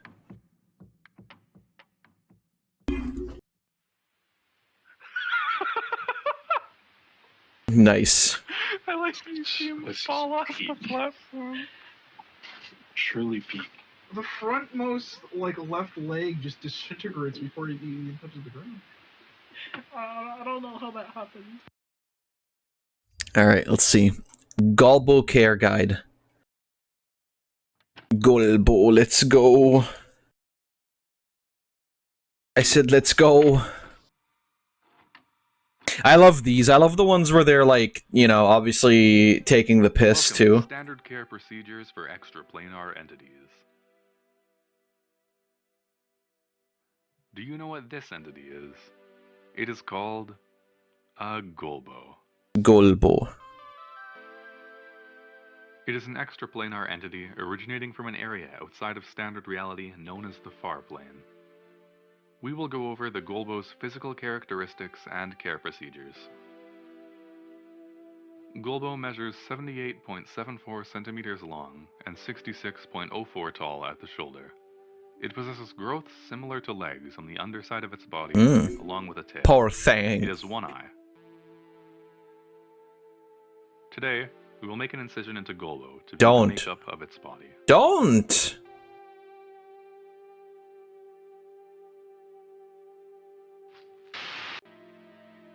Sorry, Golbo.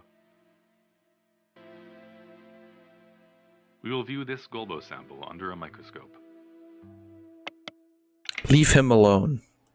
It seems that Golbo possesses no blood vessels and, by extension, no blood. The skin-like material that makes up Golbo's appearance persists well into the inside. To further learn about this entity's body, we will place Golbo into an X-ray machine. In prior research, we learned that Golbo has about the same radioactivity as a banana.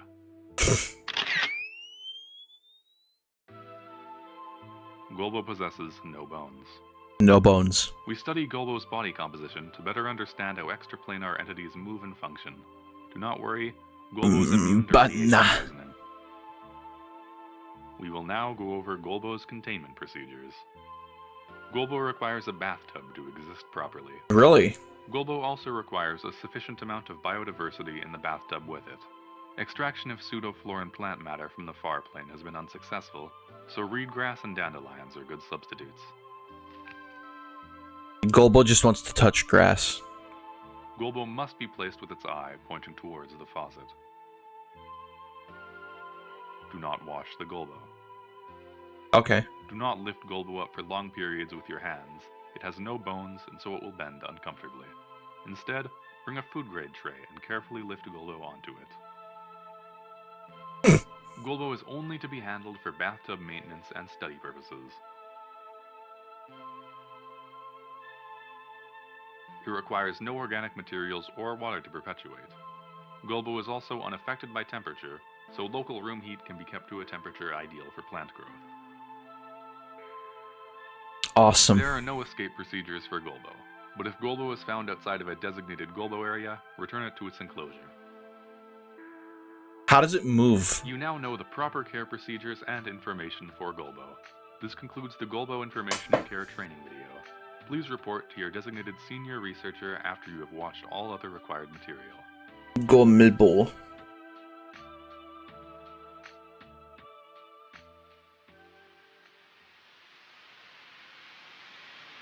What do we got?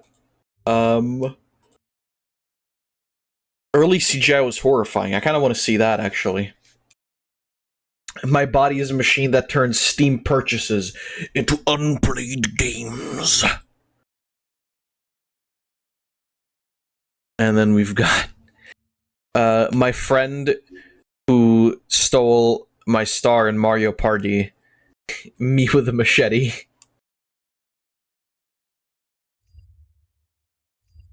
Alright, let's see. CGI. It's a term I'm willing to bet you've heard before. Never. Because it's everywhere. This worm, this purple man, everything in between is the work of computer-generated images. Way. Regardless of the benefits or the faults, CGI has found itself as an essential, unanimous part of media production. Which is kind of funny, because just a few decades ago this technology was unnoticed by most of the general public. It was because it looked like shit. Highly technical and niche. I mean, think about it. Even the most powerful supercomputers of the 60s, 70s, and 80s couldn't hold a candle next to this smart fridge. And while most researchers were using these to make math go faster, CGI could just make funny-looking pictures. The value it would have was not easily apparent, and the skills you would need to get into all this in the first place was not for the faint of heart. Now, Truly. I don't want to talk too much about the live-action CGI stuff here, just the pure, good CGI demos and shorts leading up to, let's say, Toy Story. I mean that if I point at this particular point and tell the computer to move that point by another push-button command, it will move not only that point, but all three lines that are attached to it. Mm. And the delay between it's doing what you want it to is because it's computing all these changes. That's correct. CGI has actually been around for quite shit, a while. Vib Ribbon. In the 50s, analog computers could graph out patterns and lines. By the 60s, we would have wireframe demos, morphing of images, but it's not quite what we think of as true CGI today. This decade has a lot of important milestones, sure, but a lot of them look like this. For the more conventional works, we would have to go into the 1970s. One of the most significant demos here was 1972's aptly named Computer Animated Hand. You can see some of the earliest full meshes, shading, and even a human face. Sure, Ew. It's slightly uncanny, but I'd argue by this point it was almost more cartoonish than creepy. Following up on this was 1974's Faces and Body Parts, which expanded on the human face and added the element of speech. How happy is the little stone that rambles in the road alone, and never cares about careers, and exigencies never fears. These early tests were groundbreaking, sure, but in the process found themselves deep in the uncanny valley. Not all CGI was being done for research, Jester. though. There was a small commercial Brillo. element to all this, even in the early 1970s, namely in advertising and station breaks. You can find several companies putting out demo reels showing any ads they've produced along with the tech demos they've created. These demos That could one was bring in fucking more sick, the clients and spinny potentially disc. more employees interested in working with what was at the time a very niche segment of the computer industry. One of my favorites is Maggie Synthavision's 1974 reel.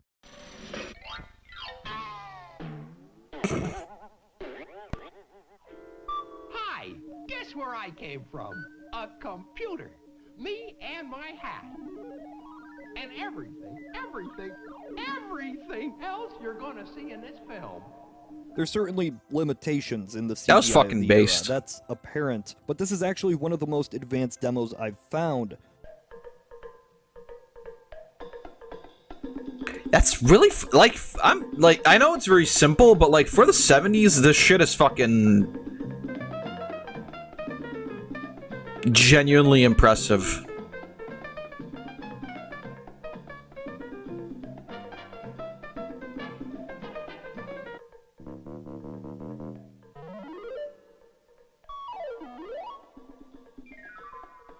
Simple polygonal shapes. Why did you flat look at me colors like without that? Texture. Cityscapes and cars were quite popular in 80s CGI, but for the 70s, this is astounding. It's a very empty space. You can tell where the world begins and ends, but that's par for the course. Going to the early sun. CGI. By the late 70s, we Oh, he would really start did. to see the earliest short films using three-dimensional polygons. Here is 1978's On and Off at the Circus. I hate him.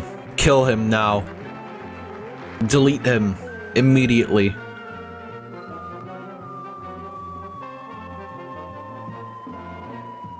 That was disturbing. The circus, the clown, the way this bear floats around. Computing physics in an animation like this wasn't going to happen. A lot of these researchers weren't traditional animators. They came from computer backgrounds, and this was a fun way to show off the cutting-edge tech at the time. Complex backgrounds of anything more than a simple color would be pretty unrealistic to expect. These feel like shit, but you're right. 1970s CGI after all.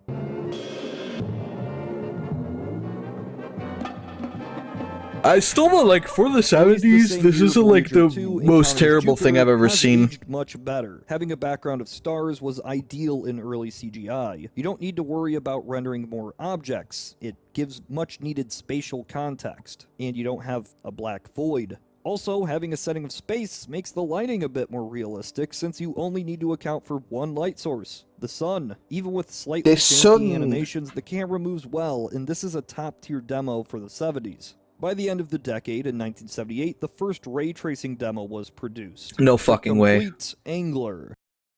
It's a bona fide classic. You could call this the birth of Vaporwave. Look at those refractions and reflections. That's really At the fucking end, cool, though. we get this Alright, camera have a good movement nap, into the Zach. courtyard. And we get water. Things were moving pretty fast, at least the way I'm describing them. The gap between the early 70s CGI and the late 70s was pretty big, but the 80s, well, it just had a lot more going on. There's a particular fascination with landscapes in the early 80s. Take Peak, an early fractal demo. It's a mountain sitting on a plane in a void. Fractals allowed you to create these models without actually modeling every individual surface, which made it ideal for mountainous terrain. Violiba is another demo from the same year, and I prefer this, not just because it has a Utah teapot at the beginning. Hell yeah. There's an amazing sense of scale here, and if you really squint your eyes and shake your head around a lot, it looks like real mountains. A lot of landscapes in these early 80s shorts. Take Carla's Island from 81. We get this approximation of water and weather systems. Two islands on an empty sea. The waves move in a very mathematical fashion. The clouds aren't quite transparent, but the reflections are pretty convincing at first glance. And look how the lighting changes. It's wonderful. You'll notice a trend of a lot of cities being rendered in this time, especially in advertising. Generally, these would have a low polygon city filled with skyscrapers and streets, devoid of any background. Landscapes and cities could be represented by simple polygonal shapes. They don't need to move around, so you don't need to animate parts of a character. Yeah, true. So, a lot of this is aged decently well. Yeah, that looks... Oh my god, that's fucking awesome.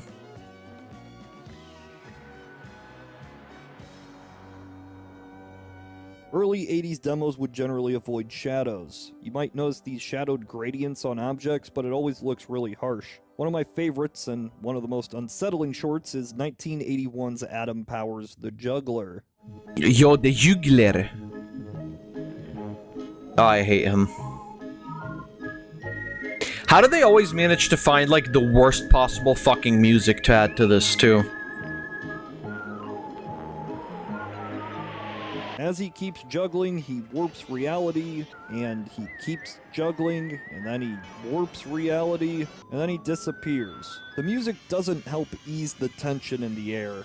This feels like it defines a lot of the early 80s CGI. Overly saturated colors, set in space. Most objects don't cast shadows, but when they do, oh, they sure do.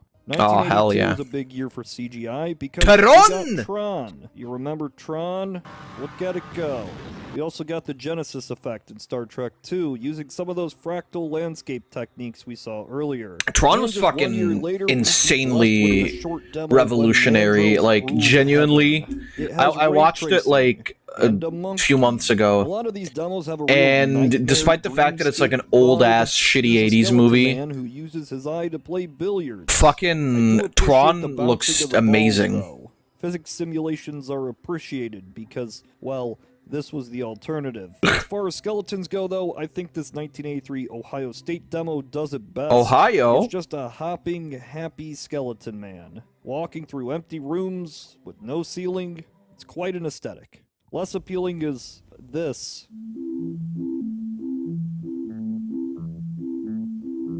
Fart trombone.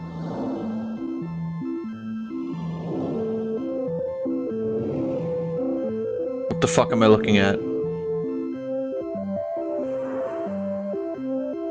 I mean, the music is the most dog-shitting part about this. Xylophone floor, the Bayers. It's so dense, every single image has so many things going on. In 1984, we get one of my favorite short films of the early CGI era, High Fidelity. It's about shapes. Hell doing yeah. Fun things on a fun polygonal Why is that one a What I pizza? love so much about this is how it works Why is that within one the cheese? limitations of CGI at the time. Our protagonists aren't humanoids, they're just shapes. The background is covered in lush, polygonal foliage. The camera appears to be ray-traced, bouncing rays from a camera to the camera. Hell yeah. It's funny. Two-dimensional dog. I imagine the skybox as a texture, and it works. Sure, you don't have self-shadowing, but I can easily suspend my disbelief.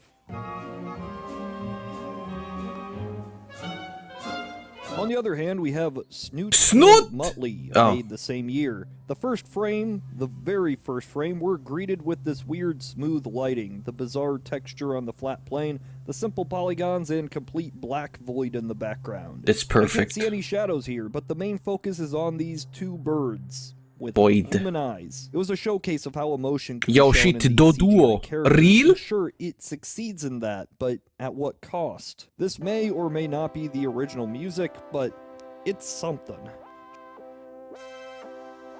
That's what I call music, holy Just shit. because I feel like mentioning it, here's 1984's First Flight. Dark Souls, let's go. What catches me off guard is the transparency effects of the clouds. The bird animation it's very bird-like. I get real PlayStation 1 cutscene vibes here. Yeah, Not a for lot sure. to say, but yeah, that's neat. Here's Maggie Synthavision's demo from 1984, a decade after we first looked at them. Oh, fuck me. Oh, this will be fun. Come on inside.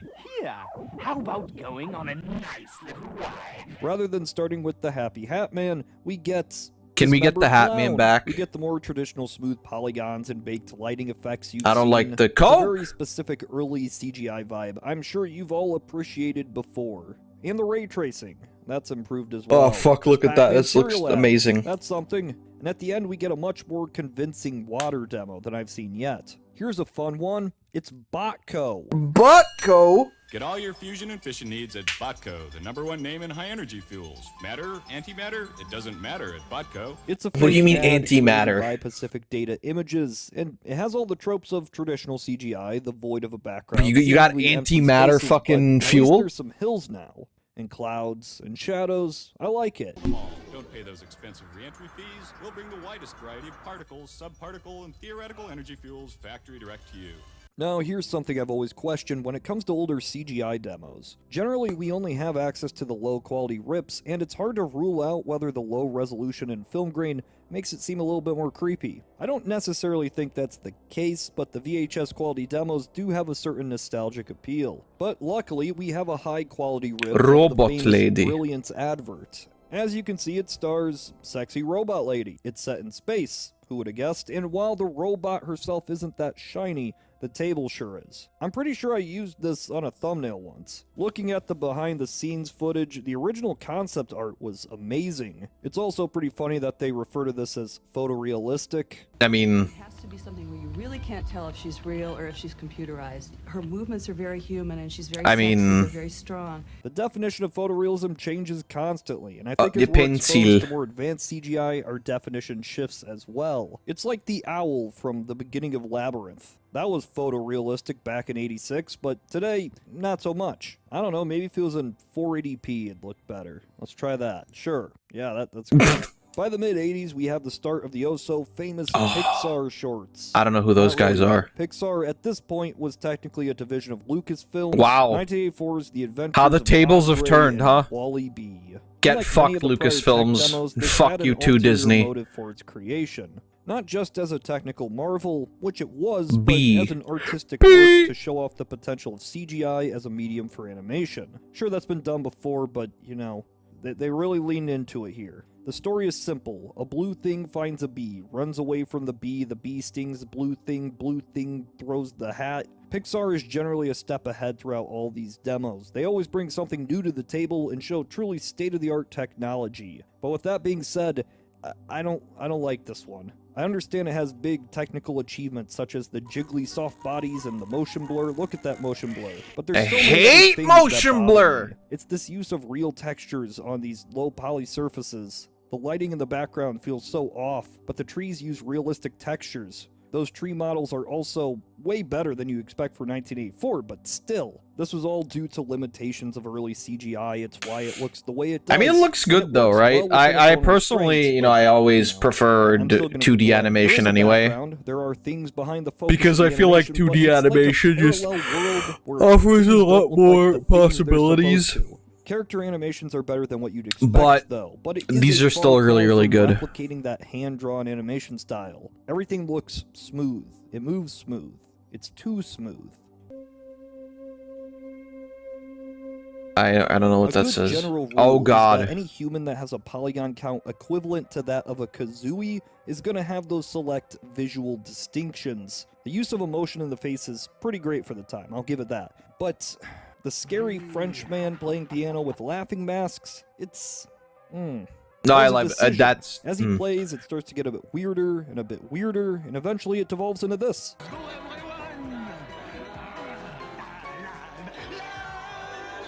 It's amazing. At the end, I guess it's like in Dr. Stone when all the people turn to stone, and yeah, getting humans to work in CGI He just even by fucking this point was fades. an issue. With this in mind, I gotta bring up the Dire Straits Money for Nothing music. Oh, hell yeah. And I love it. Like, it's not pushing too many... It's not doing too... It's I not love too it. wacky, but the CGI work I still think is phenomenal. There's a lot of used space in which it has the limitations of basic shader colors and We got higher to floors, install and it works microwave well. That's what I'm ovens. trying to say. Sometimes it can be difficult to distinguish whether demos are trying to be stylized or realistic. Take one of my favorites, 1985's Chromosaurus. Look at it. Look at the dinosaurs. Chrome dinosaurs. I don't really see a texture on the ground, but a few cracks here and there. Maybe that's a texture. A few mountains. Look at those mountains and some clouds. Instant classic. There's a consistency in the themes here. There's a lot of rigid. It's kind of one of the things though, like I think with a lot of like 3D animation, and you know, specifically because a lot of it is used in like video games and shit today, I think style goes over realism so fucking much. I don't know. Like I you know, there's a lot of games that look realistic and they look really, really pretty. That's not the issue. But it's just like I understand the Look at this thing. the need or the seeming need to go close to like realism, right? I think personally that style is a much stronger thing to work with. It's like, look at stuff like, you know, Tears of the Kingdom, for example. That's a game that doesn't necessarily try to look realistic, but it's like its own art style, and it looks fucking fantastic for that. But especially nowadays, I feel like people are trying so hard to go for realism when it just looks like fucking dog shit. Good reflections and It's like I don't need real, like it depends on the game, obviously. Something like Call of Duty with like more cartoonish graphics isn't gonna work. But most other games will work with like stylized graphics. This Pixar classic received such a good response at SIGGRAPH you reportedly couldn't hear the music or sound effects over all the cheering. And yeah, it's still great. Animation quality has a huge upgrade from WALL-E. The lighting and self-shadows, revolutionary. The one thing that's always felt a bit weird to me is the background. It's just nothing. It doesn't exist. The camera doesn't move either, and both of these are technical limitations. It would take too much time to render. It feels a little creepy, right? Is that just me? It's probably just me. Another Pixar short released around the same time is one of my favorites. It's Beach Chair. It has a chair, and it touches water, and it leaves. It's 18 seconds long, but look at that water. That's really fucking good water. You can also find some more complex physics simulations going around. Another OSU demo from '87 shows off rigid body simulations in a black void on a plane. One of the key aspects that makes computer animation of today possible is the automation of certain tasks, calculating physics that look as realistic as possible. You could do it by hand, but if the computer does it, hey, it's going to save a lot of time. Yeah. I love these soccer balls here. Look, they even bounce. And I suppose this is a good time to explain why the checkerboards and black voids are so prevalent in all these demos. A checkerboard gives depth, more so than a basic colored surface. And having a background is useless unless you just want to show the things that are there. Yeah. Why make it harder and longer to render just for this aesthetically pleasing nonsense? The quality of ads was improving at an astounding rate around this time. Just 2 years after Brilliance, we got this Hawaiian Punch ad. Yo. That music slaps, even if it is just knockoff Trent Reznor. But it is, but who cares? In some of these models, far more than I'd expect. It's also a lot longer than Brilliance. The backgrounds are, yeah, still kind of they a black exist void over there, but still. Hey, welcome back, In 1987, we get my favorite Pixar short film, volume visualization on. We're looking at computer. 3D animation, volume visualization, or CGI, I guess. Which in this case, I guess means clouds, fluffy, good, honest clouds. That's what I'm talking about. A lot of physics stuff around this. Welcome back. Rhythm, a cloth demo was a cloth demo. I mean, it's not all that incredible on the surface. The cloth, yeah, it looks like a good cloth, but listen to this original soundtrack, an original song set to go alongside what is, let me remind you, a tech demo of cloth physics. Fabricated rhythm, that's no way of living. Fabricated rhythm is breaking my heart. Fabricated rhythm, such a crazy rhythm. Fabricated rhythm is tearing me apart. Is this video gonna get claimed now? Yes. Stanley and Stella in Breaking the Ice is a fairly popular CGI short film. It's set in a sphere. What did you work on, It's got Floof? some weird birds. I don't like that bird. There's the fish from Shark Tale. I'm sorry, those eyes ruin it for me. It's all technical achievement aside. Just get rid of the human eyes on birds. Who knew Snoot and Muttley was such a trendsetter? One of my favorite demos of this year is Mental Images, intended to be an abstract short film, which it is. It's a little weird, but it's got Eyes, some nothing atmospheric important. moments, It's cool. a sense of scale, the lighting, it's all good. These reflections at the end, they're really good. I mean, Ooh. really good. And we have another Pixar short, Red's Dream. I have some mixed feelings about this one as well. I think the outside setting and lighting here is exceptional. The reflections are amazing, the LED sign, the rain, it's all great. The lighting on the bikes here bothers me a bit, but whatever. It's a bit plasticky. A lot of the lighting in this for the whole decade is a bit plasticky. The real creepy part is when we get inside the dream of the unicycle, and we find this rubbery-faced clown with the eyes of one Carl Wheezer. Clowns, they don't work in CGI. Let's quit it with the clowns. I'm assuming there was a lot of work going into the animations and soft body mesh of this guy, because we're back into the black void. In 1988, we would get the biggest leap forward in computer graphics. I present to you dinosaur stuff. Dinosaur. Wow, that looks like dog shit. Cool.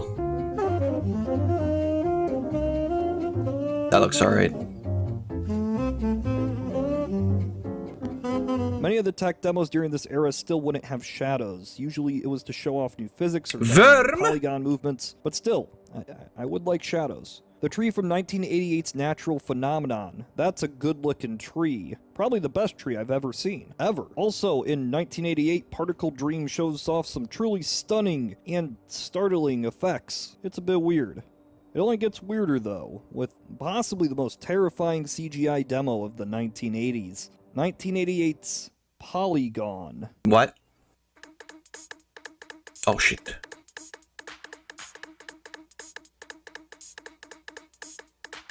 I'm schluking. Fucking okay, Dracula, chill. Hello there. Awooga! Rolled into one, isn't it? You got a void of a background, simple lighting, and this thing. For all the creepy stuff, I gotta ask, why does its tits spin? Like the first shitpost? Because it feels like it. It's so far removed from everything else released in this time. There's very obviously clipping issues and animation problems throughout. That looks so good. The same year, was that we get Goosebumps? another CGI work that spawned this lifelong fear of early CGI in me. It's another Pixar short, and a famous one at that, Tin Toy. On a technical level, Wow, again, it looks very fucking impressive, amazing, holy but shit. I hate it. We aren't in a void anymore, but it's a single empty room. Very liminal spaces here. The textures are almost realistic, but nothing looks quite real. The worst part is that baby. This is one of the most horrifying things I can imagine seeing in the 1980s, or the 90s, or ever. I don't care about the technical accomplishments of this at this point. It's just disturbing. I've never I feel like been a that's fan the of this point. short, but it is possibly the best example of creepy It's a fat baby foot. CGI. But I do like those background characters. They look how I feel. Even as polygon counts increased, realistic textures stretch across the floor. It only makes things more off-putting. We're past the shadowless worlds and money-for-nothing cartoonish humans. And as things look better, in some ways, they kind of look worse. And I think part of this reason is lighting. See, in the real world, photons are emitted from a surface and they hit an object and they're either bounced off or absorbed. Almost everything you see reflects some light, casting subtle colors on what aren't necessarily shiny surfaces. In modern computing, you can take all this light and just calculate it with path tracing of, well, what's that gonna look like? Oh, that looks great. You can't do that here. You can't do that for a long time. It's the 90s, it's the 80s. You can't do that shit. That looks almost real, but light doesn't work as it should. It's like an uncanny valley, but instead of measuring how human something looks, it's how real does it look. And this is close to reality, but something important, that element of lighting, is off. It's also why lighting in shaded areas, like under the couch, looks so flat. It's why everything looks so flat. There's no indirect lighting from other objects. Well, to get away from some of this realism, let's, Jab land. Jab land. I don't like Jab land. Chris Wedge of OSU, the creator of this masterpiece, had some other interesting shorts, including Balloon Guy. I gotta say, Balloon Boy, Freppy Fazbear. And a dog. What a dog. Another unsettling work is The Little Death from '89.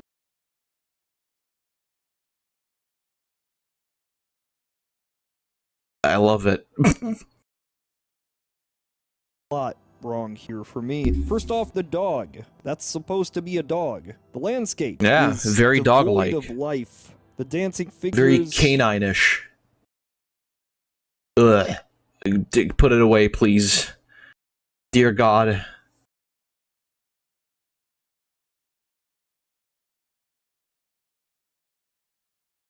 Can you leave? Can both of you just leave?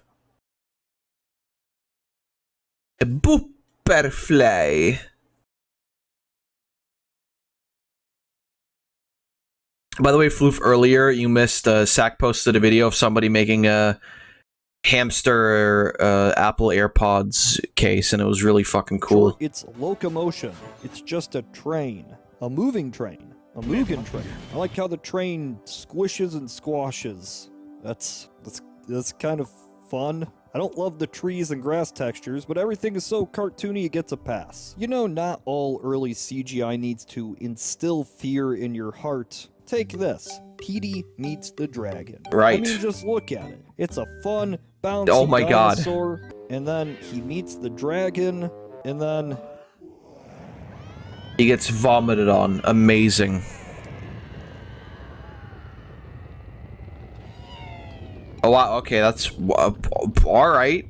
Megacycles was a demo showing off crowds, and it does this well. This weird void of a landscape, the desert with lakes, it has scale. It's just ominous. The lighting on the blocks is very simplistic, giving a pretty flat feel, but the characters themselves, they look pretty good, I must say. But yeah, this demo is all about having a lot of characters on screen at once, and look at those crowds. Don't Touch Me was a groundbreaking motion capture demo with a realistic human. But remember, this is still the late 80s. Yeah. So this is what it Oh looks god. like. Tipsy Turvy is a bit of a surprise. You have these animated kettles and cups. Why do you got a grape kettle? Jiggly physics, and then it sneezes and it breaks. Now that's a bit sad. One of my personal favorites of all time is Knick Knack. Oh, this one, I remember this one. Pixar's choice of characters this time around. It's plastic. Plastic is good at showing reflections of light without having to reflect much of the detail in the scene. Visually, it's peak early CGI. The lighting is flat, objects don't seem to cast shadows. This is the one where they got the... But it works well in this that one. aesthetic. And the music. Never forget the music. Great particle effects, awesome motion blur, and while there's a certain oddity in all of this, I mean, the room still feels pretty empty. I still think it feels more fleshed out than Red's Dream. Sunny Egypt. Look at him. He's perfect. If you've ever seen the short on the Finding Nemo DVD, it was likely the censored version. Can you spot the difference between the two? I'm definitely biased. I feel like I had one. this. There was some. I don't know if it was the great picture to stop on. I don't know if it was the Finding Nemo VHS or whatever, but I remember I saw the original. I saw not the censored version. And this is when I was a kid, so like, yeah, maybe they had a point in censoring it, but you know. I imagine this particular short spread fear in many a child, because I know I found it off-putting, and it probably was. But by the 1990s, CGI was starting to grow up. The technology became more commercially viable, more money was invested, and it seemed to have a compounding effect. I mean, just look at some of this early 90s CGI.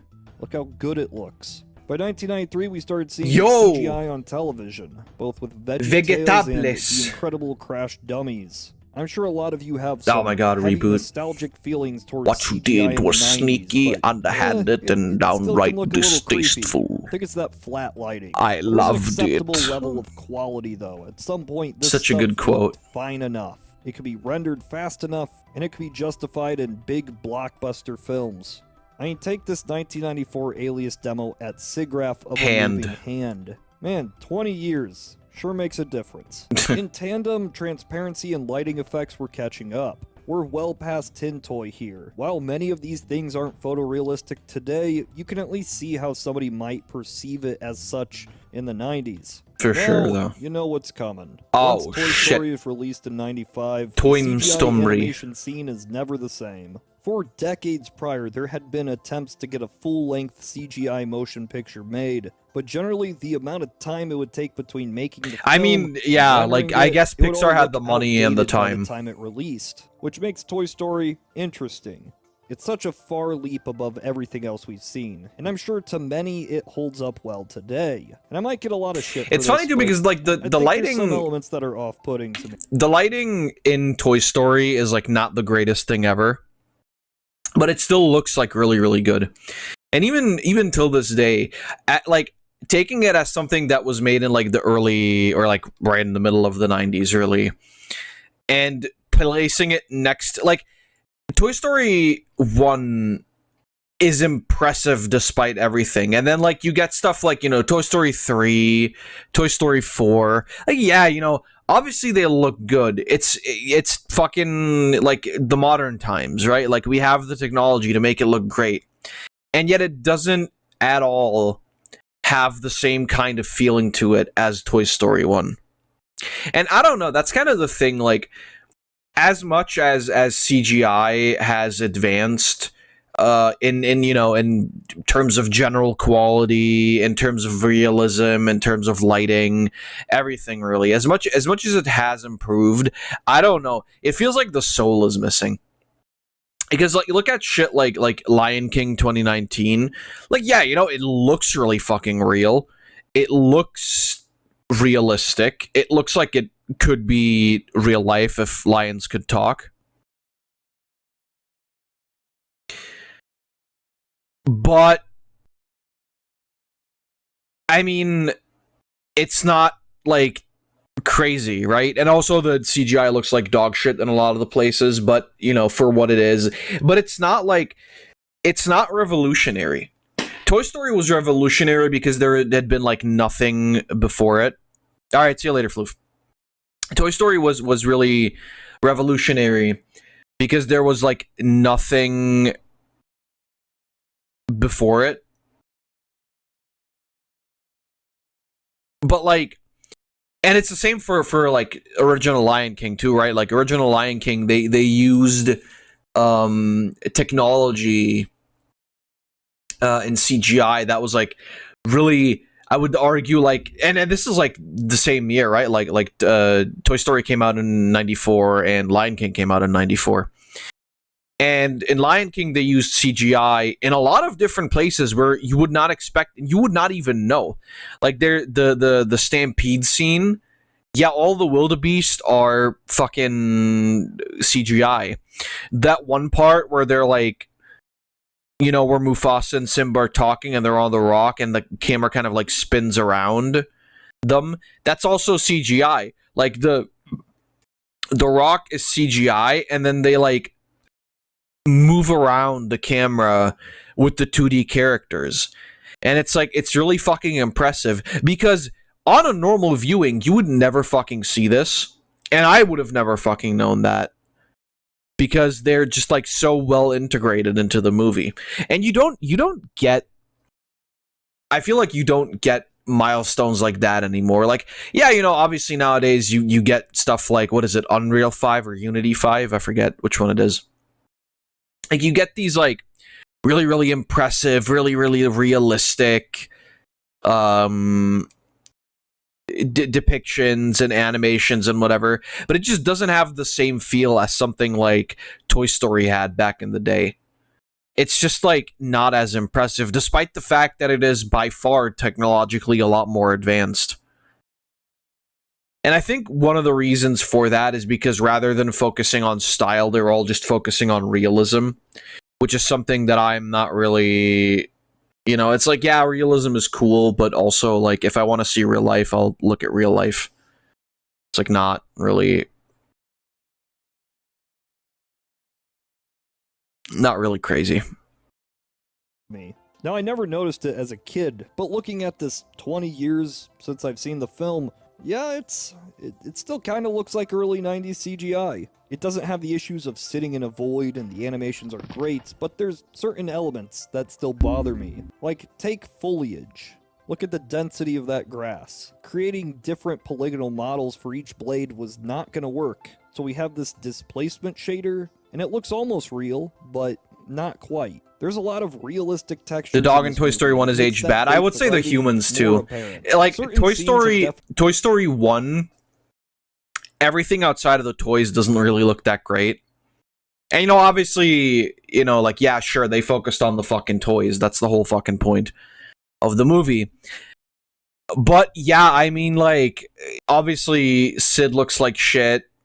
His sister or whatever, like the girl character, looks like shit.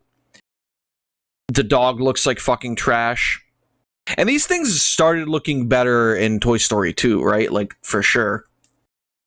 Because the technology advanced even further. But still, like, for what it's worth, I think Toy Story 1 really paved the way. And you can argue, like I said, I still think that 2D animation is vastly superior when done correctly. The problem is that it's not, like, nowadays it's not cheaper and it's not, like, less time consuming than computer generated. And computer generated can still work. There's been a lot of, like, anime recently, or like, you know, several anime where 3D animation works. Demon Slayer is a fucking fantastic example of that, because Demon Slayer really, really works with its 2D animation. But oh god, my neck. But you know, then we also have shit like Berserk 2016, where it's very clear, okay, this shit does not work. We have shit like in like some of the scenes in Overlord that just look like complete fucking dog shit, because it's like not well integrated. And there's the problem, like, you can't really make 3D anime look good as it stands. Or you could, but it takes a lot of money and a lot of effort that doesn't really exist. Like, you know, aged better. Like inside Sid's room, that looks great. That window there, it's a great window. And the human models, though, yeah, it's better than what Tintoy had. Not by a lot. I'm not gonna shit on this that much. For the technology of the time, it's truly astonishing what was achieved here, and CGI finally got the attention it deserved. There's something unique about these early years of CGI. Something almost akin to liminal spaces. Very stylized, very nostalgic, and this sense that something might be off. And I think that's part of the charm. A lot of these demos, they push the boundaries of CGI further than ever before, and occasionally, they went a bit too far. One of the best worst examples I have about 3D anime is the Saint Seiya Netflix series. I wouldn't know. I've never seen Saint Seiya, but I believe that. And like most anime, most 3D anime doesn't really work that well at all. It's just, the problem is, for a lot of the things, there's too much going on. Like I said, like Demon Slayer, for example, makes it work, but I'm assuming they also have the funding. So it's like, yeah, okay, it's gonna work. Alright, what is this? SFM short videos compilation. SFM just makes me think of cum.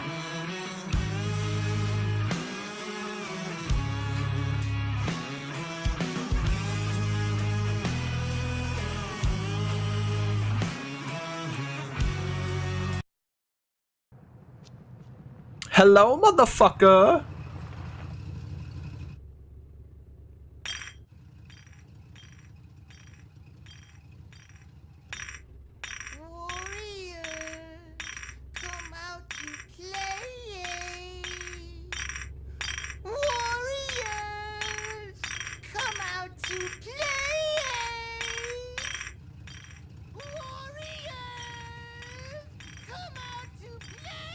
Marisa based.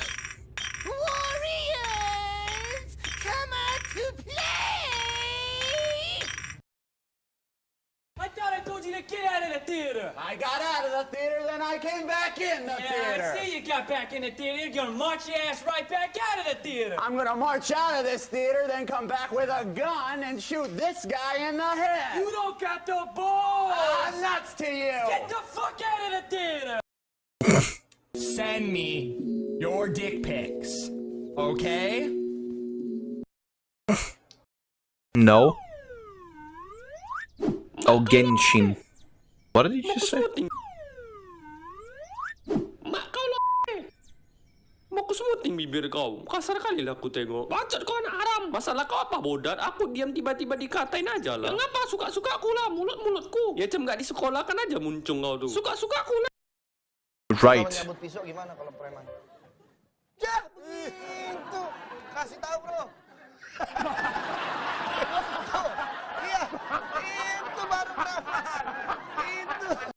Spanish from Chile, truly. Phew. Zelda. Link. Oh boy, smooching time. He's just standing there. You are either lying or you're stupid. I'm stupid. I'm stupid. Astaghfirullahalazim.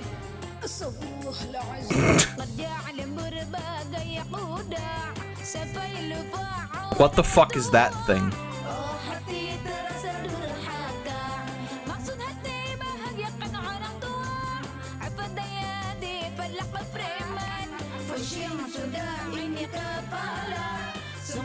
People really like using Genshin Impact shit to animate.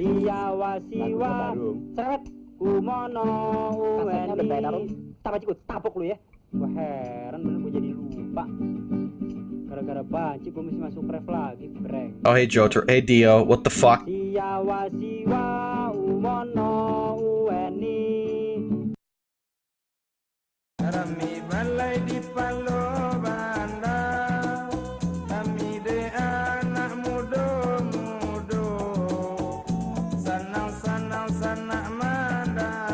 Speaking of amazing 3D animation.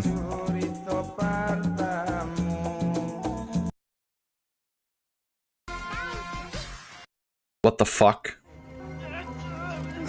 Amazing.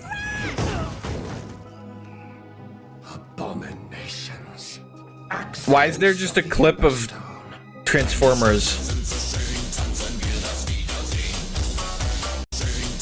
Of the Ember Stone. Accidents of the Ember Stone.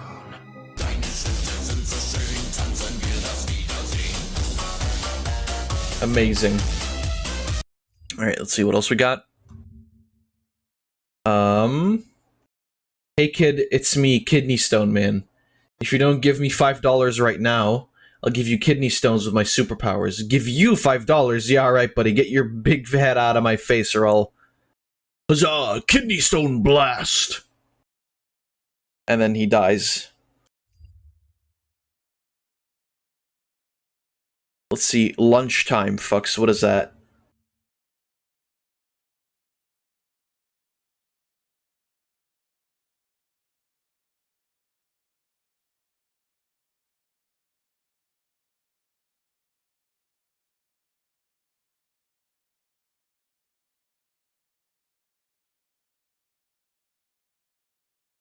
Why the fuck is this loading so slow?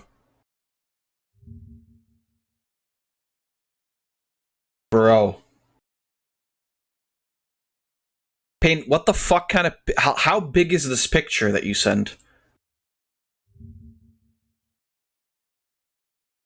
Yeah, what the fuck? I mean, like, I get it, right? I'm streaming. It makes sense that it's a bit slower, but, like, what the fuck? Didn't realize Ragatha had a fat ass until somebody pointed it out. My entire worldview has changed. I mean, that's how ragdolls work, though. Ragdolls, they have like this weird tube body, and then at the front of the body, that's where the legs are attached. And then, you know, like, basically the rest of the tube where the ass would be is, like, relatively big because you're supposed to be able to sit them down. That's how ragdolls work. It, like, Ragatha's dress being so far, like, her dress having this kind of fucking curve is entirely normal because that's how ragdolls work.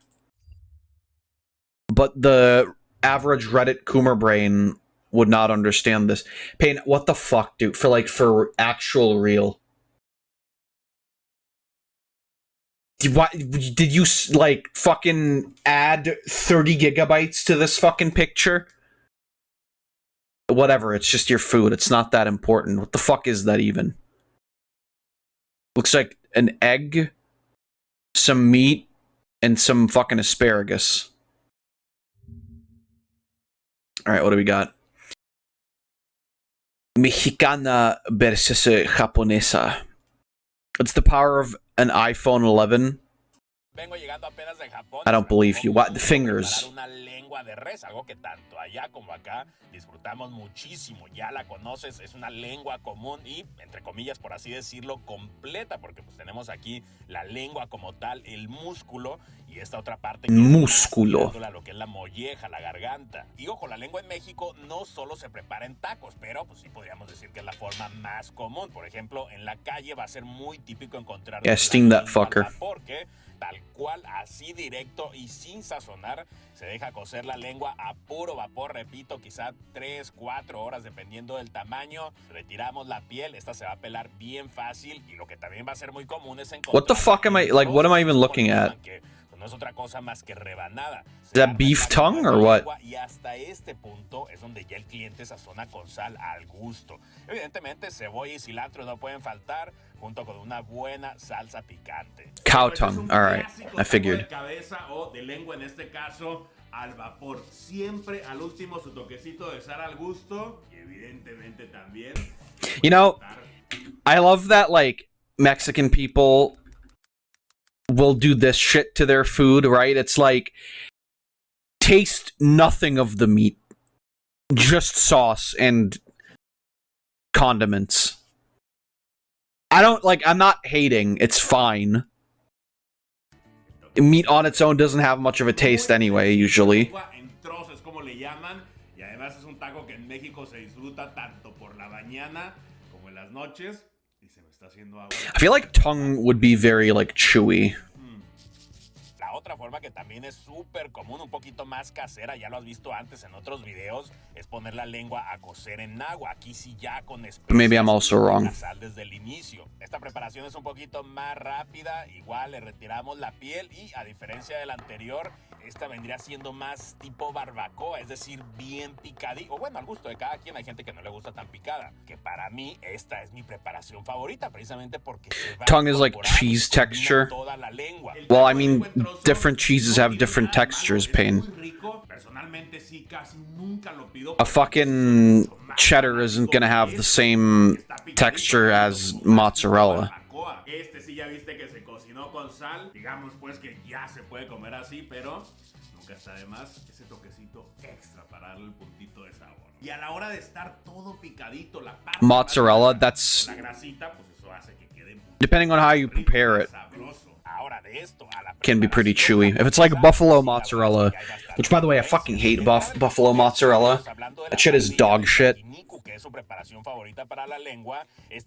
It's like, buffalo mozzarella is one of those things that's like, it's just too fucking much. Like, you can hardly chew it.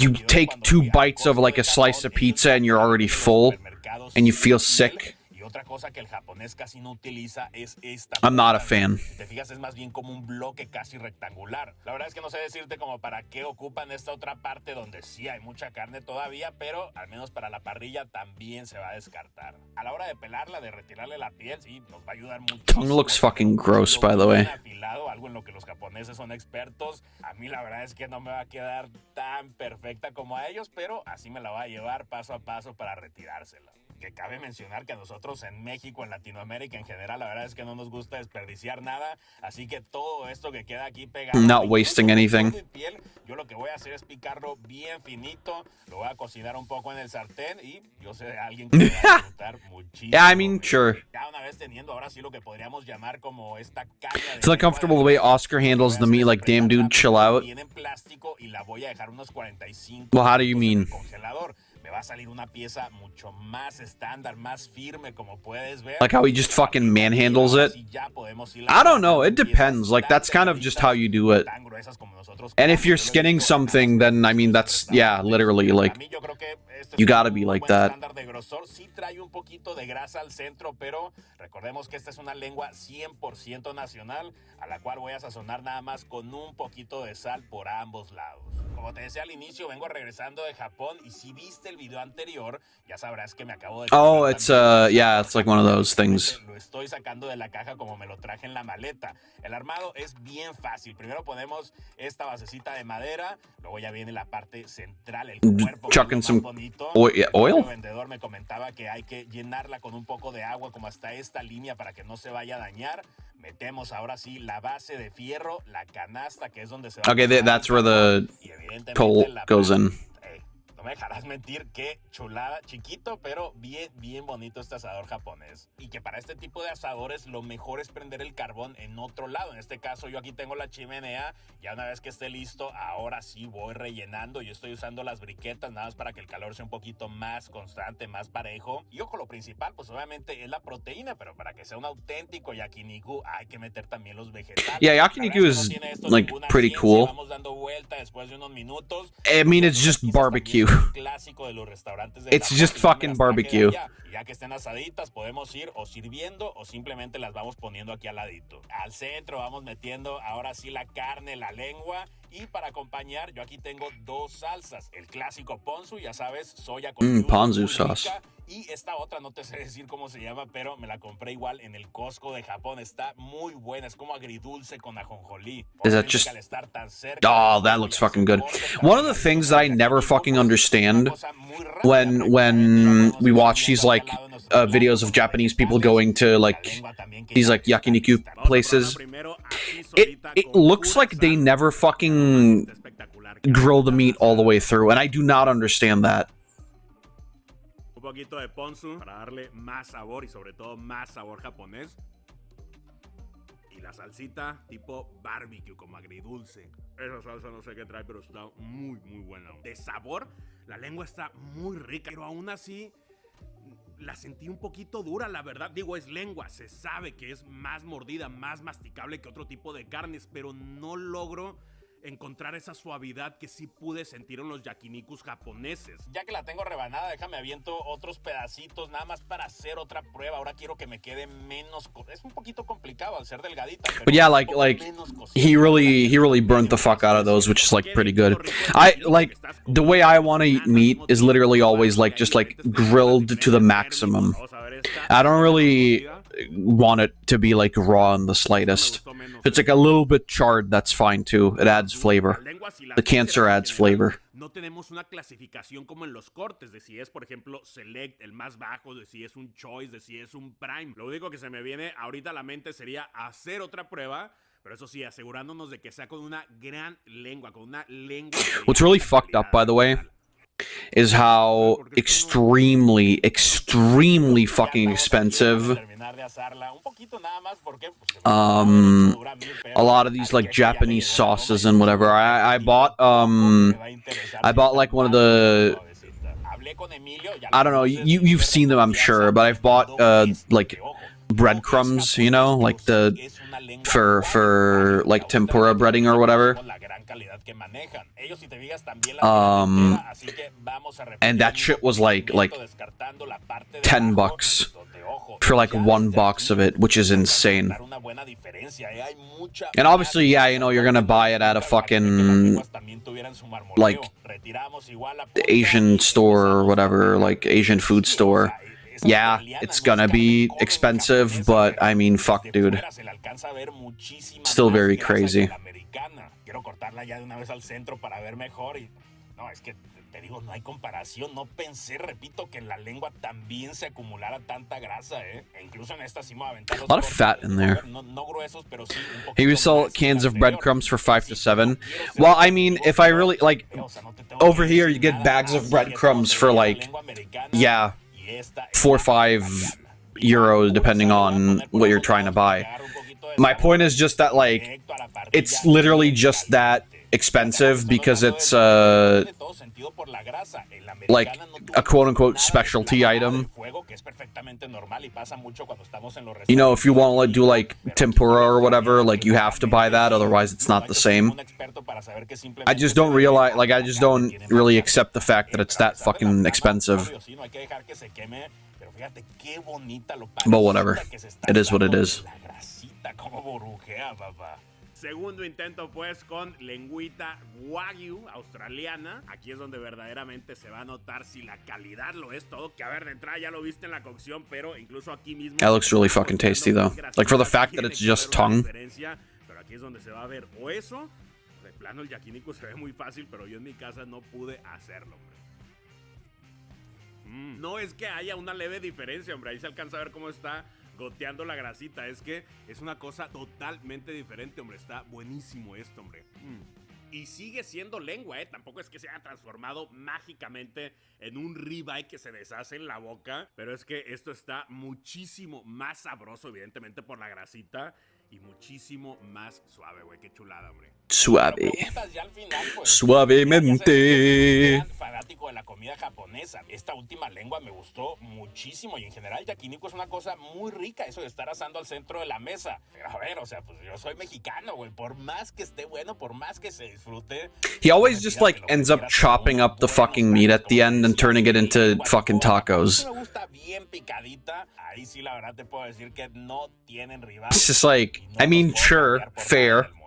Como siempre, amigos, muchas gracias por ver este video. Espero que te haya gustado. But ya sabes que cualquier cosa que quieras agregar, it's funny. abajo los comentarios están abiertos. Más información, todos los productos que utilizo, links a mis redes sociales están en la descripción. Y nos vemos, pues, en el siguiente. All right, cool. Let's see, what do we got? She'll be your waiter for tonight. Damn, shutty obese. Shut the f up. If you're as fat as that character, the only thing that needs shutting is your mouth. Save some food for the starter. Save some stupidity for the rest of us. You're hogging it all. Speaking of hogging. Oh god, that's so horrible. What made you so violent? Good lord, go back to doing your homework. Violent. The only thing in harm's way is your blood pressure. That doesn't even make sense. Funny? Like, genuinely, the only one laughing is your mate. Yeah, I assume my jokes are in bad taste. Probably unfamiliar with the description of bad taste. Huh? That was the most low-hanging fruit you could ever pick. As if you know the least bit about fruit. Damn, that's rancid. For tonight. But, goddamn. Oh, it's Glorb? Yeah, it's fucking Glorb. I love these. Breaking news today is the Chum Bucket has been riddled with bullets in a drive-by shooting. Emergency responders have reported one female victim. And one thing is for certain, Bikini Bottom is no longer safe.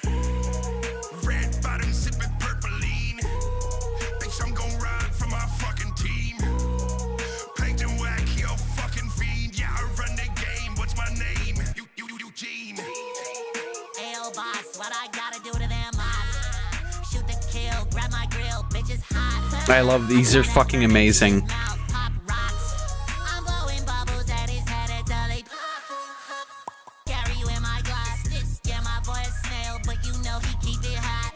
Did this for my city, cause I rep Bikini Bottom. My David B. Goliath hit that when I pop. Cause I'm only doing real shit, I don't do no sad reps. Squidward got that kill switch, stuffed up like his bag that. Patrick, he was brainwashed, but we got him back yet. SpongeBob, what are you drilling? Cause my boss is Mr. Swag, so yeah. Bottom sipping purpleine.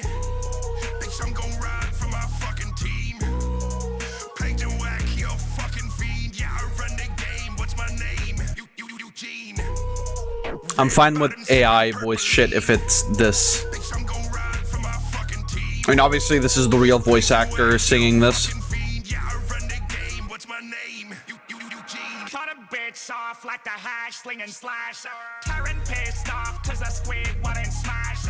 At the bubble bowl backstage like an actor. She want my bullworm like it came from Alaska.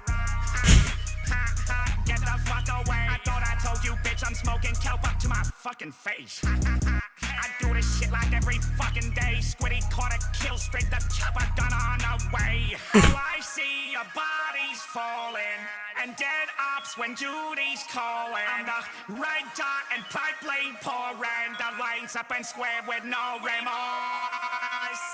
I am him. As hard as this goes, no line will ever fucking go quite as hard as the Plankton song where he goes like, oh god, what is it? What was it like? That boy gonna bleed, that boy gonna die. Know that I'm him, cause there's only one. Ah, that one's fucking sick. That's like, you can't beat that. I'm sorry, Eugene.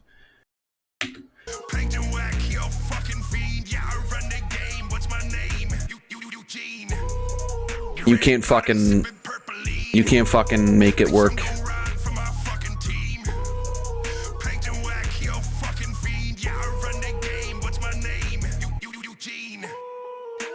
It's good though.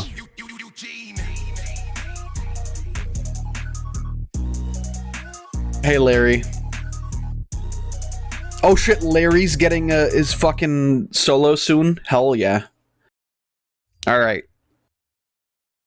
Well then, you guys are free to keep posting if you're still here. What I'm gonna do is I am gonna... You know what? I think we should return to form. Let's see if I can find some... What the fuck is that? What the fuck is that? Actually looks like something that Sack would post, so I'll look at it. Also just toy. And while this is playing, I'm gonna look for some toy ads. 이거 분해해서 재료로 써야겠는데? 라는 생각을 합니다. 오늘은 이 장난감 안에 있는 부품을 가지고 카드캡터 체리에 별지팡이를 만들어 볼 건데요.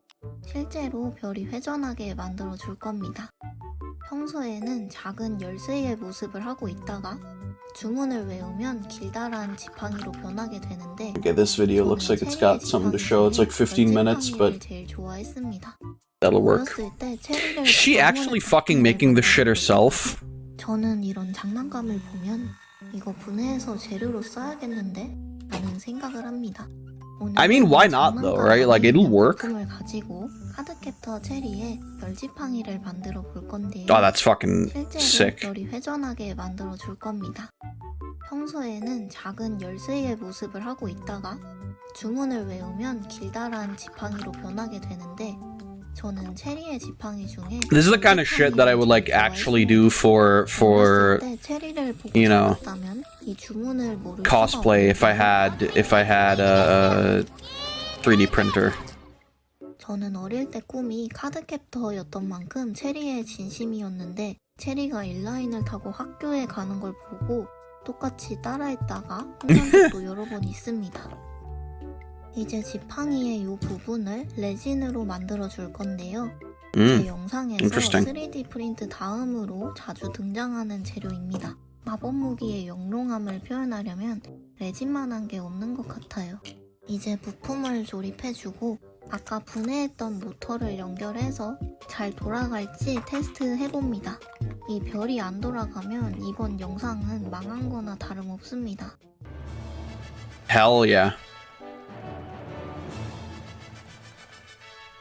모터가 튼튼해서 그런지 잘 돌아가네요. 사실 제가 잘 만들어서 그렇습니다. 단단하게 고정을 해주고 다시 확인해줍니다.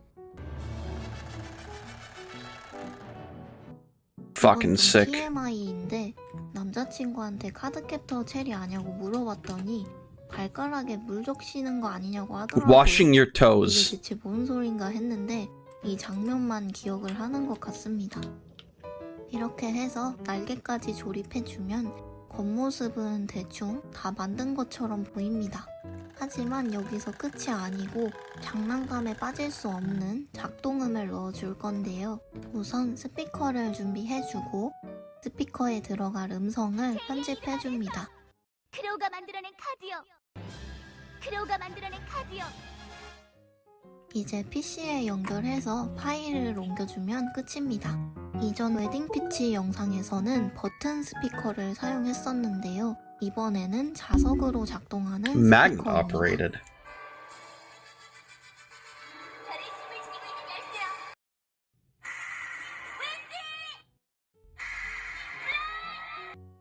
이 많은 스피커들을 어디에 사용할 거냐면 첫 번째로 이 열쇠입니다. 별의 열쇠를 지팡이로 만들려면 마법진 위에서 주문을 외쳐야 하는데요. 이걸 똑같이 따라 하려면 먼저 마법진이 필요합니다. 가운데는 자석으로 작동하는 LED를 넣어주고 주문 음성이 들어간 스피커도 안쪽에 붙여줄 겁니다.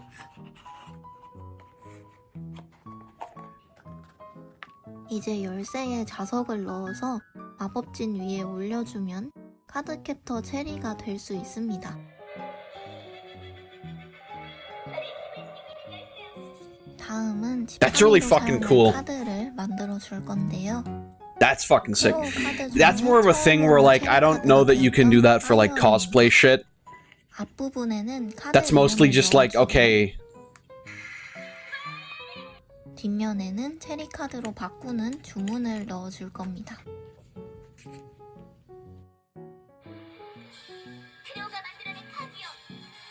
나머지 카드에는 효과음 스피커만 넣어주고 뒷면까지 체리 카드로 만들어 줄 건데요.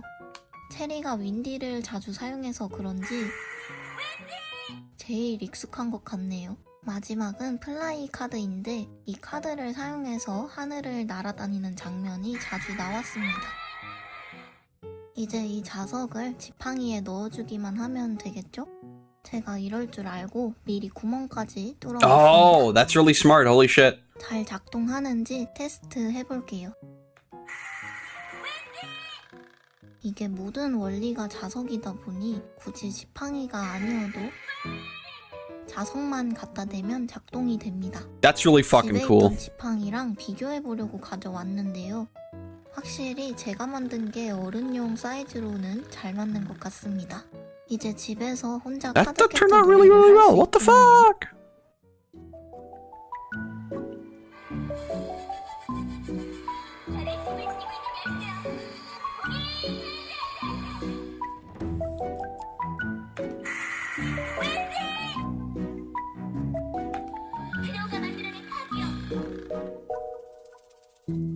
I think Sack would love this. Might watch some more of this person's videos because they make some really fucking sick shit. Anyhow, let's see what Sliggy's fucking freaking out, by the way. Can I... Hello? Okay, there we go, come on. There we go. Let's see, Rad 90s toy commercial. I think we actually, like, watched videos by this person previously.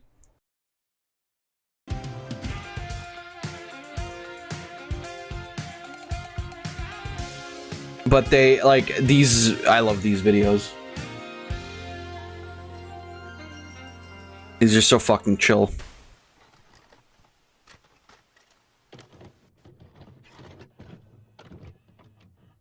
I remember this screen, Jesus fucking Christ.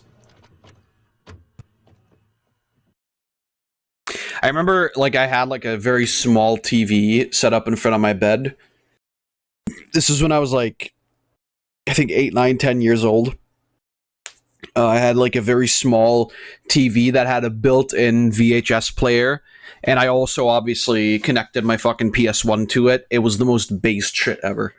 It was like that was the first time where I realized, like, yeah, you can just set things up in front of your bed and play them in your bed. And then I never really did that ever again because it never really paid off. Maybe, well, I mean, not really. Like, even when we move there's not really a reason to do that. It always just reminds me of that one picture of, like, the dude who has, like, this weird, like, switch holder that's, like, hanging over his bed, and then somebody compared that to, like, the little baby toys where they jangle, like, the keys above them.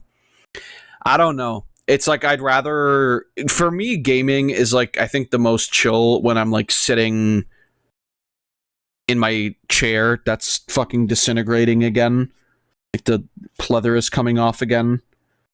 Just like it did on the last one, which was the exact same chair.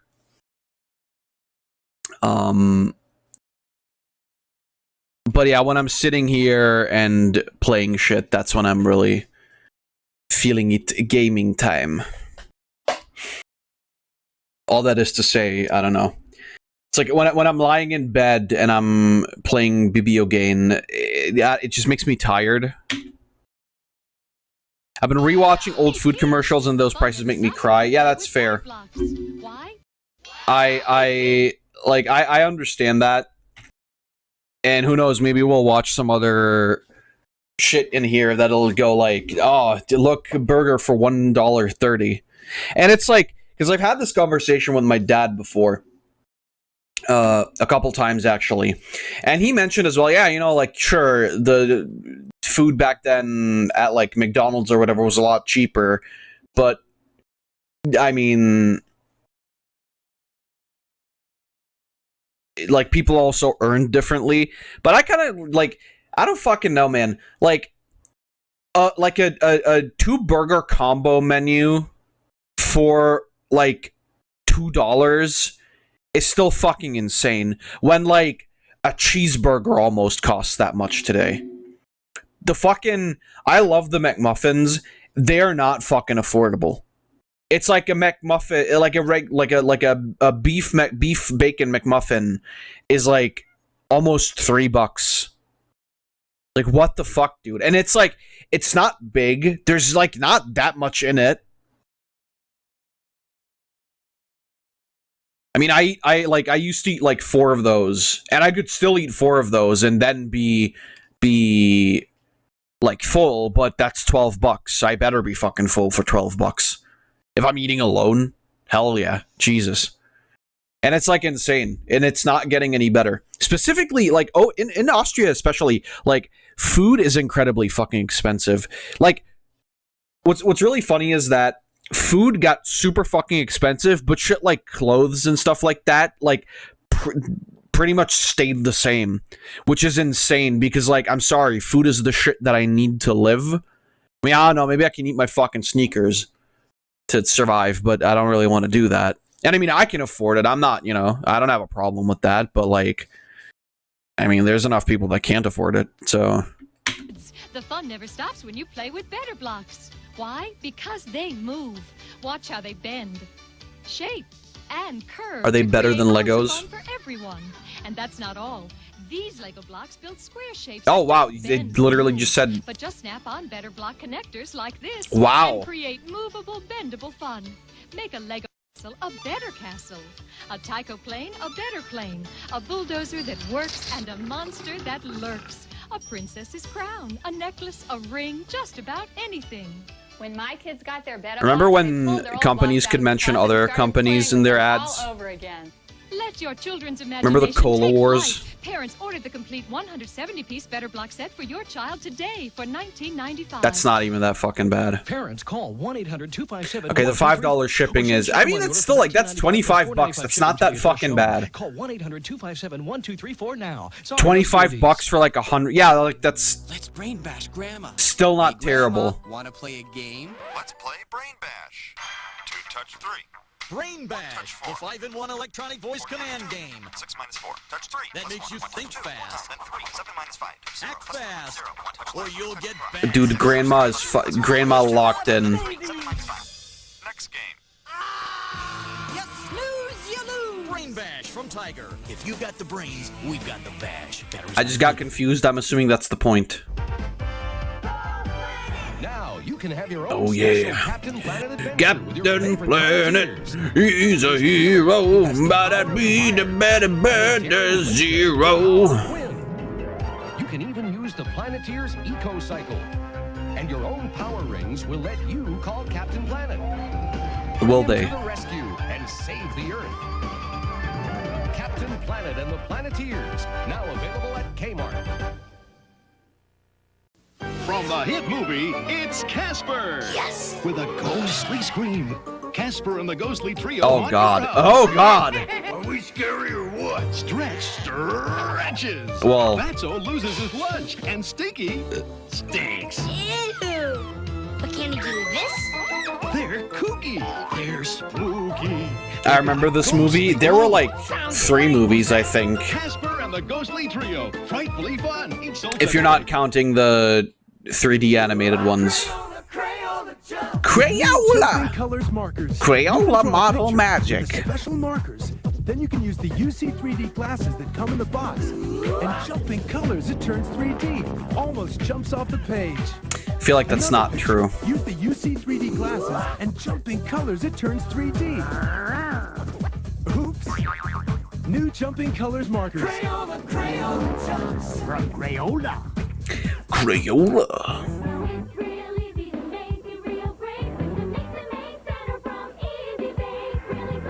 I can blend real shapes. Really make it. Check out the pudding I can make. Yeah, we're making ice pops for the freezer too. This would never fly today because it would be like so sexist to have a girl's toy marketed towards girls. This would be like complete, you would get killed. Still some 3D glasses from the cinema, what a ripoff, they didn't work. Was it the blue type? The blue-red type? More than the usual RC. Sure, it's fast, with rechargeable 6V jet turbo speed, but this truck's back in more than horsepower. Firepower's also the fastest secret weapon on wheels. Is it? Raised a hidden radio control. Oh, fuck. Now it's an RC mobile attack vehicle. When you're driving with firepower, you call the shots. New Firepower. Battery pack required, sold separately. Tyco RC. Maximum heat. Maximum heat. Night falls. Adventure Night calls. creatures. Tonight, London is being haunted by a horde of nightmare creatures. No, the new ones they're just like shades. I mean, here's the thing. I've been into like a couple of 3D movies with those. I never noticed the fucking 3D effect. It's like very rarely that it actually like pops out in any way, shape, or form.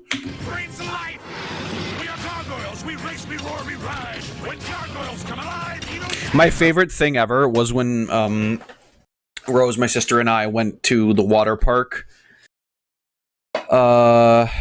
Like fairly towards the end of last year. And indoor water park. And they had like one of these like 5D cinemas, right? Which is just basically like you sit in there, you watch a movie, and they like shake the seats or splash you with water or some shit. And what was hilarious to me was that like they had like a sign that said stealing the 3D glasses makes no sense. Like, dear customers, don't try to steal our 3D glasses because they have fucking like GPS chips in there, and we can just track them back. And I turned to my sister and I was like, that's fucking bullshit. No fucking way in hell did they put fucking GPS chips in there, because that shit would be way too fucking expensive for what is essentially just a shitty piece of plastic with like 2 3D lenses in there. Don't fucking lie to me. Crazy Charlie was on the loose. Oh shit, Crazy Charlie. Lego Maniac! Oh, the Lego Maniac, holy shit.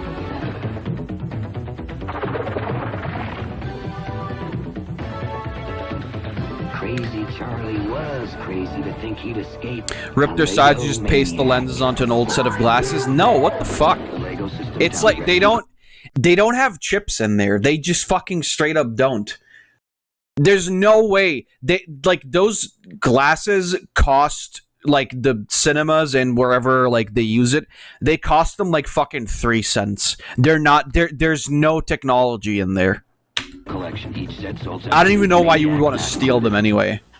Light bright, turn on the magic of colored lights. It's easy for your kids to make beautiful pictures with Light Bright, and they can even create their favorite Disney characters with Light Bright refills. Light bright, turn on. We should watch some comic shit too. It's Mall Madness! Sale at the shoe store. The new shop till you drop game that really talks. Sale at the fashion boutique. It's all the fun of a shopping spree. With Mall Madness, you get it all. A bank account and your own credit card. Liren at the sunglass boutique. Mall Madness really talks. To win, buy everything on your list and be first out of the mall. Attention mall shoppers. Mall Madness. The Look at these fucking, look at the hair, look at the fashion. Attention mall. This is peak. Mall Madness. The 90s, I've said this before, the 90s really were peak. Like, the 90s were such an optimistic and hopeful age. Like, despite the fact there was still a lot of shit going on, but people just didn't give a shit. They were just like, yeah, whatever. If you're sad, go fuck off. We just want to have fun. And that's why the 90s were so peak, because it's just like everybody was like just being as happy as they could be. And obviously, you know, like ignoring problems isn't a solution either, but like, I don't know. I prefer that to quite literally any of the negativity that we see today. Electronic electronic shopping game that really talks. From Milton Bradley. It's the mall with it all. And people who want to say that the 80s and 90s, but specifically the 90s, weren't that good are just like fucking lying to you. Literally. Why is it that like everything now, or so many things nowadays, are trying to replicate the 90s, right? And I'm very like a very late 90s kid. I obviously didn't like experience a lot of it. There were some things that I experienced just because like Hungary was so...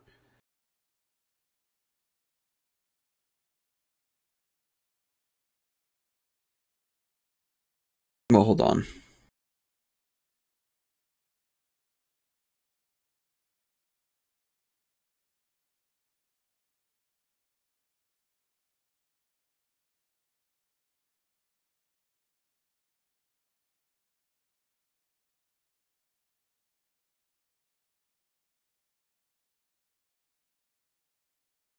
All right.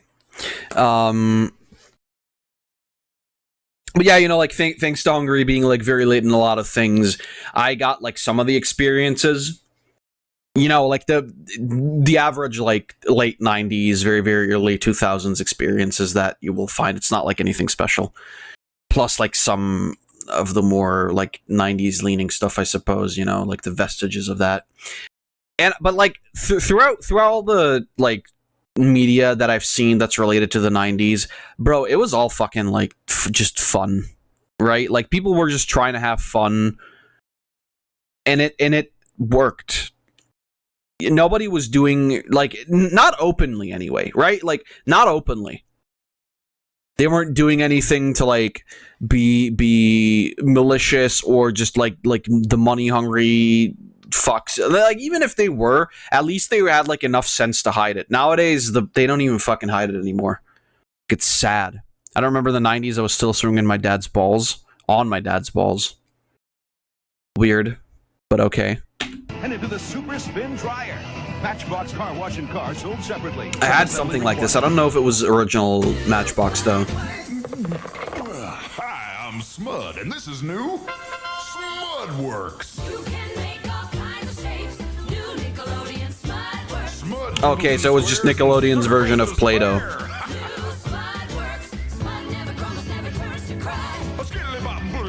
Crank it up, stretch me, mash me, mold me, twist me. New Nickelodeon Smudworks activity set comes with one Smud tub, others sold separately from Mattel. That horrid mascot, I would hardly call that a mascot. Welcome to Skull Dungeon. Wow! Is that anything like Castle Grayskull? Smasher, get up! Your brain donor is here. Me want brain. No way, slime face. Whoa! Rude. Watch out for that first step. It's not over, Mighty Max. Will Max get fried? This had a TV show, by the way, just to sell toys. All these adventure sets, each sold separately. Mighty Max figure included from Mattel.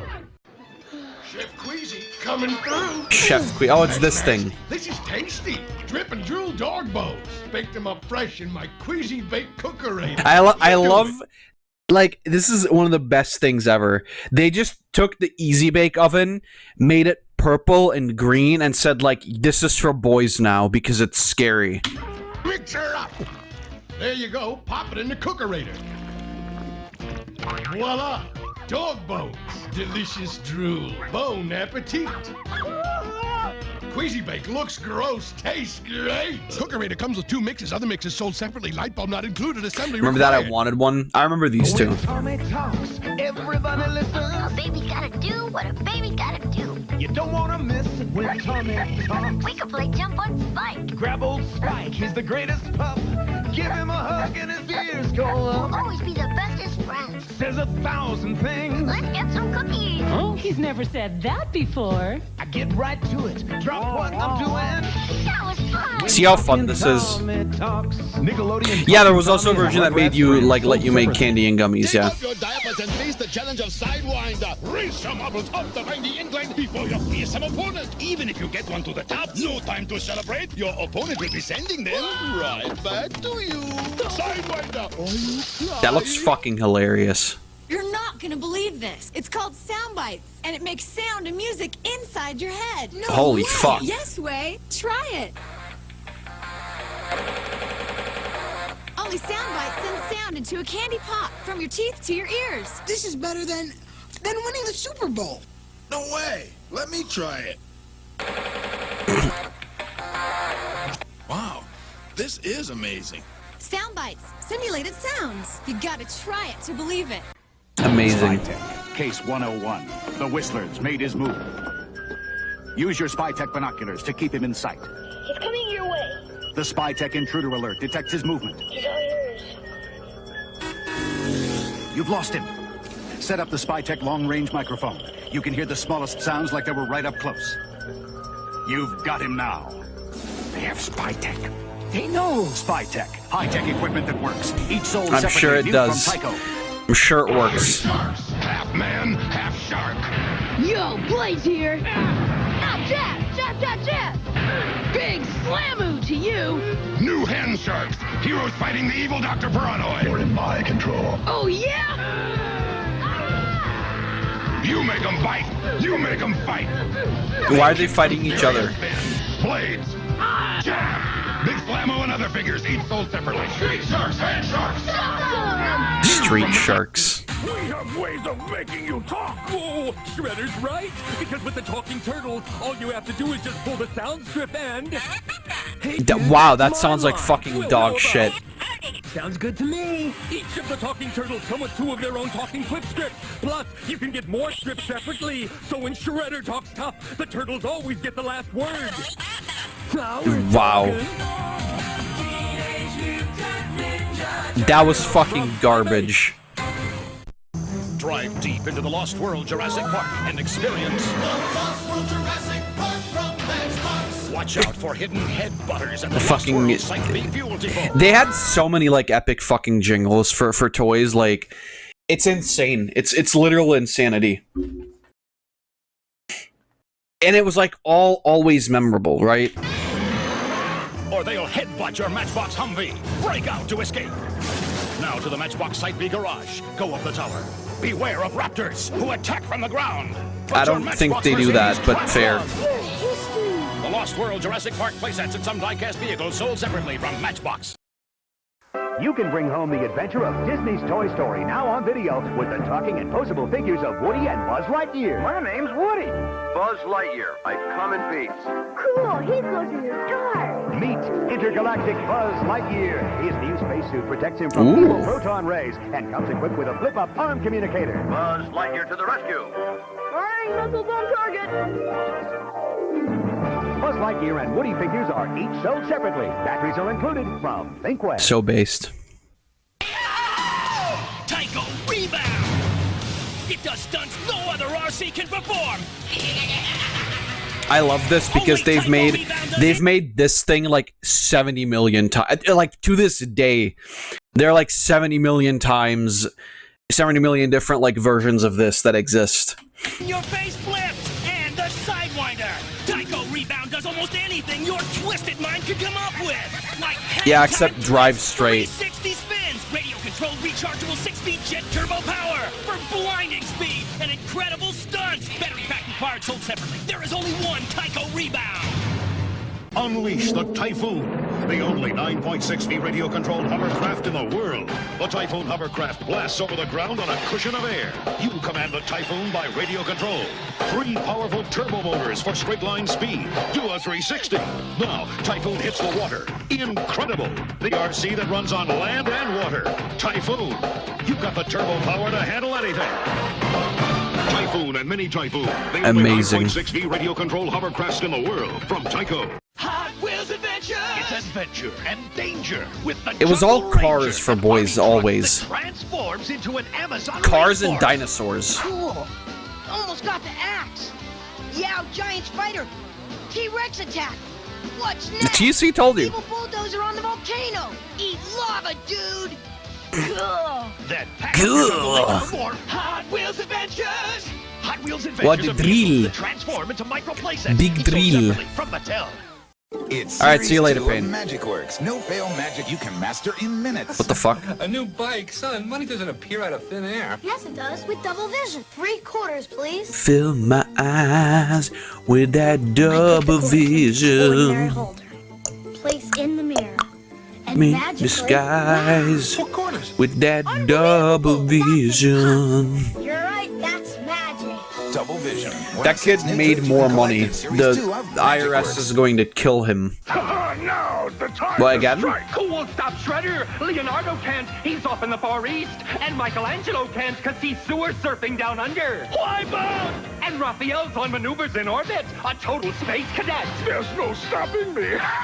But wait, it's Donatello. He's been in disguise all this time. And so were the rest of the turtles. It was all a trap for Shredder. Don't you just love it when the foot trips up?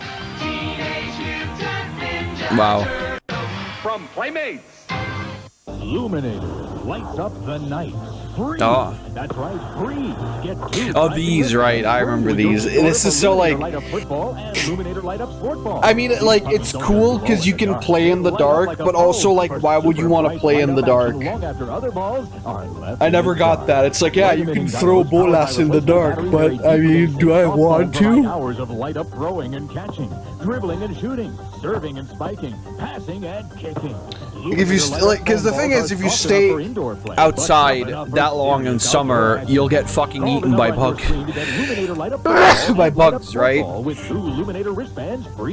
And chances are, if you had a garden, you probably had a fucking light in the garden. Batteries not included. All Illuminator products come with a 30-day money-back guarantee. Have your credit card ready. Operators are standing by. Ah, well. You must be 18 or older to order. Sorry, no. For 20 bucks, it's not that bad. Light up sports. Leave all other games in the dark.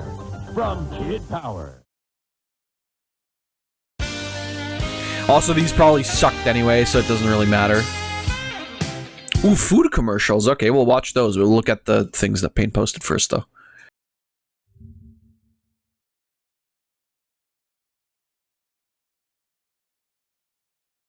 That's a sequel to Megamind. I want you to have it. I don't really want this. I mean, yeah, the sequel looks like fucking... It's not only does it look like fucking dog shit, it sounds like it. It's, like, not interesting at all. I saw the trailer. It looks like shit. I'm not gonna watch it.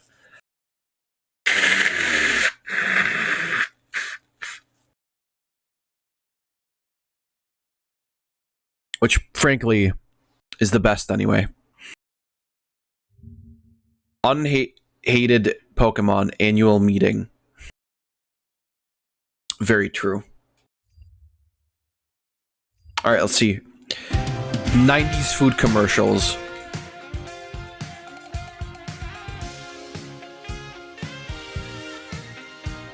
Will we ever get a time like the 90s again? I don't know.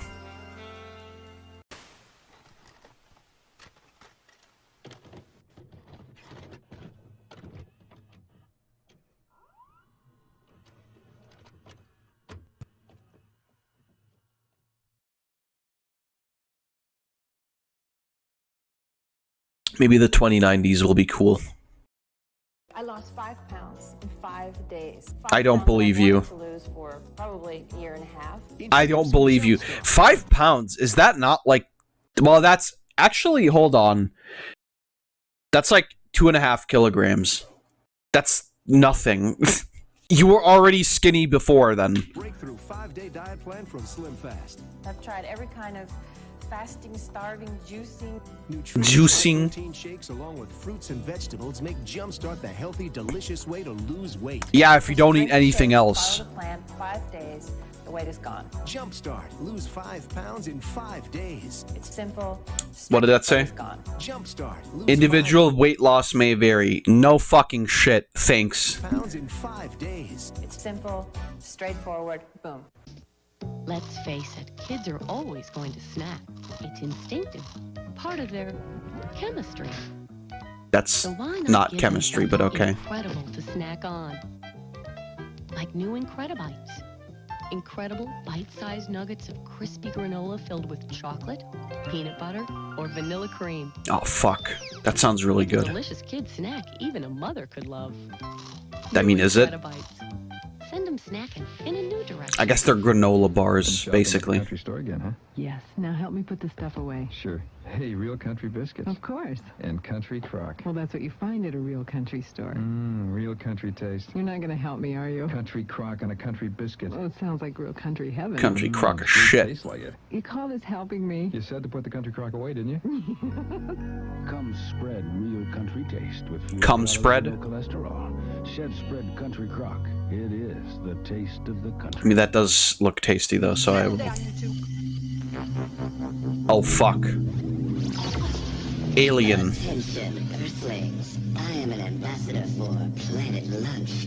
I bring you new Planet Lunch snack packs. Oh, fuck. And you can collect Planet Lunch points to get cool stuff. See catalog for details. Let's party.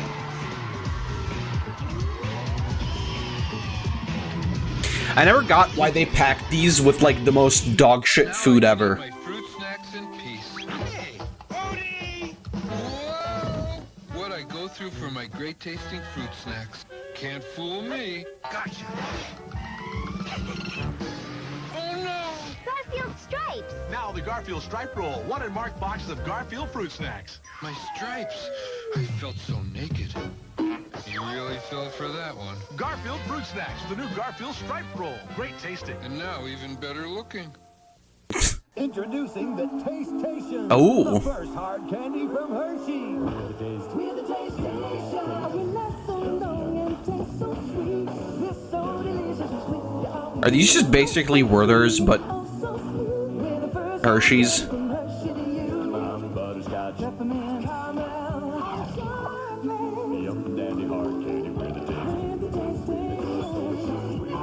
I love Werther's, by the way. The first hard candy from Hershey.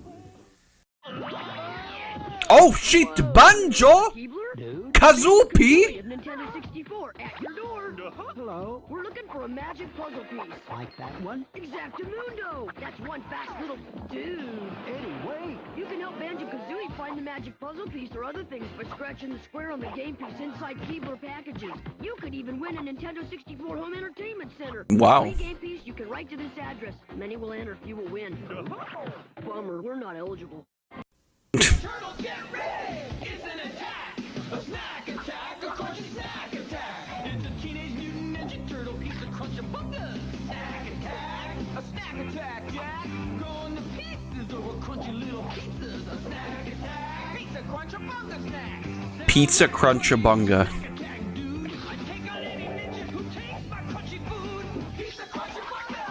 I bet that tastes fucking awesome.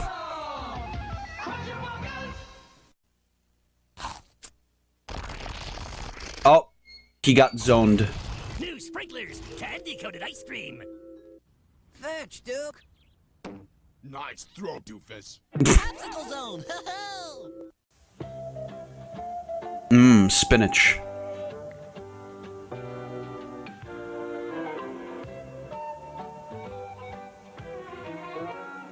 The one and only taste of Sara Lee cheesecake. It's incredibly I actually have cheesecake. It's incredibly creamy. It's Maybe later. incredible what people will do for the only cheesecake good enough to be called Sara Lee. Nobody doesn't like Sara Lee. When you want a hot meal without a big deal, what are you gonna pick? Oh, that classic. Are Hot Pockets actually that fucking big? Hot Pockets, filled with delicious pepperoni pizza, chicken and cheddar, or ham and cheese in a crispy pocket. I mean, you can literally just make these yourself and it'll be more healthy. What are you gonna pick? Hot Pockets. The hot meal in a pocket. What are you gonna pick? Hot Pockets. Try Lean Pockets, too. Mmm. Hey, have you checked out the Nabisco thing? Because every time you see the Nabisco thing on the outside, What the fuck is that? cool stuff on the inside. Things you love, like Oreo, which has something cool going on. It's a spring thing. Same scrumptious Oreo taste with a wild color in the middle. Oreo with blazing blue cream. Wow!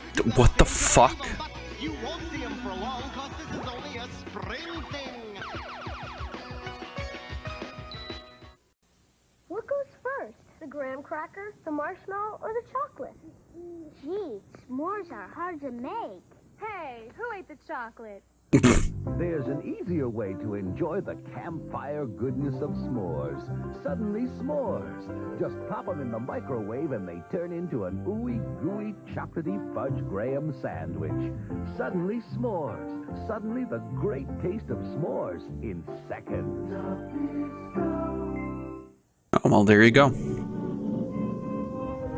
S'mores have always seemed like such a base thing. Oh shit, tricks. They're for kids, I've heard. Sending your spoon to new heights. With 2 fruity colors in every cup. Flavors like triple cherry and raspberry rainbow. You know, this seems like more like a early 2000s animation than 90s. But who am I to... question.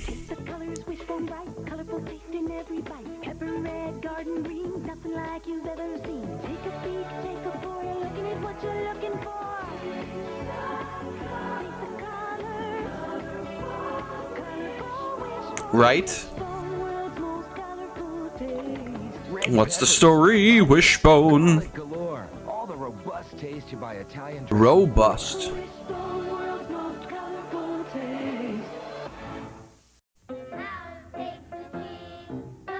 Like cheese?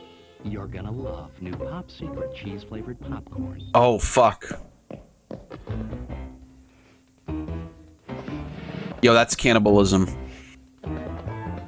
Each bagful is bursting with... I mean, if you closed the door, they wouldn't have smelled it, you know? New Pop Secret cheese-flavored popcorn, so irresistibly cheesy. I've had cheese-flavored popcorn before, it's not bad. What's the story? Domino's is going wacky. Going where? I don't know. Gonna get Kool-Aid. With every medium or large Domino's pizza order. Do I buy a medium or large? Yes, and get free Kool-Aid. Well, if you eat more than 1 pizzas, then you'll definitely have to buy a large. A free 2-quart pack of Kool-Aid sugar sweetened drink mix, 30 Kool-Aid points, and a fun wacky warehouse order form with any medium or large Domino's pizza order.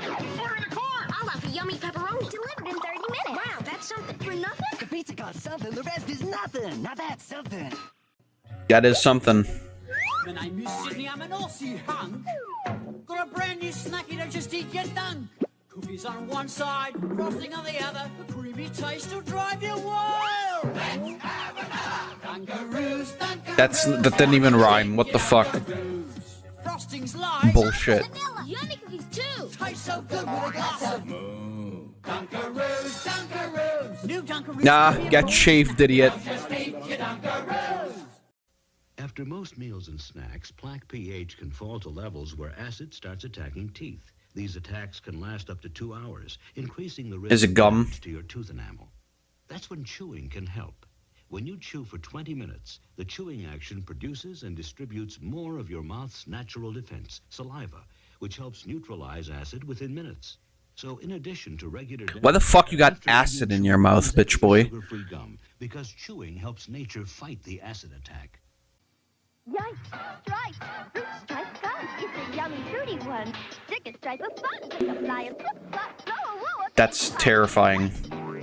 Also, I guarantee you these tasted like gum for like 3 seconds. And that was it. Yikes! Stripes! Fruit stripe gum.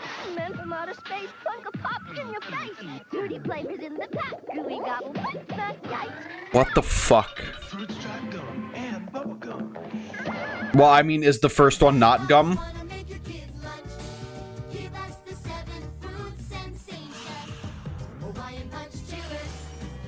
I feel like Hawaiian Punch is not quite as fresh fruity as you would like us to believe. I feel like you're maybe lying here a little bit. Oh, yes. Hey, how about a nice Hawaiian Punch? The tremendously tropical Hawaiian Punch. Does make me thirsty though. Just when you thought it was safe to eat shark bites. Right. Shark may have up to 3,000 teeth. Oh no. Should have been a real shark. Bro, these kids are chads just eating the sharks. Class dismissed. Whoa! A shark's tooth. Fruity shark's teeth. Now in Shark Bites fruit snacks, you can put the bite on some today. That's weird. but I like it. It's cool. Alright. What else does this guy got? I'm kind of in the mood again. Rad 90s cereal commercials. I don't care about cereal that much. Rad 90s toy commercials. We'll watch that. Is nostalgia bad? Yes. More toy commercials. I don't know, video commercials is whatever. Food commercials. Toy, food. Yeah, they're fast food commercials. Food and more toys. Let's keep going. I love these. This is like the most relaxing shit for me ever. Why does the stream dashboard say I've only been live for 2 hours? That's clearly not true. Yeah, it's like 6 hours. Wow, it's already 6 hours. Jesus. He's just like, they just remind me of like, you know, a lot of my childhood and just in general, like, a lot of fun shit.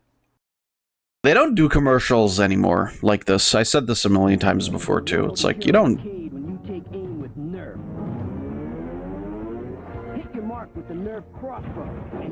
Never asked fun anymore.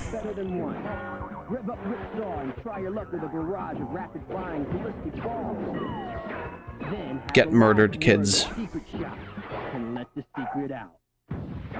Oh, damn. Nerf crossbow, ripsaw, and secret shot each sold separately. You gotta check this out! Introducing... Oh, shit. Arcade. I had something like this. It was smaller, but it was, like, really fun. It didn't have this, but it was a pinball thing. Actually, that might not be true. I might have... No, I've had one of these. Why go to the arcade when the arcade can come to you? I don't know if it had the basketball thing, though.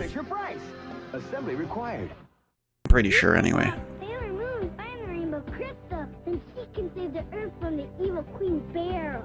And her Truly. nest. Look, Sailor Moon transforms with Moon Prism power. Let's get going, Sailor Moon. The Sailor Scouts. Oh god, these. Sailor Venus, Sailor Mars, Sailor Mercury, Sailor Jupiter. The based one. The Earth. Bye-bye, Queen Beryl. Yay! Sailor Moon and the Sailor Scouts. From Banta. Power Rangers in the lost galaxy. 1, 2, 3, 4, 5, transform. It's the Deluxe Megazord. Pushing evil out in space. Toys R Us is the way. Power Rangers, Zord power. Zord power. Zord power blasting through. Lux and Taurus flies on land. Changing shapes at your command. Power Rangers in the lost galaxy. Power Rangers Megazord collection now at Toys R Us. Each sold separately. Don't you just love Power Rangers? Triple Wheels, the only radio-controlled car with a killer combination of 6-speed jet turbo speed and a triple wheel design. The only one, huh? Unstoppable. Tear up the road. Yo, we made this one a triangle. Upside down, or even go Ain't that a fuck? change direction with high-speed flipovers. Break into vertical cyclone spins. Three-sided action that leaves the competition in the Like I said, they made like 40 million versions of this. New Triple Wheels from Tyco. Battery pack required. Sold separately. They're the ultimate bamboozle team. Bamboozle. Them invincible. In Bamboozle, the time it takes them to create 5 words is the time their opponents get to guess them. They use more time to make challenging words. Licorice. 38 seconds. A shorter time for quick words. 12 seconds. Now they guess their opponent's words in 9 seconds. Okay. Beer, nuts, peanut butter, and olive. Play Bamboozle and be like these guys. Right. They asked me to tell you about Battle Dome, the 3D action game. It's a game of fast, unpredictable action. Highly involving and extremely challenging. This is just like competitive pinball. And let's talk about intense. You got balls flying high and low in every direction. Battle Dome's crazy. You need a sharp eye, quick hands, and someone to whip the pants off of. All right! Battle Dome. Into the Thunderdome. From beast to box, the action tops. New Oh shit, Beast Wars.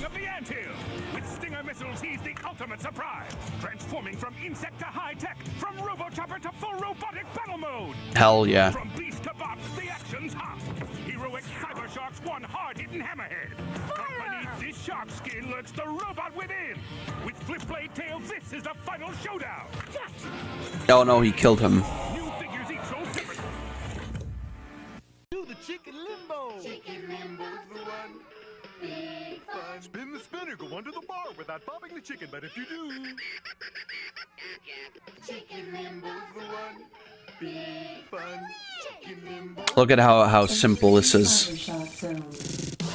Oh, this thing. I've seen this a million times.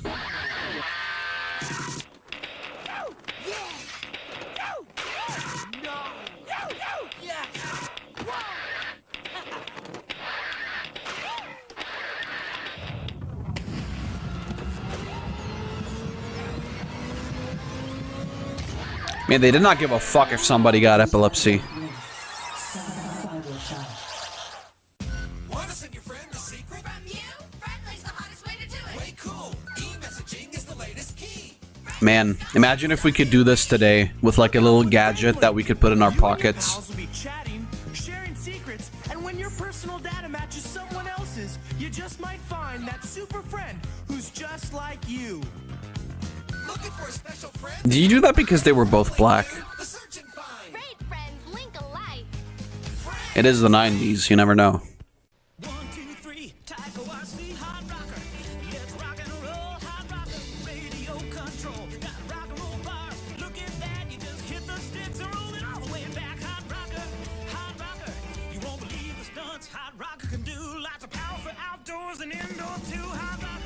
Definitely do not do these indoors. Like, you will fuck the shit out of all the walls and the floors.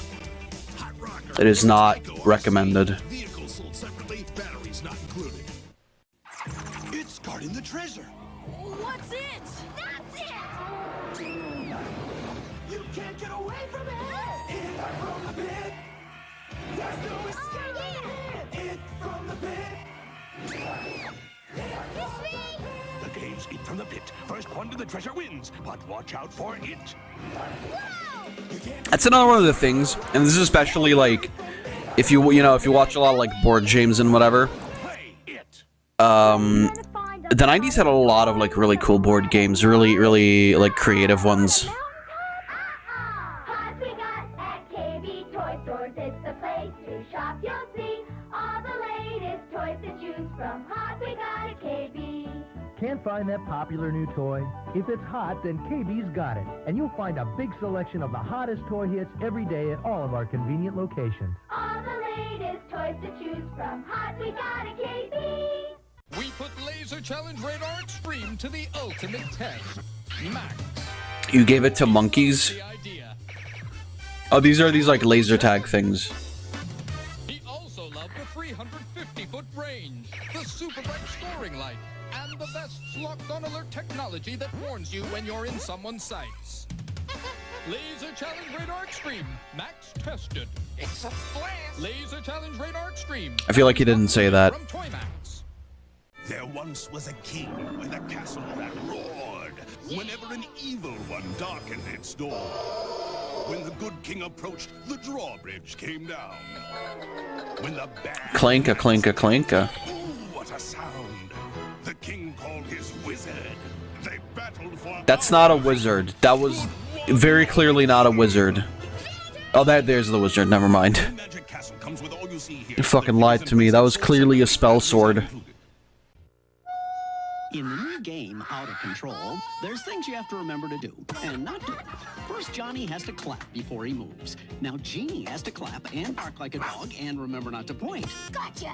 Now, Sarah has to clap, bark like a dog, remember not to point, and give herself a hug. You win by remembering what you do or don't do and catching everyone doing or not doing it. Jimmy got up to clapping, barking, not pointing, hugging, squawking, but just as he was yelling like Tarzan, Kevin caught him with his elbows on the table, which is why he's winning. Out of Control. The only rules are fun. Literally horrible. What do you mean there's they don't polar bears? Well, you wouldn't know. You live on different fucking continents. get all your penguins to safety and you win. Get caught and you start again. One more ice flow to go. Surprise! Look, your mama. Mama, where? Wow, they really got him. From Milton Bradley. Don't dream of adventures. Make them with Frodo Compound and Adventure Kits. Like the Raceway Adventure. Mold them. Stock cars. Let harden overnight. Customize and take off. Or Mighty Dinosaurs. Crushing. Or Combat. Let's make more. It's just Play-Doh. Proto Combat Adventure Kit comes as shown. Other kits. Oh, literally, there it is. It's the Play-Doh Corporation. Why do they look like that?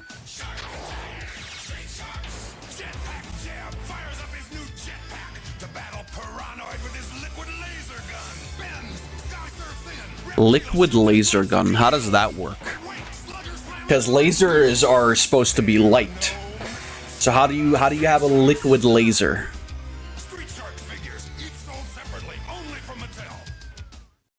Hey, Michelangelo, what's happening with the turtles? Well, us Toon Turtles, you know, from the Turtle Cartoon Show, spent the day fighting Shredder in the foot using the Turtle Toon Cycle. After that, we started acting crazy. Bandana spinning, eyes bulging, tongue sticking out, head spinning. So, we decided to relax and have a picnic with all our friends. Wow, sounds like fun. Yeah, dude, we had ice cream and jelly pizza. Gross. Disgusting. What the fuck? Oh, shit. Machine's battle tank. When it stops rolling, the battle gets going. Because it transforms into a secret military base for micro machines. Real cool. That's so fucking sick. With a direct hit. But these troops and tanks plan a counterattack and take out the bridge and a convoy of enemy vehicles. Well, then fucking nuke them. Yeah, there we go. You can pack her up and take it away. New Micro Machines battle tank. You put it together. Vehicles and figures sold separately. Damn, that was cool. Like I said, like that did so many cool ideas for toys in the 90s.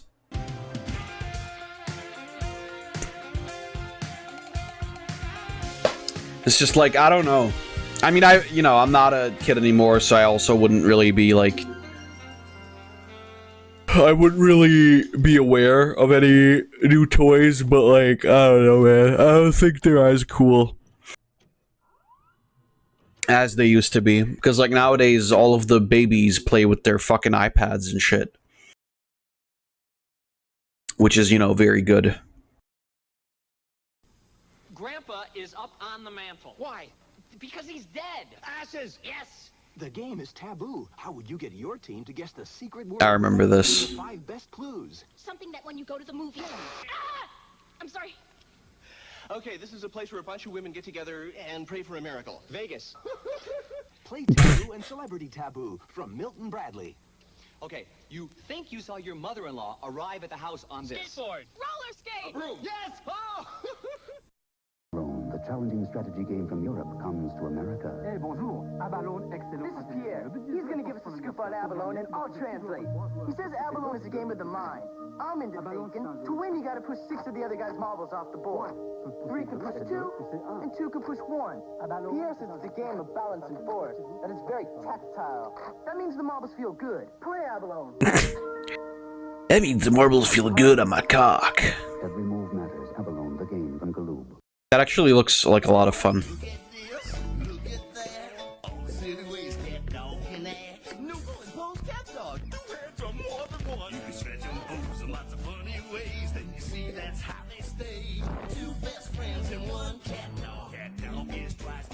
Aren't they, well, 2 best friends, aren't they like literally brothers?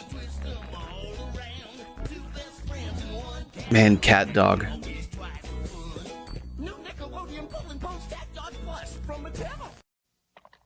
I'll give you trouble, a 6. Buns are popping, troubles popping, trying to win the race. Troubles popping, Ah, trouble.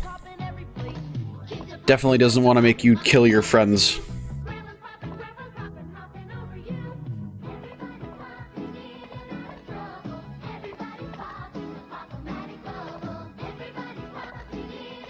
Oh no, not the alien. That's not, but you can't just fucking pop it and then say you win. That's not how this works.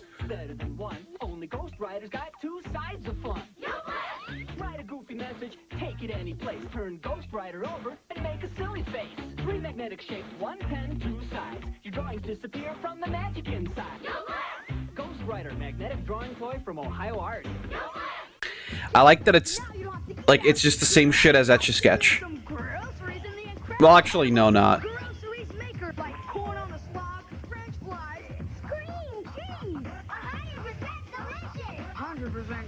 It's the incredible edibles meet a Power Ranger sweepstakes. Edibles? Yo, you can't give those to your kids. Oh, hell yeah, you get to meet the Power Ranger. Guys, let's sign up for this. I want to meet the Green Power Ranger.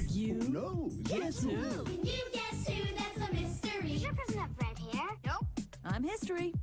But I'm still here. Can you guess who with the clues I tell? Does your person have a beard? No. Farewell. Can you guess who? Well, he had red hair, so he already wasn't illegible. See, it's not you. Me neither. Can you guess who? I know, it's David. I win. Let's play again. Can you guess who was in the clues? Game cards do not actually talk. Thanks for telling us. Silly slammers, slam them, and they really talk. Right. They talk. Silly slammers, yo, you gotta get to know them. Yo, Frisco. Bomber. Yo, Shaggy. They're cool to collect, cause their numbers keep them growing. There's only one original. Merry Christmas. What the fuck? Yo, I like the present. I want the present one. I got magic cup here. Look what I do. Yeah, I see this is the same shit again. Oh, never mind. And I doodle, make copies, you see. Great copies I keep just for me. Magic copier lets you change paper from pink to yellow, white too. I hang my work on the refrigerator, cause that's what my mom loves to do. Magic copier and travel magic copier, each sold separately. Batteries That's not cute, included. actually. Magic motion, we love magic motion. Trace the cartoons and make them come to life. Magic motion. Amazing. Trace two pictures, put them together, and you can make your own moving cartoons. I drew a girlie on a sling. Look at mine, he's chuckling. Watch the ball, it's on the go. Just make sure the lights are low. Oh, magic motion makes your... Like I said, like there were some crazy ideas for toys. It's, you know, obviously it's not like crazy by today's standards, but I don't know, it's nice.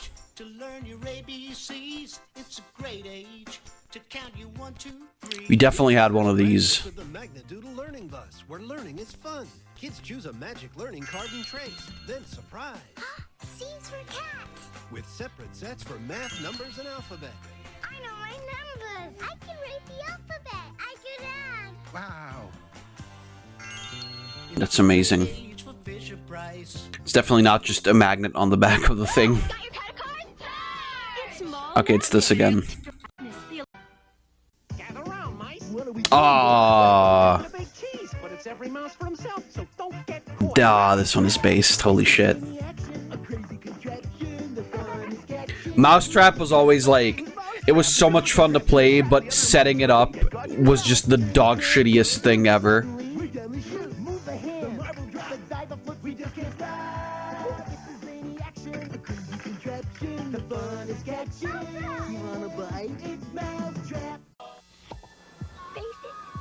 Either at one end of the nerve or the other. Time to choose. So, you better think about getting yourself an NB1 or a Nerf missile storm. Excuse me, don't you just love this? I mean, yeah. Or an arrow storm. Nerf guns are still fucking based, by the way. They made, like, several crazy ones now. Or nothing. I have one. Somewhere here. I have to look for it. Amazing new scientific breakthrough. Nickelodeon Laser Light lets you put on your own laser light show anywhere it's dark. Fantastic, it's unbelievable. Plus, you control the laser's color and focus. All you need is the dark. Don't be scared of the dark. And you can create a wild laser light show. So now you can add color to any dark space. The Nickelodeon Laser Light. This is such nothing. Rattle me bones! Rattle me bones, He-Man! Rattle me bones, take what he will, but you rattle me bones! Spin the wheel for the treasure to take. Careful, my friend, or he'll rattle it. Shake it. Rattle me bones. Turn the lights low, there's a frightening glow. But don't rattle me bones. Rattle me bones. You can use your skills to take what you will. You can take your fill, but don't rattle me bones. Batteries sold separately from ideal. Truly terrible. Scramballs, but it's not a ball, it's a cube. Scramble. Hit someone, get a wristband. If they dodge or catch the ball, give them one of yours. First with 6 bands wins. What the fuck? What if somebody catches it? Oh, they have to hit them, okay. Fellas, heard about this new game called Splat? I hate when that happens. Oh, we love it! Splat, splat, splat and bugs is Oh, where this, it's yeah. at. Splat. That wasn't so bad. That was. The game Splat. You make bugs in the Bug-O-Matic. Don't splat my bug! If you don't want your bugs to get splatted, you gotta be the first to get them to safety. Splat and bugs is where it's at. Splat. This is actually one of the things that Board James also reviewed. From Milton Bradley. The game of True Colors is about love. Honey, did you vote for me for sexiest man in the room? I'm your wife. What would I know about your sex life? It's about Wow. Last night we played True Colors, and I was voted the person who believes that shopping is a form of physical exercise. Isn't it? Charge it. Charge it. It's about True Colors, the game of hidden opinions, where you discover surprising new things about yourself and your friends. It looks like Bob's been voted most likely to cheat on his taxes. It's called creative accounting. True Colors. Fun from Wow, well, the IRS has a few things to say about that. You can master in minutes. Metal cannot penetrate metal. Yes, it can. I will defy the What do you mean metal can't penetrate metal? Your ring? An ordinary box, a metal sword. I place the ring into the box. And magic, metal through metal. Wow! Unbelievable! That's scientifically impossible. You're right, it's magic. Crystal Cleaver, one of the many tricks you can collect in the world of Nunny. metalworks. The girl's in 3 pieces. And magically, she's back together. Fantastic. How'd he do that? Magicians never tell. You're not a magician. I am with magic works, like Twisted Pencil. An ordinary pencil. I put it in a magic holder, twist the pencil into 3 pieces, continue twisting, and magically the pencil's whole. Wow! Unbelievable! Wait till I perform the incredible Crate Escape. Crate Escape? Twisted Pencil. Well, I mean, I feel like the Twisted Pencil one was kind of just bullshit, because there wasn't really... You didn't really show the inside, but okay. Alright, let's go food commercials.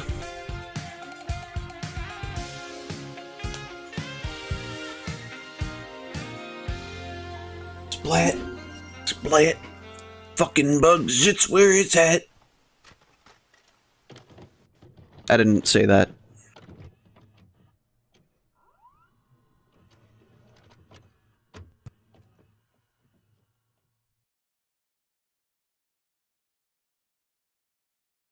Right, 90s food commercials. Zoodles make me the king of the fun in my backyard. Zoodles? Alpha-Getty? And apes? So great. Chad Getty? A kangaroo? A hippo, too. I became the king of this city by eating up my fun-shaped noodles. Heinz, Zoodles, and Alpha-Getty. These yummy pasta shapes and tomato sauce make your lunch an adventure. Oh, as an alphabet. Okay, I not like Sigma male, alpha male. Your supply teacher today will be Miss Bonnie. Now, today, boys and girls, our lesson will be chocolatey taste. Alice and chocolate. Chocolatey taste.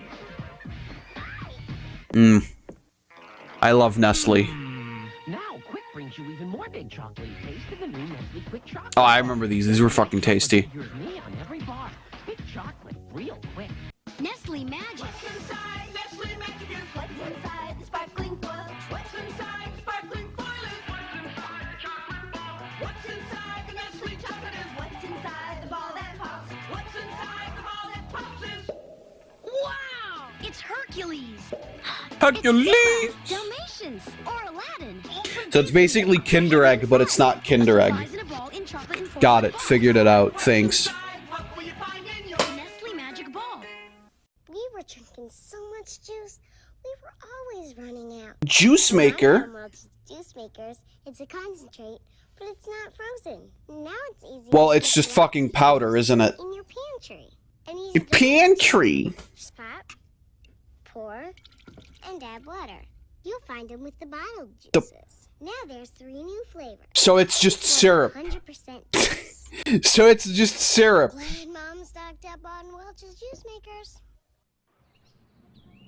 Okay, thanks. It's just syrup. Yo, is that slime? Oh, it's Oreos, okay. I was gonna say, they better not feed us slime again. If the taste doesn't get you, the cream will.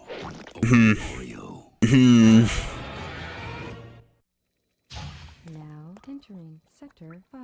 Oh shit. It's Chex Mix. All conventional weapons ineffective. Secure and deploy your secret weapon. Oh, never mind.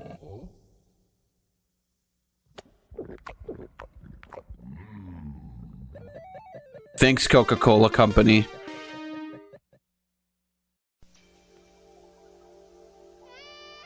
Think of a land Ah, where grand mountains, not the sax solo. fresh waters, lush green forests, and ripe fruits blend together in perfect harmony. Think pure, sparkling water imported from Canada with natural fruit flavors. Mm. Think clearly Canadian. Ah, clearly Canadian. Drink that thought. Clearly Canadian. Made with imported I Canadian kind of want to water. drink that. That kind of sold me on the water. What's happened to a sandwich since sliced bread? The one and only Vlasic sandwich stackers. Ham up your ham. Wow. Make your tikey pikey. Pep it up with the original sandwich stackers from Vlasic. The perfect pickle to stack. The perfect pickle or steak. So pick up those party platters. Pick up some pickles. Some Vlasic pickles. Pick up your poultry. Your pot roast. Save a pickle platter. But be sure and pick the perfect pickle. Pick a Vlasic. The perfect pickle for piking it up. Right. Oh, steak.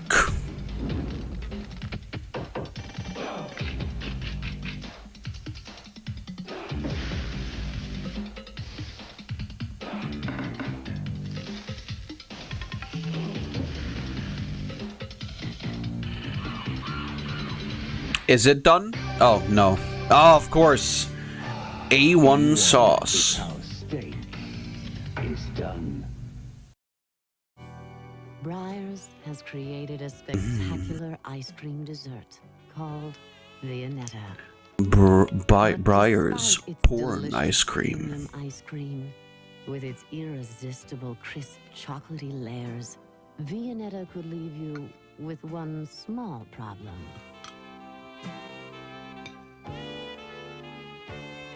Viennetta from Breyers. One slice is never enough. Charles Mann for Hungry Man. In my line of work, I really build up an appetite. No way. And I tackle it with Swanson Hungry Man dinners and pot pies. God, Charles Mann is so Hungry fucking Man cool. satisfies my appetite with 50% more meat. Gross. Extra portions. Charles Mann, you do not eat that. Don't fucking lie to me. So take it from Charles. You fucking eat like pure protein every day. Appetite too. Look for Swanson Hungry Man dinners and pot pies in your neighborhood grocer's freezer. You do not eat that. Don't fucking lie.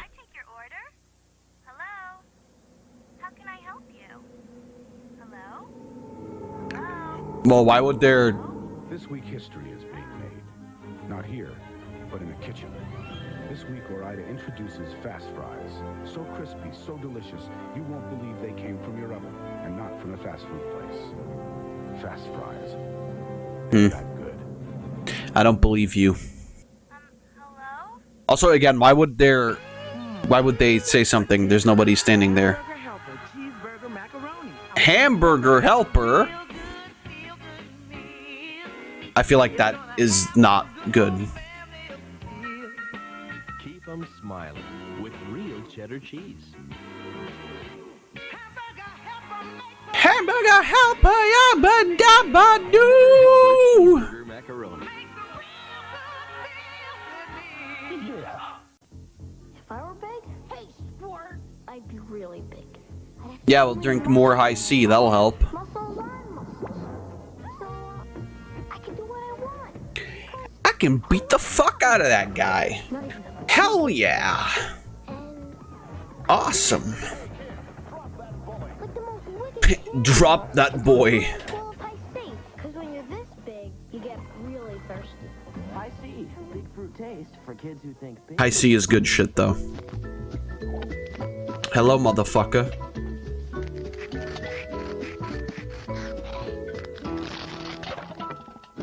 Hello, Hershey's. Happy Easter from Hershey's Kisses. Wake up, America! Now Kool-Aid has a new fun bottle that's got this country's kids running wild. It's Kool-Aid Cool Bursts.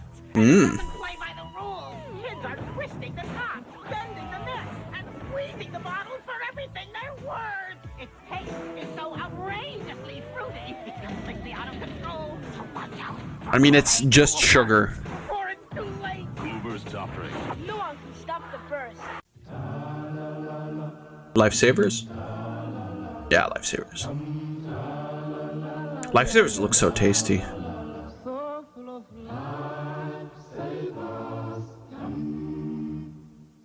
I never know. Are they soft? Are they hard candy? Sun chips feel smarter eating them. Polly wants another one. Smarter because they're multigrain. Polly wants you to fill her water cup. Smarter because of the taste. Polly thinks you should paint this room, and this time pick a better color. Smarter because they're naturally delicious. Polly wants to know why one species feels it's okay to imprison another purely for its own entertainment. New Sun chips. You'll feel Polly is gonna end up tonight's fucking dinner if he keeps asking more questions. We've seen this one. Hi from Snapple. A Snapple? From Arizona writes, I'm an avid buyer of Snapple, but during my last purchase, I found the label on upside down. You're kidding. I would like to say that I think it's a great product. Everybody makes mistakes, so the label's not really a big deal, and I just want to let them know that there was a little bit of error, and it's no big deal. Sorry about the upside-down label, Charles. At Snapple, we don't like mistakes either. We are working hard to ensure that a similar error will not occur. Thank you. Right.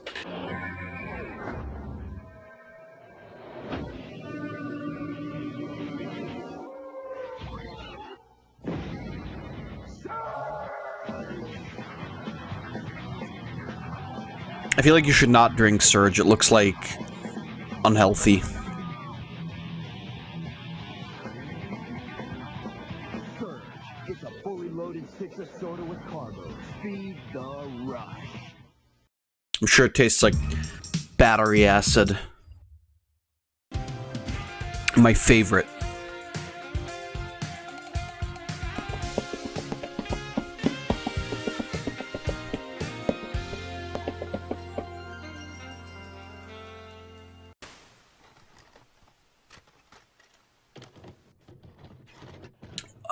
Maybe like I don't. We've got like an hour left on stream. I'll sit that out. I think there's enough videos to watch anyway, and then after that, maybe we can watch more like 3D homing or whatever they're called.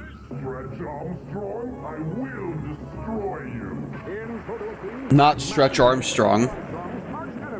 Use the super sucking back pump to turn him into a mutating monster. Why? That's gross. He stays that way until you press his cybernetic button. But will this be the end of Stretch Armstrong? Stay tuned. Pac-Man Stretch Armstrong's arch enemy from Cap Toys. Who else? If your kid loves to doodle like most girls and boys, get Magna-Doodle, the world's favorite drawing toy. Why it's the favorite, we'll just have to guess. Could it be there's no paper, no mess? Perhaps it's because after a doodle or two, your kids can undoodle and do something new. Could it be the accessories, the stamps, every one? The stencils, colors? Please tell me, someone. Excuse me, sir. It's because it's fun. It's fun. What a bright little boy. Well. That's why Magna-Doodle's the world's favorite drawing toy. I love that they made like 30,000 different versions of that toy, and it's like the funniest fucking shit ever. It's It's like, here, have this board and the magnet pen, and then write, you fucking dick shit, kid. Not that it's, like, super crazy, but, I mean, literally had, like, 40 different versions of this. It's so funny. Also, these are gross. This again. What the fuck? Diary stores tons. Hey guys, look, it's Tammy's diary. Cool. My dear diary stores tons of really private stuff. Oh, it's locked. Only my secret code unlocks it. Maybe my name's code. In your dreams. Why do they all look the same? They all look like exactly the same, like, Brad Pitt haircut. I know who she likes. No contest. She has a crush on me. Right, huge crush. Dear Diary Electronic Organizer. I mean, maybe you shouldn't have left that lying there, though, right?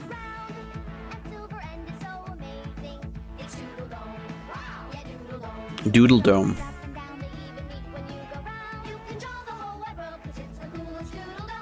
Doodle Dome's a drawing toy that lets you stop the line, then start it again somewhere else. Mm. Erase just part of your picture. I draw some flowers on a tree. My pumpkin looks a lot like me. Round and round you go, it's so amazing. Doodle Dome. Doodle Dome, the first drawing toy that lets you draw in the round. From Tycho. I mean, just... Give us the finger. I mean, I guess it wouldn't work with... Power. The new hardcore series by Duncan. An extreme line of yo-yos engineered for superior performance. Right? Duncan. Anything else? Duncan. Just a toy. Hello, Mrs. Smith. Randy, I'm getting so tall. Isn't he getting tall? Want to see my gackoid, Mrs. Smith? Oh, it's cute. Why so mean to the old lady? Each comes with its own gack. Create your own monsters and make them come alive.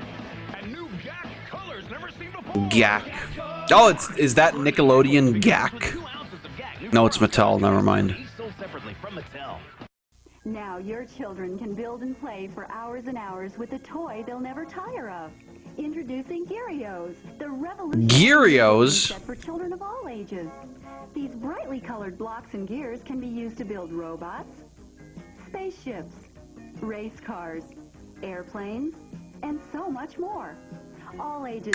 How many, like, companies tried to copy Lego is also one of those really, really funny things. Just like... They're really for children, but even parents will find Gyrios. And none of them ever caught on. Gyrios are only available in this special television offer, so order yours. Okay, well, that might be the reason why. This wonderful 90-piece set, along with the Easy Store bucket and building idea booklet. How much? $19.99. It's all $19.99. Always $19.99. 0700 or send $19.99 plus $4 shipping and handling to Gyrios. So it's like, they're all like 24, 25 bucks, which still isn't that bad.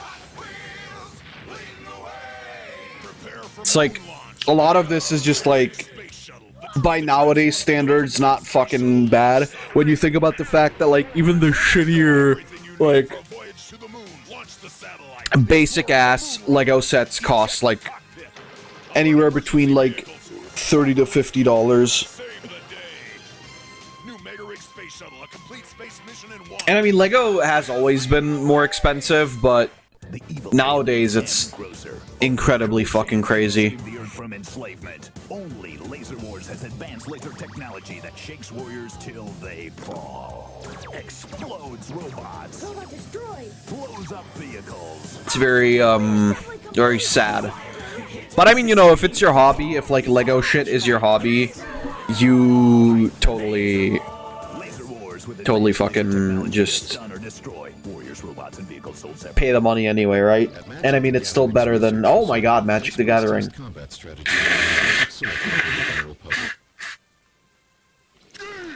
Where do you get these kids? Play my card, you moron! I'm unblockable! What are you waiting for? An invitation?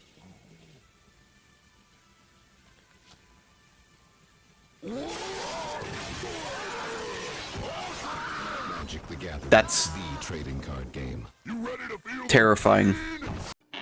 enter and face the challenge of Merlin, the 10th quest. First, you must conquer 9 challenging games. Do you have the skill? Quest 1. Seek the Grail. The absolute power. Quest 5. A sharp mind. Try again. Quest 9. Well done. Only then can you unlock the final challenge, the 10th and ultimate quest to become Excellent. The Master. Yes. Merlin, the 10th. What the fuck? Face the ultimate challenge. Some of the most dog shit, like these, like fucking 2 frames a second LCD games. I have like 20 of those. Usually from like McDonald's Happy Meals. Do not try to adjust your television set. Okay, well. Dark and dark space. Look who's in Laser Light from Just Toys. Look who's jumping to a whole new beat. It's the Play-Doh Make-A-Meal Diner. Hey. Kind of funny that this is still their most like like popular toy, because they still do this today. The Play-Doh Make-A-Meal Diner comes with every Also, just like a reason to want to eat Play-Doh more, I guess. Fellas, heard about this new game called Splat? Oh, that okay. When you put on the radio-controlled Turbo Fist, get ready for the ultimate driving experience. Yeah. Because with Turbo Fist, your hand makes the car go left. I feel like that. No. No. And into turbo speed. No. No. Control only with Turbo Fist. This is not how it worked. I guarantee you. Power and control in your hands. 100% that shit did not work ever. From Tonka, unleash the typhoon. The only Okay, well, we've seen this one too. from Tycho. Hey, chump, don't pump. It's automatic. The color disappears, the fun never ends. Pulsator and supersaturated water guns come complete with red or blue concentrated disappearing liquid.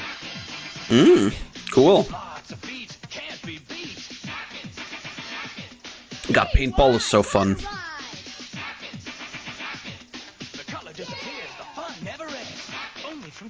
With the light-up handy-dandy notebook, you can follow clues. Blue's clues glow in the dark. The notebook lights up too. You can even draw the clues and wipe them when you're through. The Blue's Clues light-up handy-dandy notebook comes with everything you see here. Batteries. Is it actually literally? Oh my god, it is. That's so cool. It's fucking massive though. That's not how big the fucking Blue's Clues notebook was. God, the notebook was one of those aesthetic things that I loved so fucking much. It's just like, oh, look, this little handy little notebook that looks funny.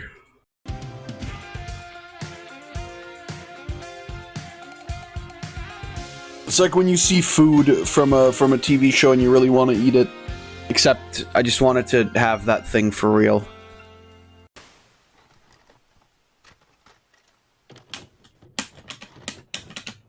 Alright, more food commercials this time around. I didn't even remember what I fucking clicked.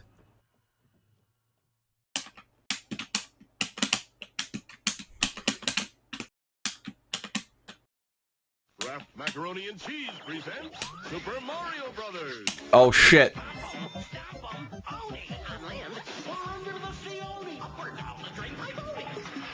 There's always adventure on it. It's Kraft Super Mario Brothers. Now it's your turn to put the bite on Bowser. That, what the fuck? That kid just vored Bowser.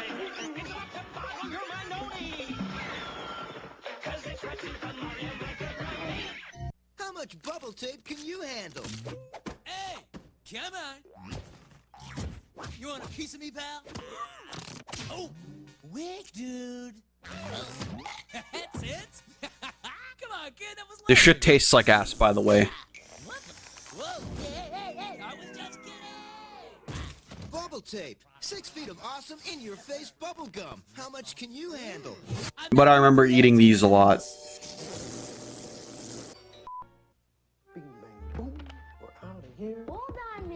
And then I tried one like a couple months ago. It tasted like fucking dog shit. You've got time for Kellogg's Pop-Tarts. I don't know if that was always the case, but My boy. Now you're nowadays they taste like shit. strawberry, your favorite. Now doesn't Kellogg's Pop-Tarts. Real good, real fast. See? That didn't take long. Now, don't forget your homework.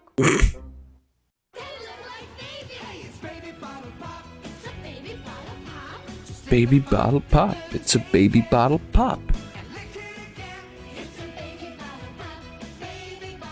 Baby bottle pops, the candy pop you lick and dip. Truly. By yelling. Mr. Freeze is on the loose! Signal Batman! Someone cut the power! What do we do? I'll handle it. With the Pop-Tart? Oh, like that. I get it. Batman and Robin, the movie, is now invading your favorite Kellogg's Pop-Tarts with Batman and Robin, Batgirl, and Mr. Freeze Sprinkles straight from Ooh. Gotham City to your toaster. That looks tasty, actually. Oh, for fuck's sake.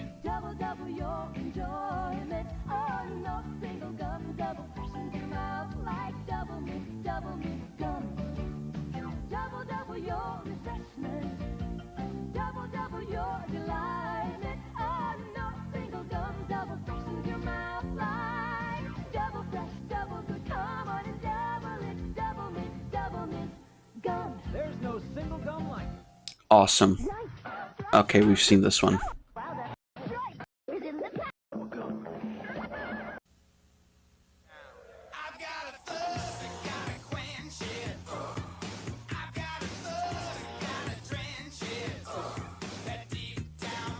Yeah, Gatorade. That's the real good shit that you should be drinking. Thirst and puts back fluids and minerals better than Gatorade.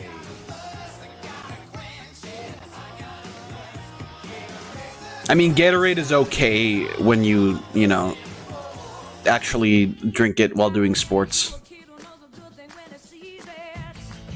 But let's be real, most people don't.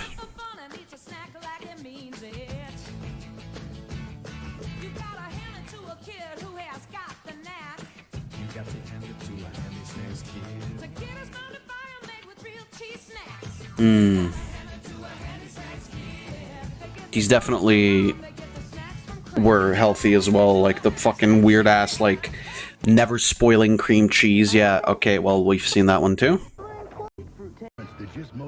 What the fuck?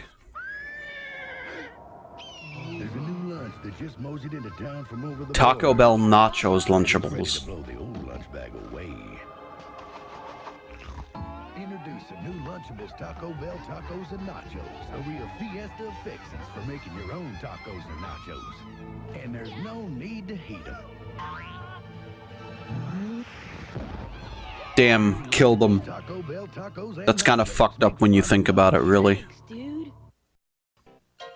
This just in, a new development in the Oreo O's and milk crisis. Right? Summer celebration of red, white, and blue on every Oreo. Ooh. For expert analysis, we go to Scott. Yeah, it's good shit. Scott. Now for another opinion, Daisy. Well, She's pissed. Good news for kids, bad news for cows. Red, white, and blue Oreo O's. Why bad news for... They still get milked anyway.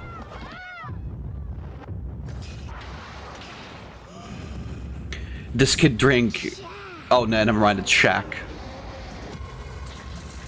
I thought it was gonna be like, this kid drank high C. Oh, he's fucked.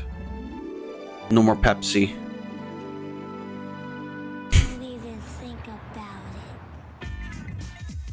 Shaq kills children for Pepsi. Popsicle zone.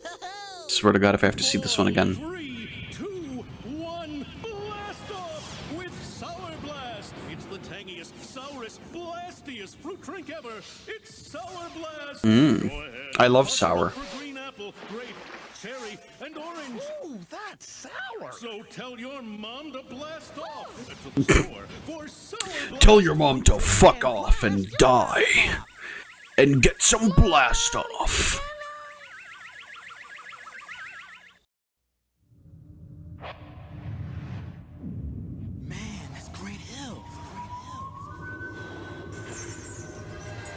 Yeah, the power of Sprite.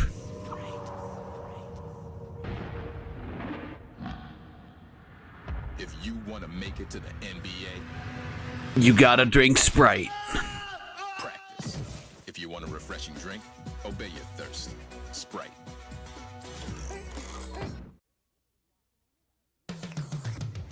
Bagel bites. Are irresistible, and now you can eat them whenever you want. New cheeseburger bagel bites. Bite-sized burgers on wholesome little bagels.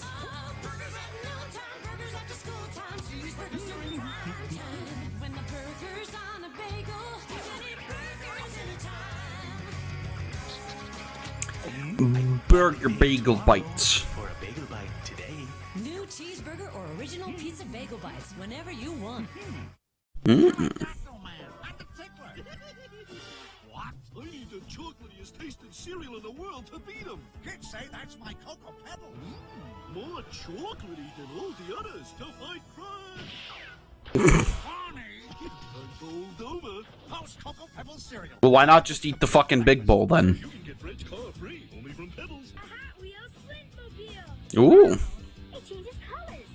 One free with mailing card and marked boxes of Pebbles. cool. Look, new Nestle Quick cookies and cream. Zillion's chocolate cookie crumbs. Oh hell yeah! I don't even need to. I don't need that. I can just drink my protein shake.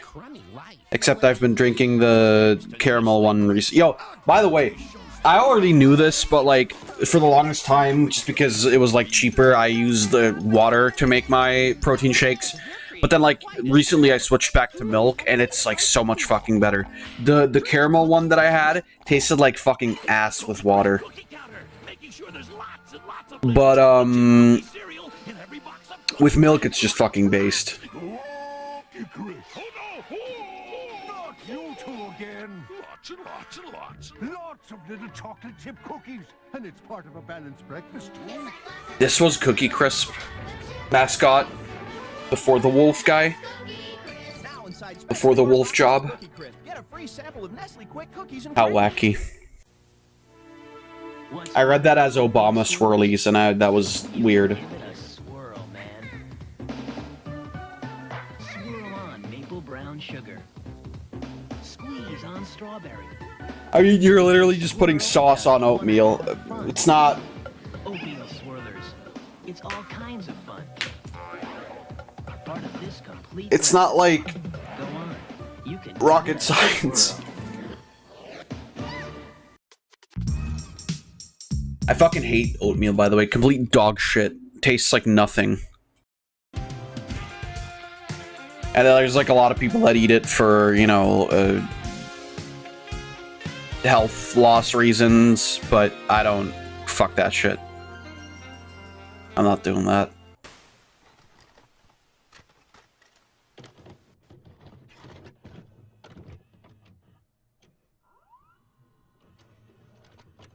Alright. Specifically fast food commercials, which is definitely gonna not be fucking insane and have a lot of crazy prices. Thanks. You know who you remind me of?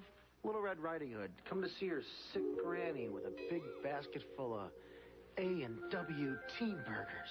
Grill seasoned, pure beef. Buddy, I need a little TLC. Hug your insides with an A&W Teen Burger. Teen Burger. Patty topped with crisp smoky bacon. Why did you call it that? Feed a fever, feed a cold, right? I love Baskin Robbins, except when Mom's on a diet. She asks for a taste and keeps tasting. Introducing new Baskin Robbins Light in our fabulous flavors. 93% fat-free. Finally, I can eat in peace. The Burger King Big Kids Meal. It has more of the great tasting food your kids love. Not to mention a little something else your kids may enjoy. Yeah. Pikachu! Now inside every Burger King Big Kids Meal, He's so deformed. not only get more of the great tasting food they love, they get Pokemon toys and limited edition trading cards from Pokemon the first movie. Pokemon in the Burger King Big Kids Meal. Come and catch them all. Oh shit, Goku? Here for Dragon Ball Z. Now you can join the quest to collect Dragon Ball Z action figures and authentic trading cards, 7 in all. Holy fuck, that's... What the fuck? What happens when hot and cool combine? Hot eats, cool treats, a Dairy Queen. Our Oh. finest Blizzard is on sale now for just 99 cents. Jesus. Or get a Breeze made with non-fat frozen yogurt, same price. So good. Fruit, chocolate, cookies, or candy. Blizzard flavor treat. Breeze frozen yogurt treat. Thank you, Dairy Queen. Hot eats, cool treats, we treat you right. Weekend in the morning, gotta get to Denny's.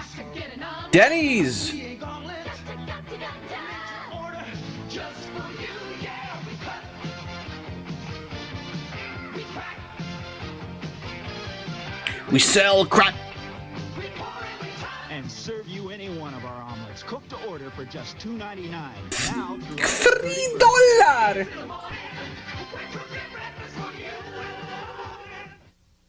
Chevy. A reminder from Oh shit, Hardee's. They're a modest only family. It's the Flintstones' 30th anniversary. So Hardee's is offering commemorative glasses from the former. Aw, those are cool. For 99 cents when you buy any beverage.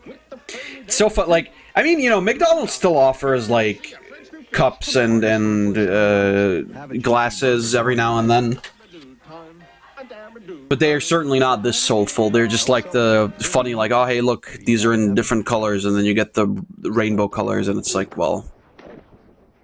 Jack, how do you know if you're a lesbian? What? Excuse me? How do you know if you're a lesbian? I think Jack is out of his league for this. I don't think Jack knows what the fuck. He's so bewildered. Question? No. Don't be afraid to talk about burgers. Okay, I'll start. Even though my Jumbo Jack is just 99 cents, it's still a great burger. Big and juicy and hot, because we won't make it till you order it. That's where I'm coming from. Thanks. That helps. I mean, did it though? My wallet! All right! Tom, I reconsidered. I will marry you. Okay! Buddy, you're alive! What a great deal! That's even better! I've got a brother! Just when you thought you couldn't get any better, now for a limited time, buy 2 Little Caesars pizzas loaded with cheese and toppings and get free crimson bread. Yo, Little Caesar. Rise and shine. It's time for breakfast economics. Equity, yield on the money you invest. Nope. It's a good breakfast. At a great price. Breakfast extra value meal. One of any 4 sandwiches. Hash brown and a small coffee. $1.99. That sounds like a pretty good exchange rate. That is fucking amazing. Yeah. $2. Hash browns and a small coffee. $1.99. What you want is what you get. Get a lot, pay a little. It's God. at McDonald's today. McDonald's used to be based. Barbecue? Sure, but summer's over. Bag it. McDonald's? Hey, McRib. Oh shit, rib. I don't think that McRib has ever seen any rib. I'll take it. Hey, let's eat. Oops, better do it now, huh? McRib. Although I would totally eat the fuck out of a McRib. Where do the stars of Sega Sonic 3 go when the game's over? Sonic? Are you guys in They go to there? Sonic. No, never mind, they go to McDonald's. $1.99 Sonic 3 Hamburger Happy Meal. Sonic launches with a push of a button. Tails flies who knows how high. And Robotnik barely dodges disaster. There's even this sweepstakes thing, where 10,000 lucky folks will win free Sonic 3 cartridges. Ooh. You're still looking for Sonic and his friends. I need to report a missing hedgehog. Take the kids to McDonald's, where what you want is... McDunklis. $2 Happy Meal. MVP Cup and Michael's favorite burger from McDonald's. He's bound to let me play one-on-one. Hurry into McDonald's today for Michael's favorite extra value meal, the Double Big Mac. And for 39 cents more, supersize it or any extra value meal for more fries and more. I feel like Michael Jordan shouldn't be eating that. Cup free. Charles, you sitting here. So what do you say? Just this once. What you want is what you get. To my dear friend Charles. At McDonald's today. I mean, you didn't ask him to play you, so. Too big to measure with with the human eye. They say it could show up anywhere. Whoa! Did you see that? Pizza Hut! Bigfoot from Pizza Hut. What the fuck? 21 slices. I can handle it. On a totally different crust. Whoa! For a ridiculously low $10.99. That's... A legendary value. I mean, that's actually, like, really good. You can get delivered. It's Darkwing Duck. I am a master of mystery. Your kids can help DW solve Darkwing mysteries at Pizza Hut with the Darkwing Pizza Pack. They get a personal pan pizza with their favorite topping, 1 of 2 cups, and crime fighter kits. Just $2.99. Yes! $3. It's Nacho and Dog. Hey, Nach, how about another tasty taco? No problemo, man.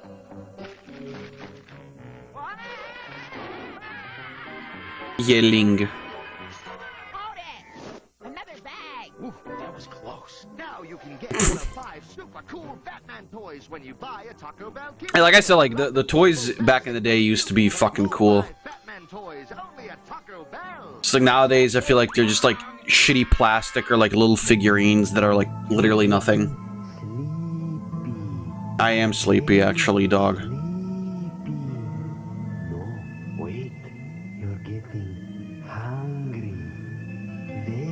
I'm also sort of hungry, yes. Hurry in and feed your late-night craving with a crunchy, cheesy Mexican pizza for only 99 That- cents when you buy a large drink. That's over $1 off. Thank you, Taco Bell. They're not for mummies. They're not for dummies. Cause Wendy's kids meals are. Just for kids. They're not for pops. They're not for cops. No, Wendy's kids meals are. Just for kids. They're not for waiters. They're not for eaters. Wendy's kids meals are.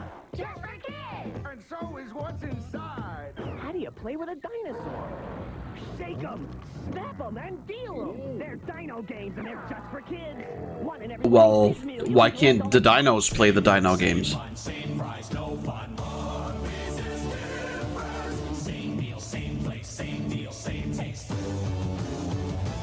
Hey, it's the Arby's Great Escape for boring burgers. Uh-huh. Right now, we've got lots of different ways to escape. God, Arby's has always just looked like fucking dog shit, hasn't it? And our freshly sliced roast beef.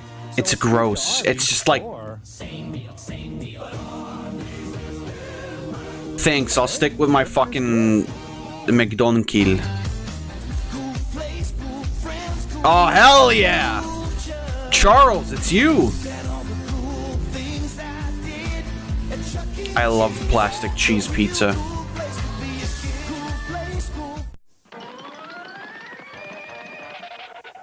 Whoa, big fella. That's not what skillets are for. Come on, move those paws. Denny's has these big new breakfast skillets starting at $3.99. Like the tasty farmer skillet. Oh, fuck, that looks good. Skillet and the meat lover skillet. Oh, fuck. Your alley. Now, what have we learned? It's better to eat from a skillet. Right. Then hit you with it. Ouch. $4 for that. That looked like a lot. That's like not terrible. Like I said, like You know what time it is? food prices are insane these days. You know, and Vicky, you know, Vicky. Alien abduction shouldn't keep you out past your curfew. Now, this is gonna hurt you more than it's gonna hurt me. No, Dad. All beef patty special sauce. Sing it with me, son. Lettuce, pickles, onions on the sesame seed bun. Ooh, that's some fries, too. Yeah. Did somebody say McDonald's? McDunkels? Was that Oreo? Really not. Cartoon Network. Brought to you by Subway. The way a sandwich should be. The Subway Kids Pack. What's it all about? It's about having something fun to eat at Subway. You get a sandwich, a drink, a cookie, and to top it all off, every Kids Pack comes with a special toy. Stay tuned for more Kids Pack updates from Subway. Happy holidays, Dave. Same to you, Red. I think you'll find this spicy chicken sandwich spicier than yours. Wendy's spicy chicken is seasoned with Dave's own blend of pepper and spice. Fuck, that looks really good. Spicy hit you crave. So? So you got any more in the bag? Maybe. Wendy's spicy chicken sandwich. It can warm up anybody. Popeye's chicken sandwich. Alright. I think I have had enough of the Food and Toy commercials. What I want to see right now is more of these. Let's see. I kind of want to see what this one does. We've seen the Pokedex. What is that one? I don't know.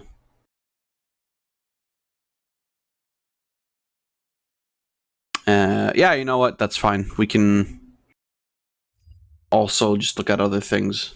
Maybe this channel actually, because they also do like funny stuff. Oh, okay. 제가 어릴 때 너무 갖고 싶어 했던 애니 속 장난감이 지금은 몇백만 원 단위로 거래되고 있는데요. 이 달빛 천사 오르골이 그런 장난감 중 하나입니다. 가격이 550만 원. 제 월급보다 비싼 이 오르골을 3D 프린터로 직접 만들어 볼 겁니다. That is vile. 애니에 나왔던 것처럼 안쪽 기둥이 회전하면서 오르골 소리도 들을 수 있게 만들어 볼 건데요. 우선 만들어 놓은 I mean, I don't know how much that is in like 프린터로 출력해 줍니다. my money, but 그럼 이렇게 too much, I'm 똑같은 assuming. 피규어가 만들어지는데 이 투명 뚜껑도 레진 프린터를 사용한 출력물입니다. 서랍을 좀 깊게 만들고 싶었는데 안쪽 부품 때문에 좀 작아지긴 했네요. 잠금 기능은 없지만 조만한 열쇠도 있고 That's sick. 다 만들고 나면 저의 미니 간식 창고로 활용할 예정입니다.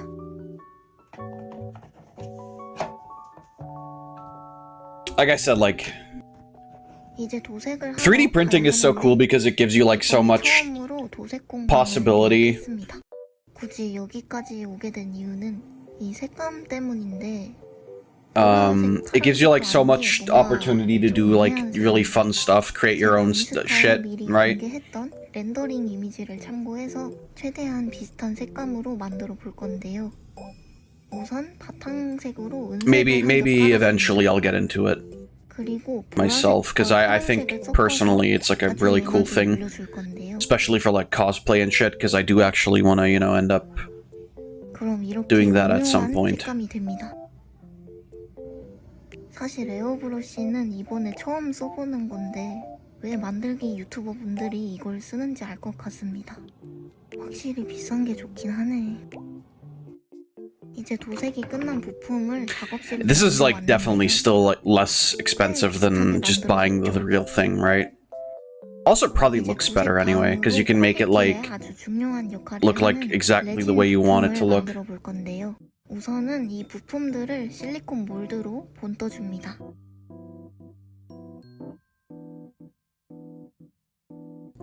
실리콘이 굳으면 찢어지지 않게 조심해서 분리해줄게요.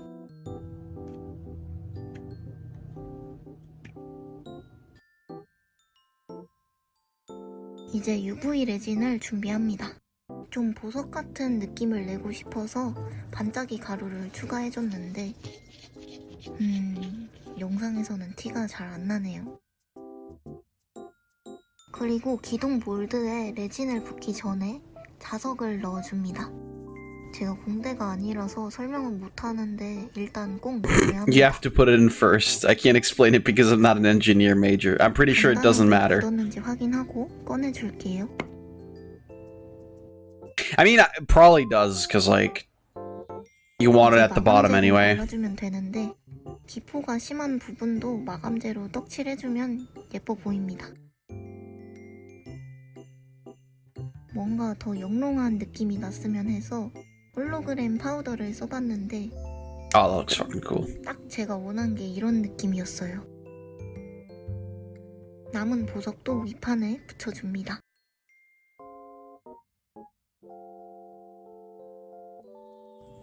이제 오르골을 작동시켜 볼 건데요.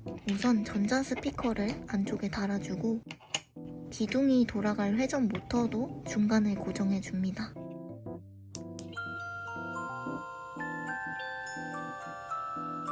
그리고 이 판에는 뚫어놓은 구멍에 LED를 심어줄 건데 실제로 애니에서도 이 부분에 조명이 들어오기 때문에 똑같이 구현해줄 겁니다.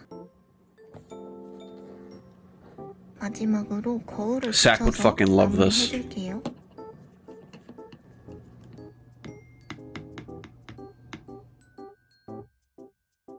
How to build a bomb. That looks like Sailor Moon. 전에 테스트를 해볼 건데 왼쪽 버튼으로는 LED를 켤 수 있고 오른쪽 버튼은 오르골이 켜집니다.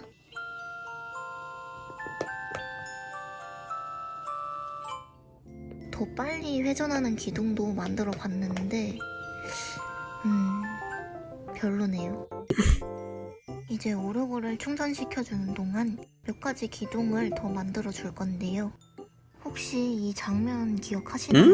Really? Okay. 타임에 잠깐 나왔던 장면인데 타토와 멜로니를 오르골 안에 가둬서 기둥처럼 돌아가게 만들어 줄 겁니다. 둘만 돌리긴 아쉬우니까 이즈미와 유령 친구도 같이 만들어 줬어요. Like I said, it's just like really impressive how creative and like 무거워서 안 돌아갈까봐 좀 determined people are to make their own shit. And like obviously this takes like fucking ages to do, right? But I mean, I feel like the finished product really pays off for what you're trying to do. 최대한 엉덩이를 끌어올려서 It's just cool.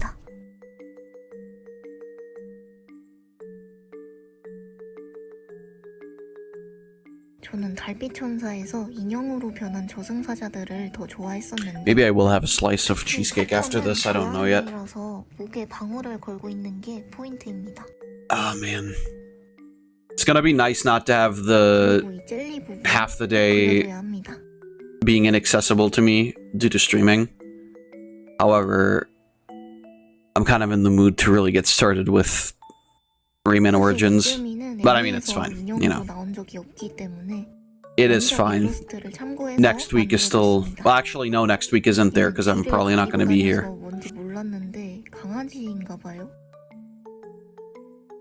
And then we'll see, you know, how it works out on Sunday. Because truth be told, I'm probably not going to be in any shape to stream. The question is even like if I can go to the gym on Sunday. I'll just have to see. 이제 바닥면에 자석을 넣고 고정시켜 줍니다. 이게 균형이 안 맞아서 잘 돌아갈진 모르겠는데 오르골에 올려서 확인해 볼게요. 아니 무슨 고문길 마냥 돌아가는데 제가 원한 건 이런 느낌이 아니었거든요. 좀 천천히 회전할 수 있게 고쳐줍니다. How do you fix it so it rotates slowly?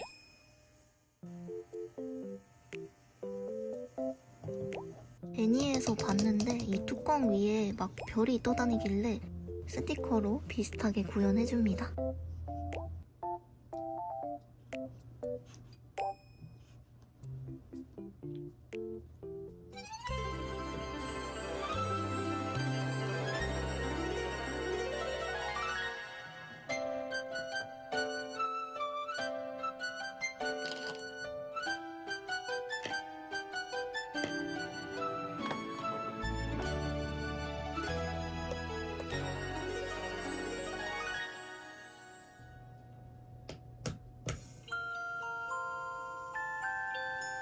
That's really cool.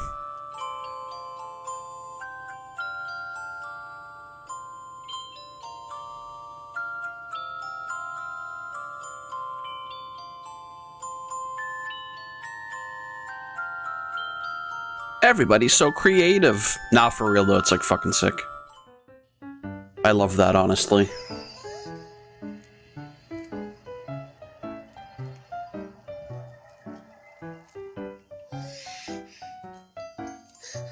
I thought that was a DeviantArt, like, weird logo. Alright, let's see. What do you got for me?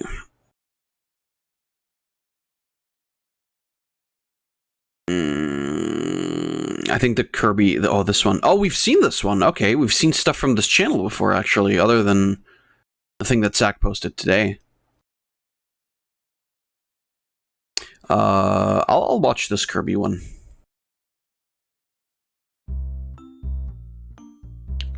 Subtitles are on. 안녕하세요, 띠부입니다. 여러분, 요즘 한국에서 가장 What's the most popular thing always ever?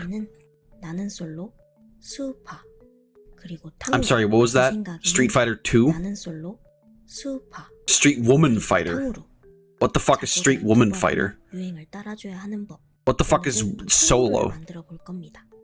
일단 30cm짜리 긴 나무꼬치를 준비해주고 과일에 구멍이 되어줄 심지부터 만들어줄게요. 사실 과일을 만들려면 그냥 꼬치에 바로 클레이를 붙이는 게 가장 편한 방법인데 영상의 재미를 위해서 이 방법을 선택하게 되었습니다.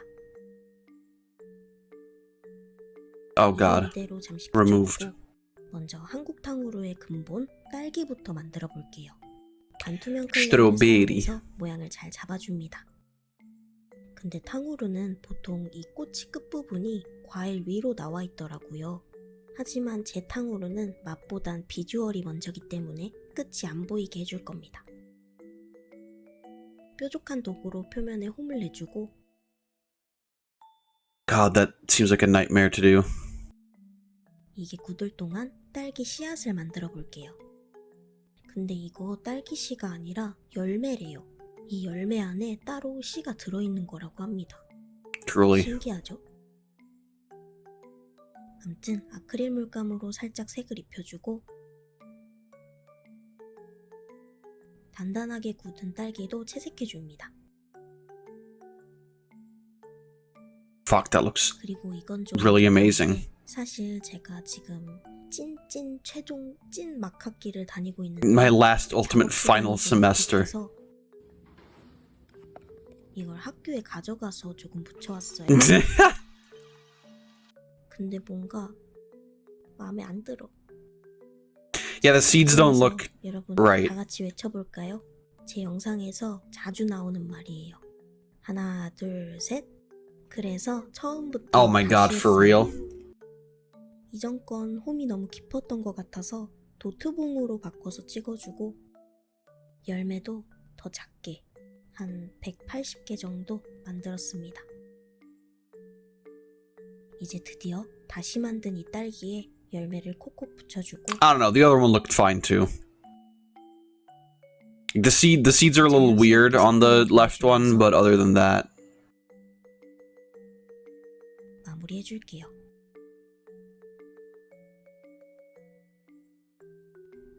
이제 홀가분한 마음으로 다음 과일인 샤인머스켓을 만들어 봅시다.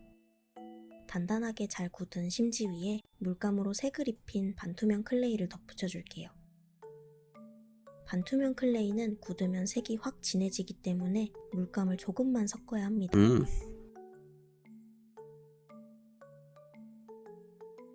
네, 이렇게 만들어서 이틀 정도 굳혀두었는데요. 근데 이게 컵 안에 물이 조금 들어있었는데 이 안으로 빠졌었나 봅니다. Damn it.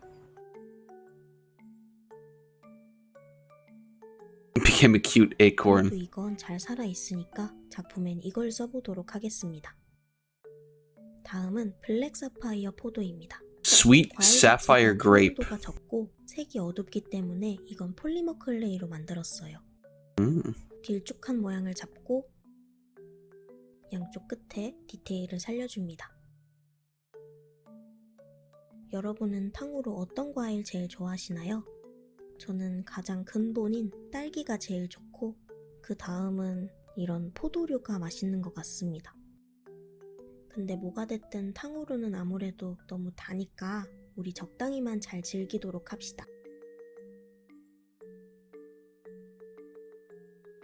반투명 클레이로 방울토마토도 Cherry tomato. 이건 클레이를 반투명을 쓸지 폴리머를 Jesus. 쓸지 By the way, I keep getting like these fucking weird ass like 너무 투박한 것보다 flashbacks and nostalgia pangs 나을 것 같더라고요.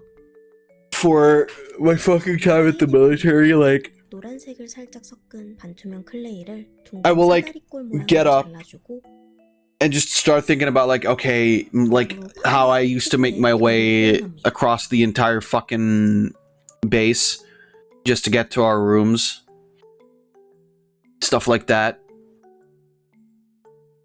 I don't know. It was like not the worst time ever, right? Like obviously it was annoying because there was a lot of like shit that you had to be careful of, and people were just,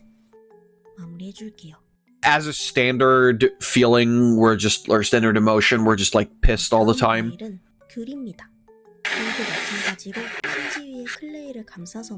Excuse me. But I don't know. It wasn't the worst thing in the world, I guess.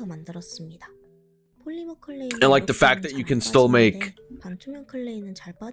you know, new friends at the military is kind of pretty fun and pretty nice.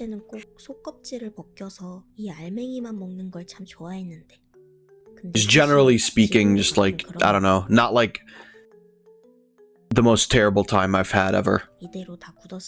It was just like really annoying, and specifically in the first month where I, you know, got injured and it wasn't like the best thing ever. That was kind of shitty, but other than that, it was like really not that big of a deal.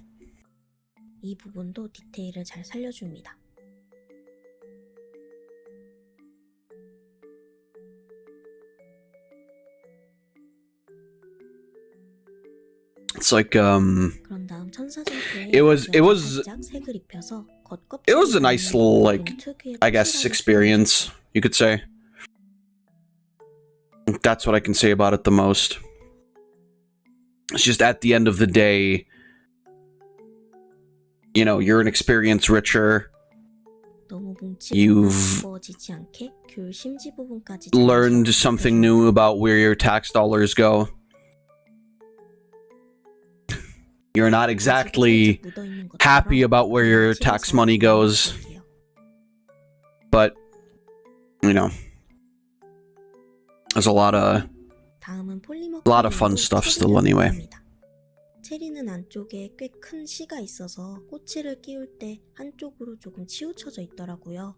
그래서 심지가 조금 옆으로 And then, like, in 2 months, it'll be 1 year that was, like, you know, called in to go in. Get drafted, is that the right word? I'm not sure, really. 그만큼 어디에나 잘 어울리는 커비의 얼굴을 새겨 넣을 겁니다. 이건 따로 구워줄 필요가 없는 칼라 클레이를 사용했어요.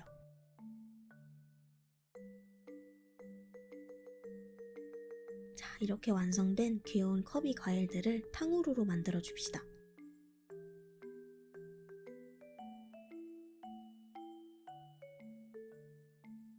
네, 안녕하세요. Nice. 저희 띠가 탕후루는 당뇨를 유발하는 설탕 대신 이 UV 레진을 사용함으로써 더욱 건강한 탕후루를 즐기실 수가 있습니다. 보통 한국에서 디저트에 대한 최고의 칭찬은 안 달고 맛있어요 라는 말인데 진심 1도 안 달고 맛있는 커비 탕후루입니다. I would not do it again, certainly.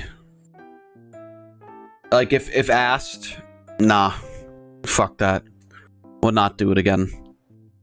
It was just like, it's such a tiring thing because I had to get up at like 4 AM to be at the base in time, which is insane. And then, you know, running around in uniform all day gets really annoying. Having to salute to any fucking higher rank person you come across, that's fucking bullshit.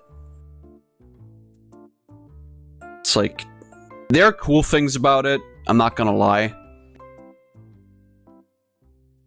Like, there's a very heavy sense of, you know, like, togetherness and whatnot.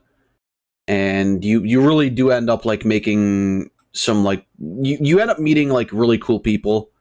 Which, you know, that's kind of the thing for, like, any congregation of people, I suppose.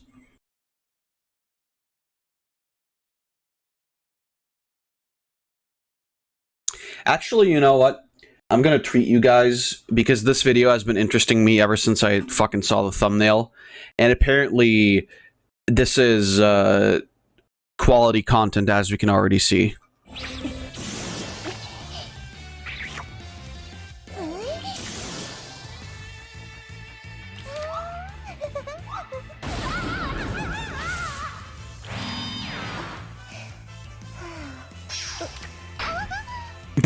Okay, well...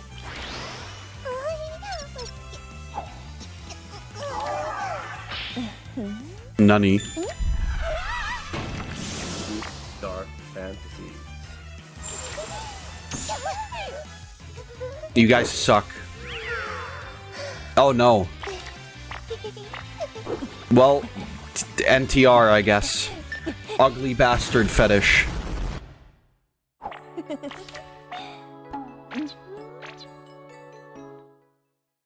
Oh, he used creature swap on her. Fucked. I feel like that's like a lot of Yu-Gi-Oh porn though. It's like they use the cards and it does some wacky shit. I'll bet. I've never read Yu-Gi-Oh hentai actually, now that I think about it.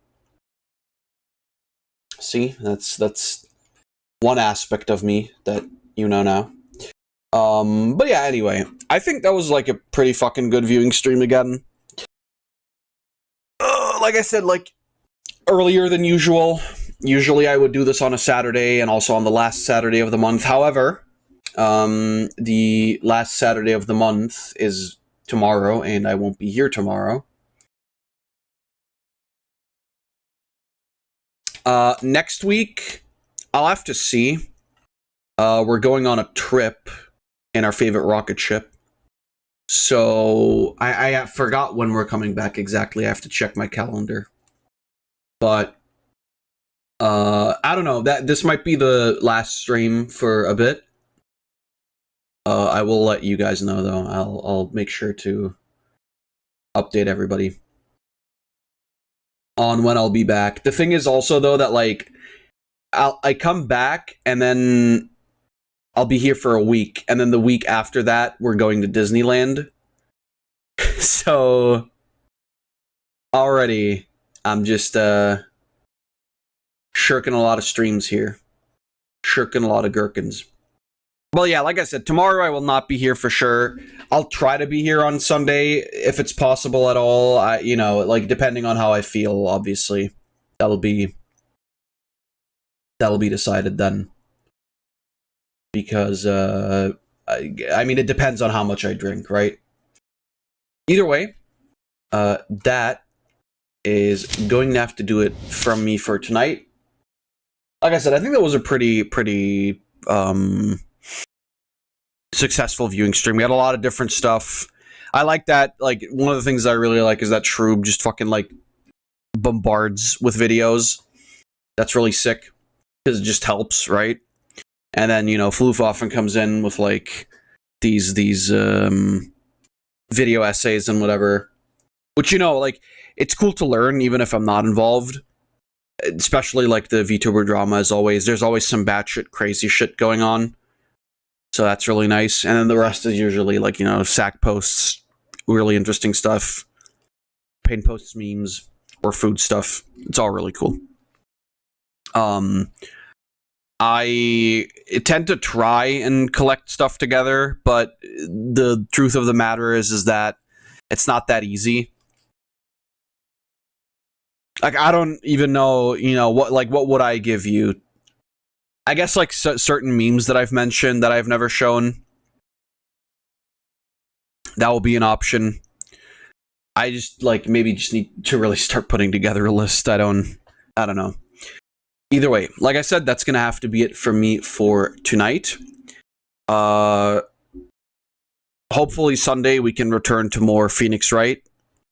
If not, then that'll be probably the last stream, because we're going away on Wednesday. I am not sure. Maybe we're coming back on Sunday, so as in next week. So we'll see. I think it was Sunday. If it was Saturday, I might stream on Saturday. But we'll have to see. That's, like, all up in the air right now. So until then, thank you guys a lot for joining me. I hope you had fun. I hope you enjoyed.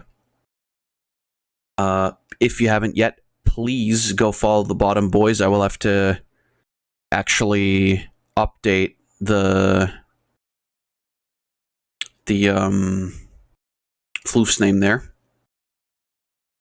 And yeah, hopefully I will see everybody on the next stream. So please stay safe and goodbye.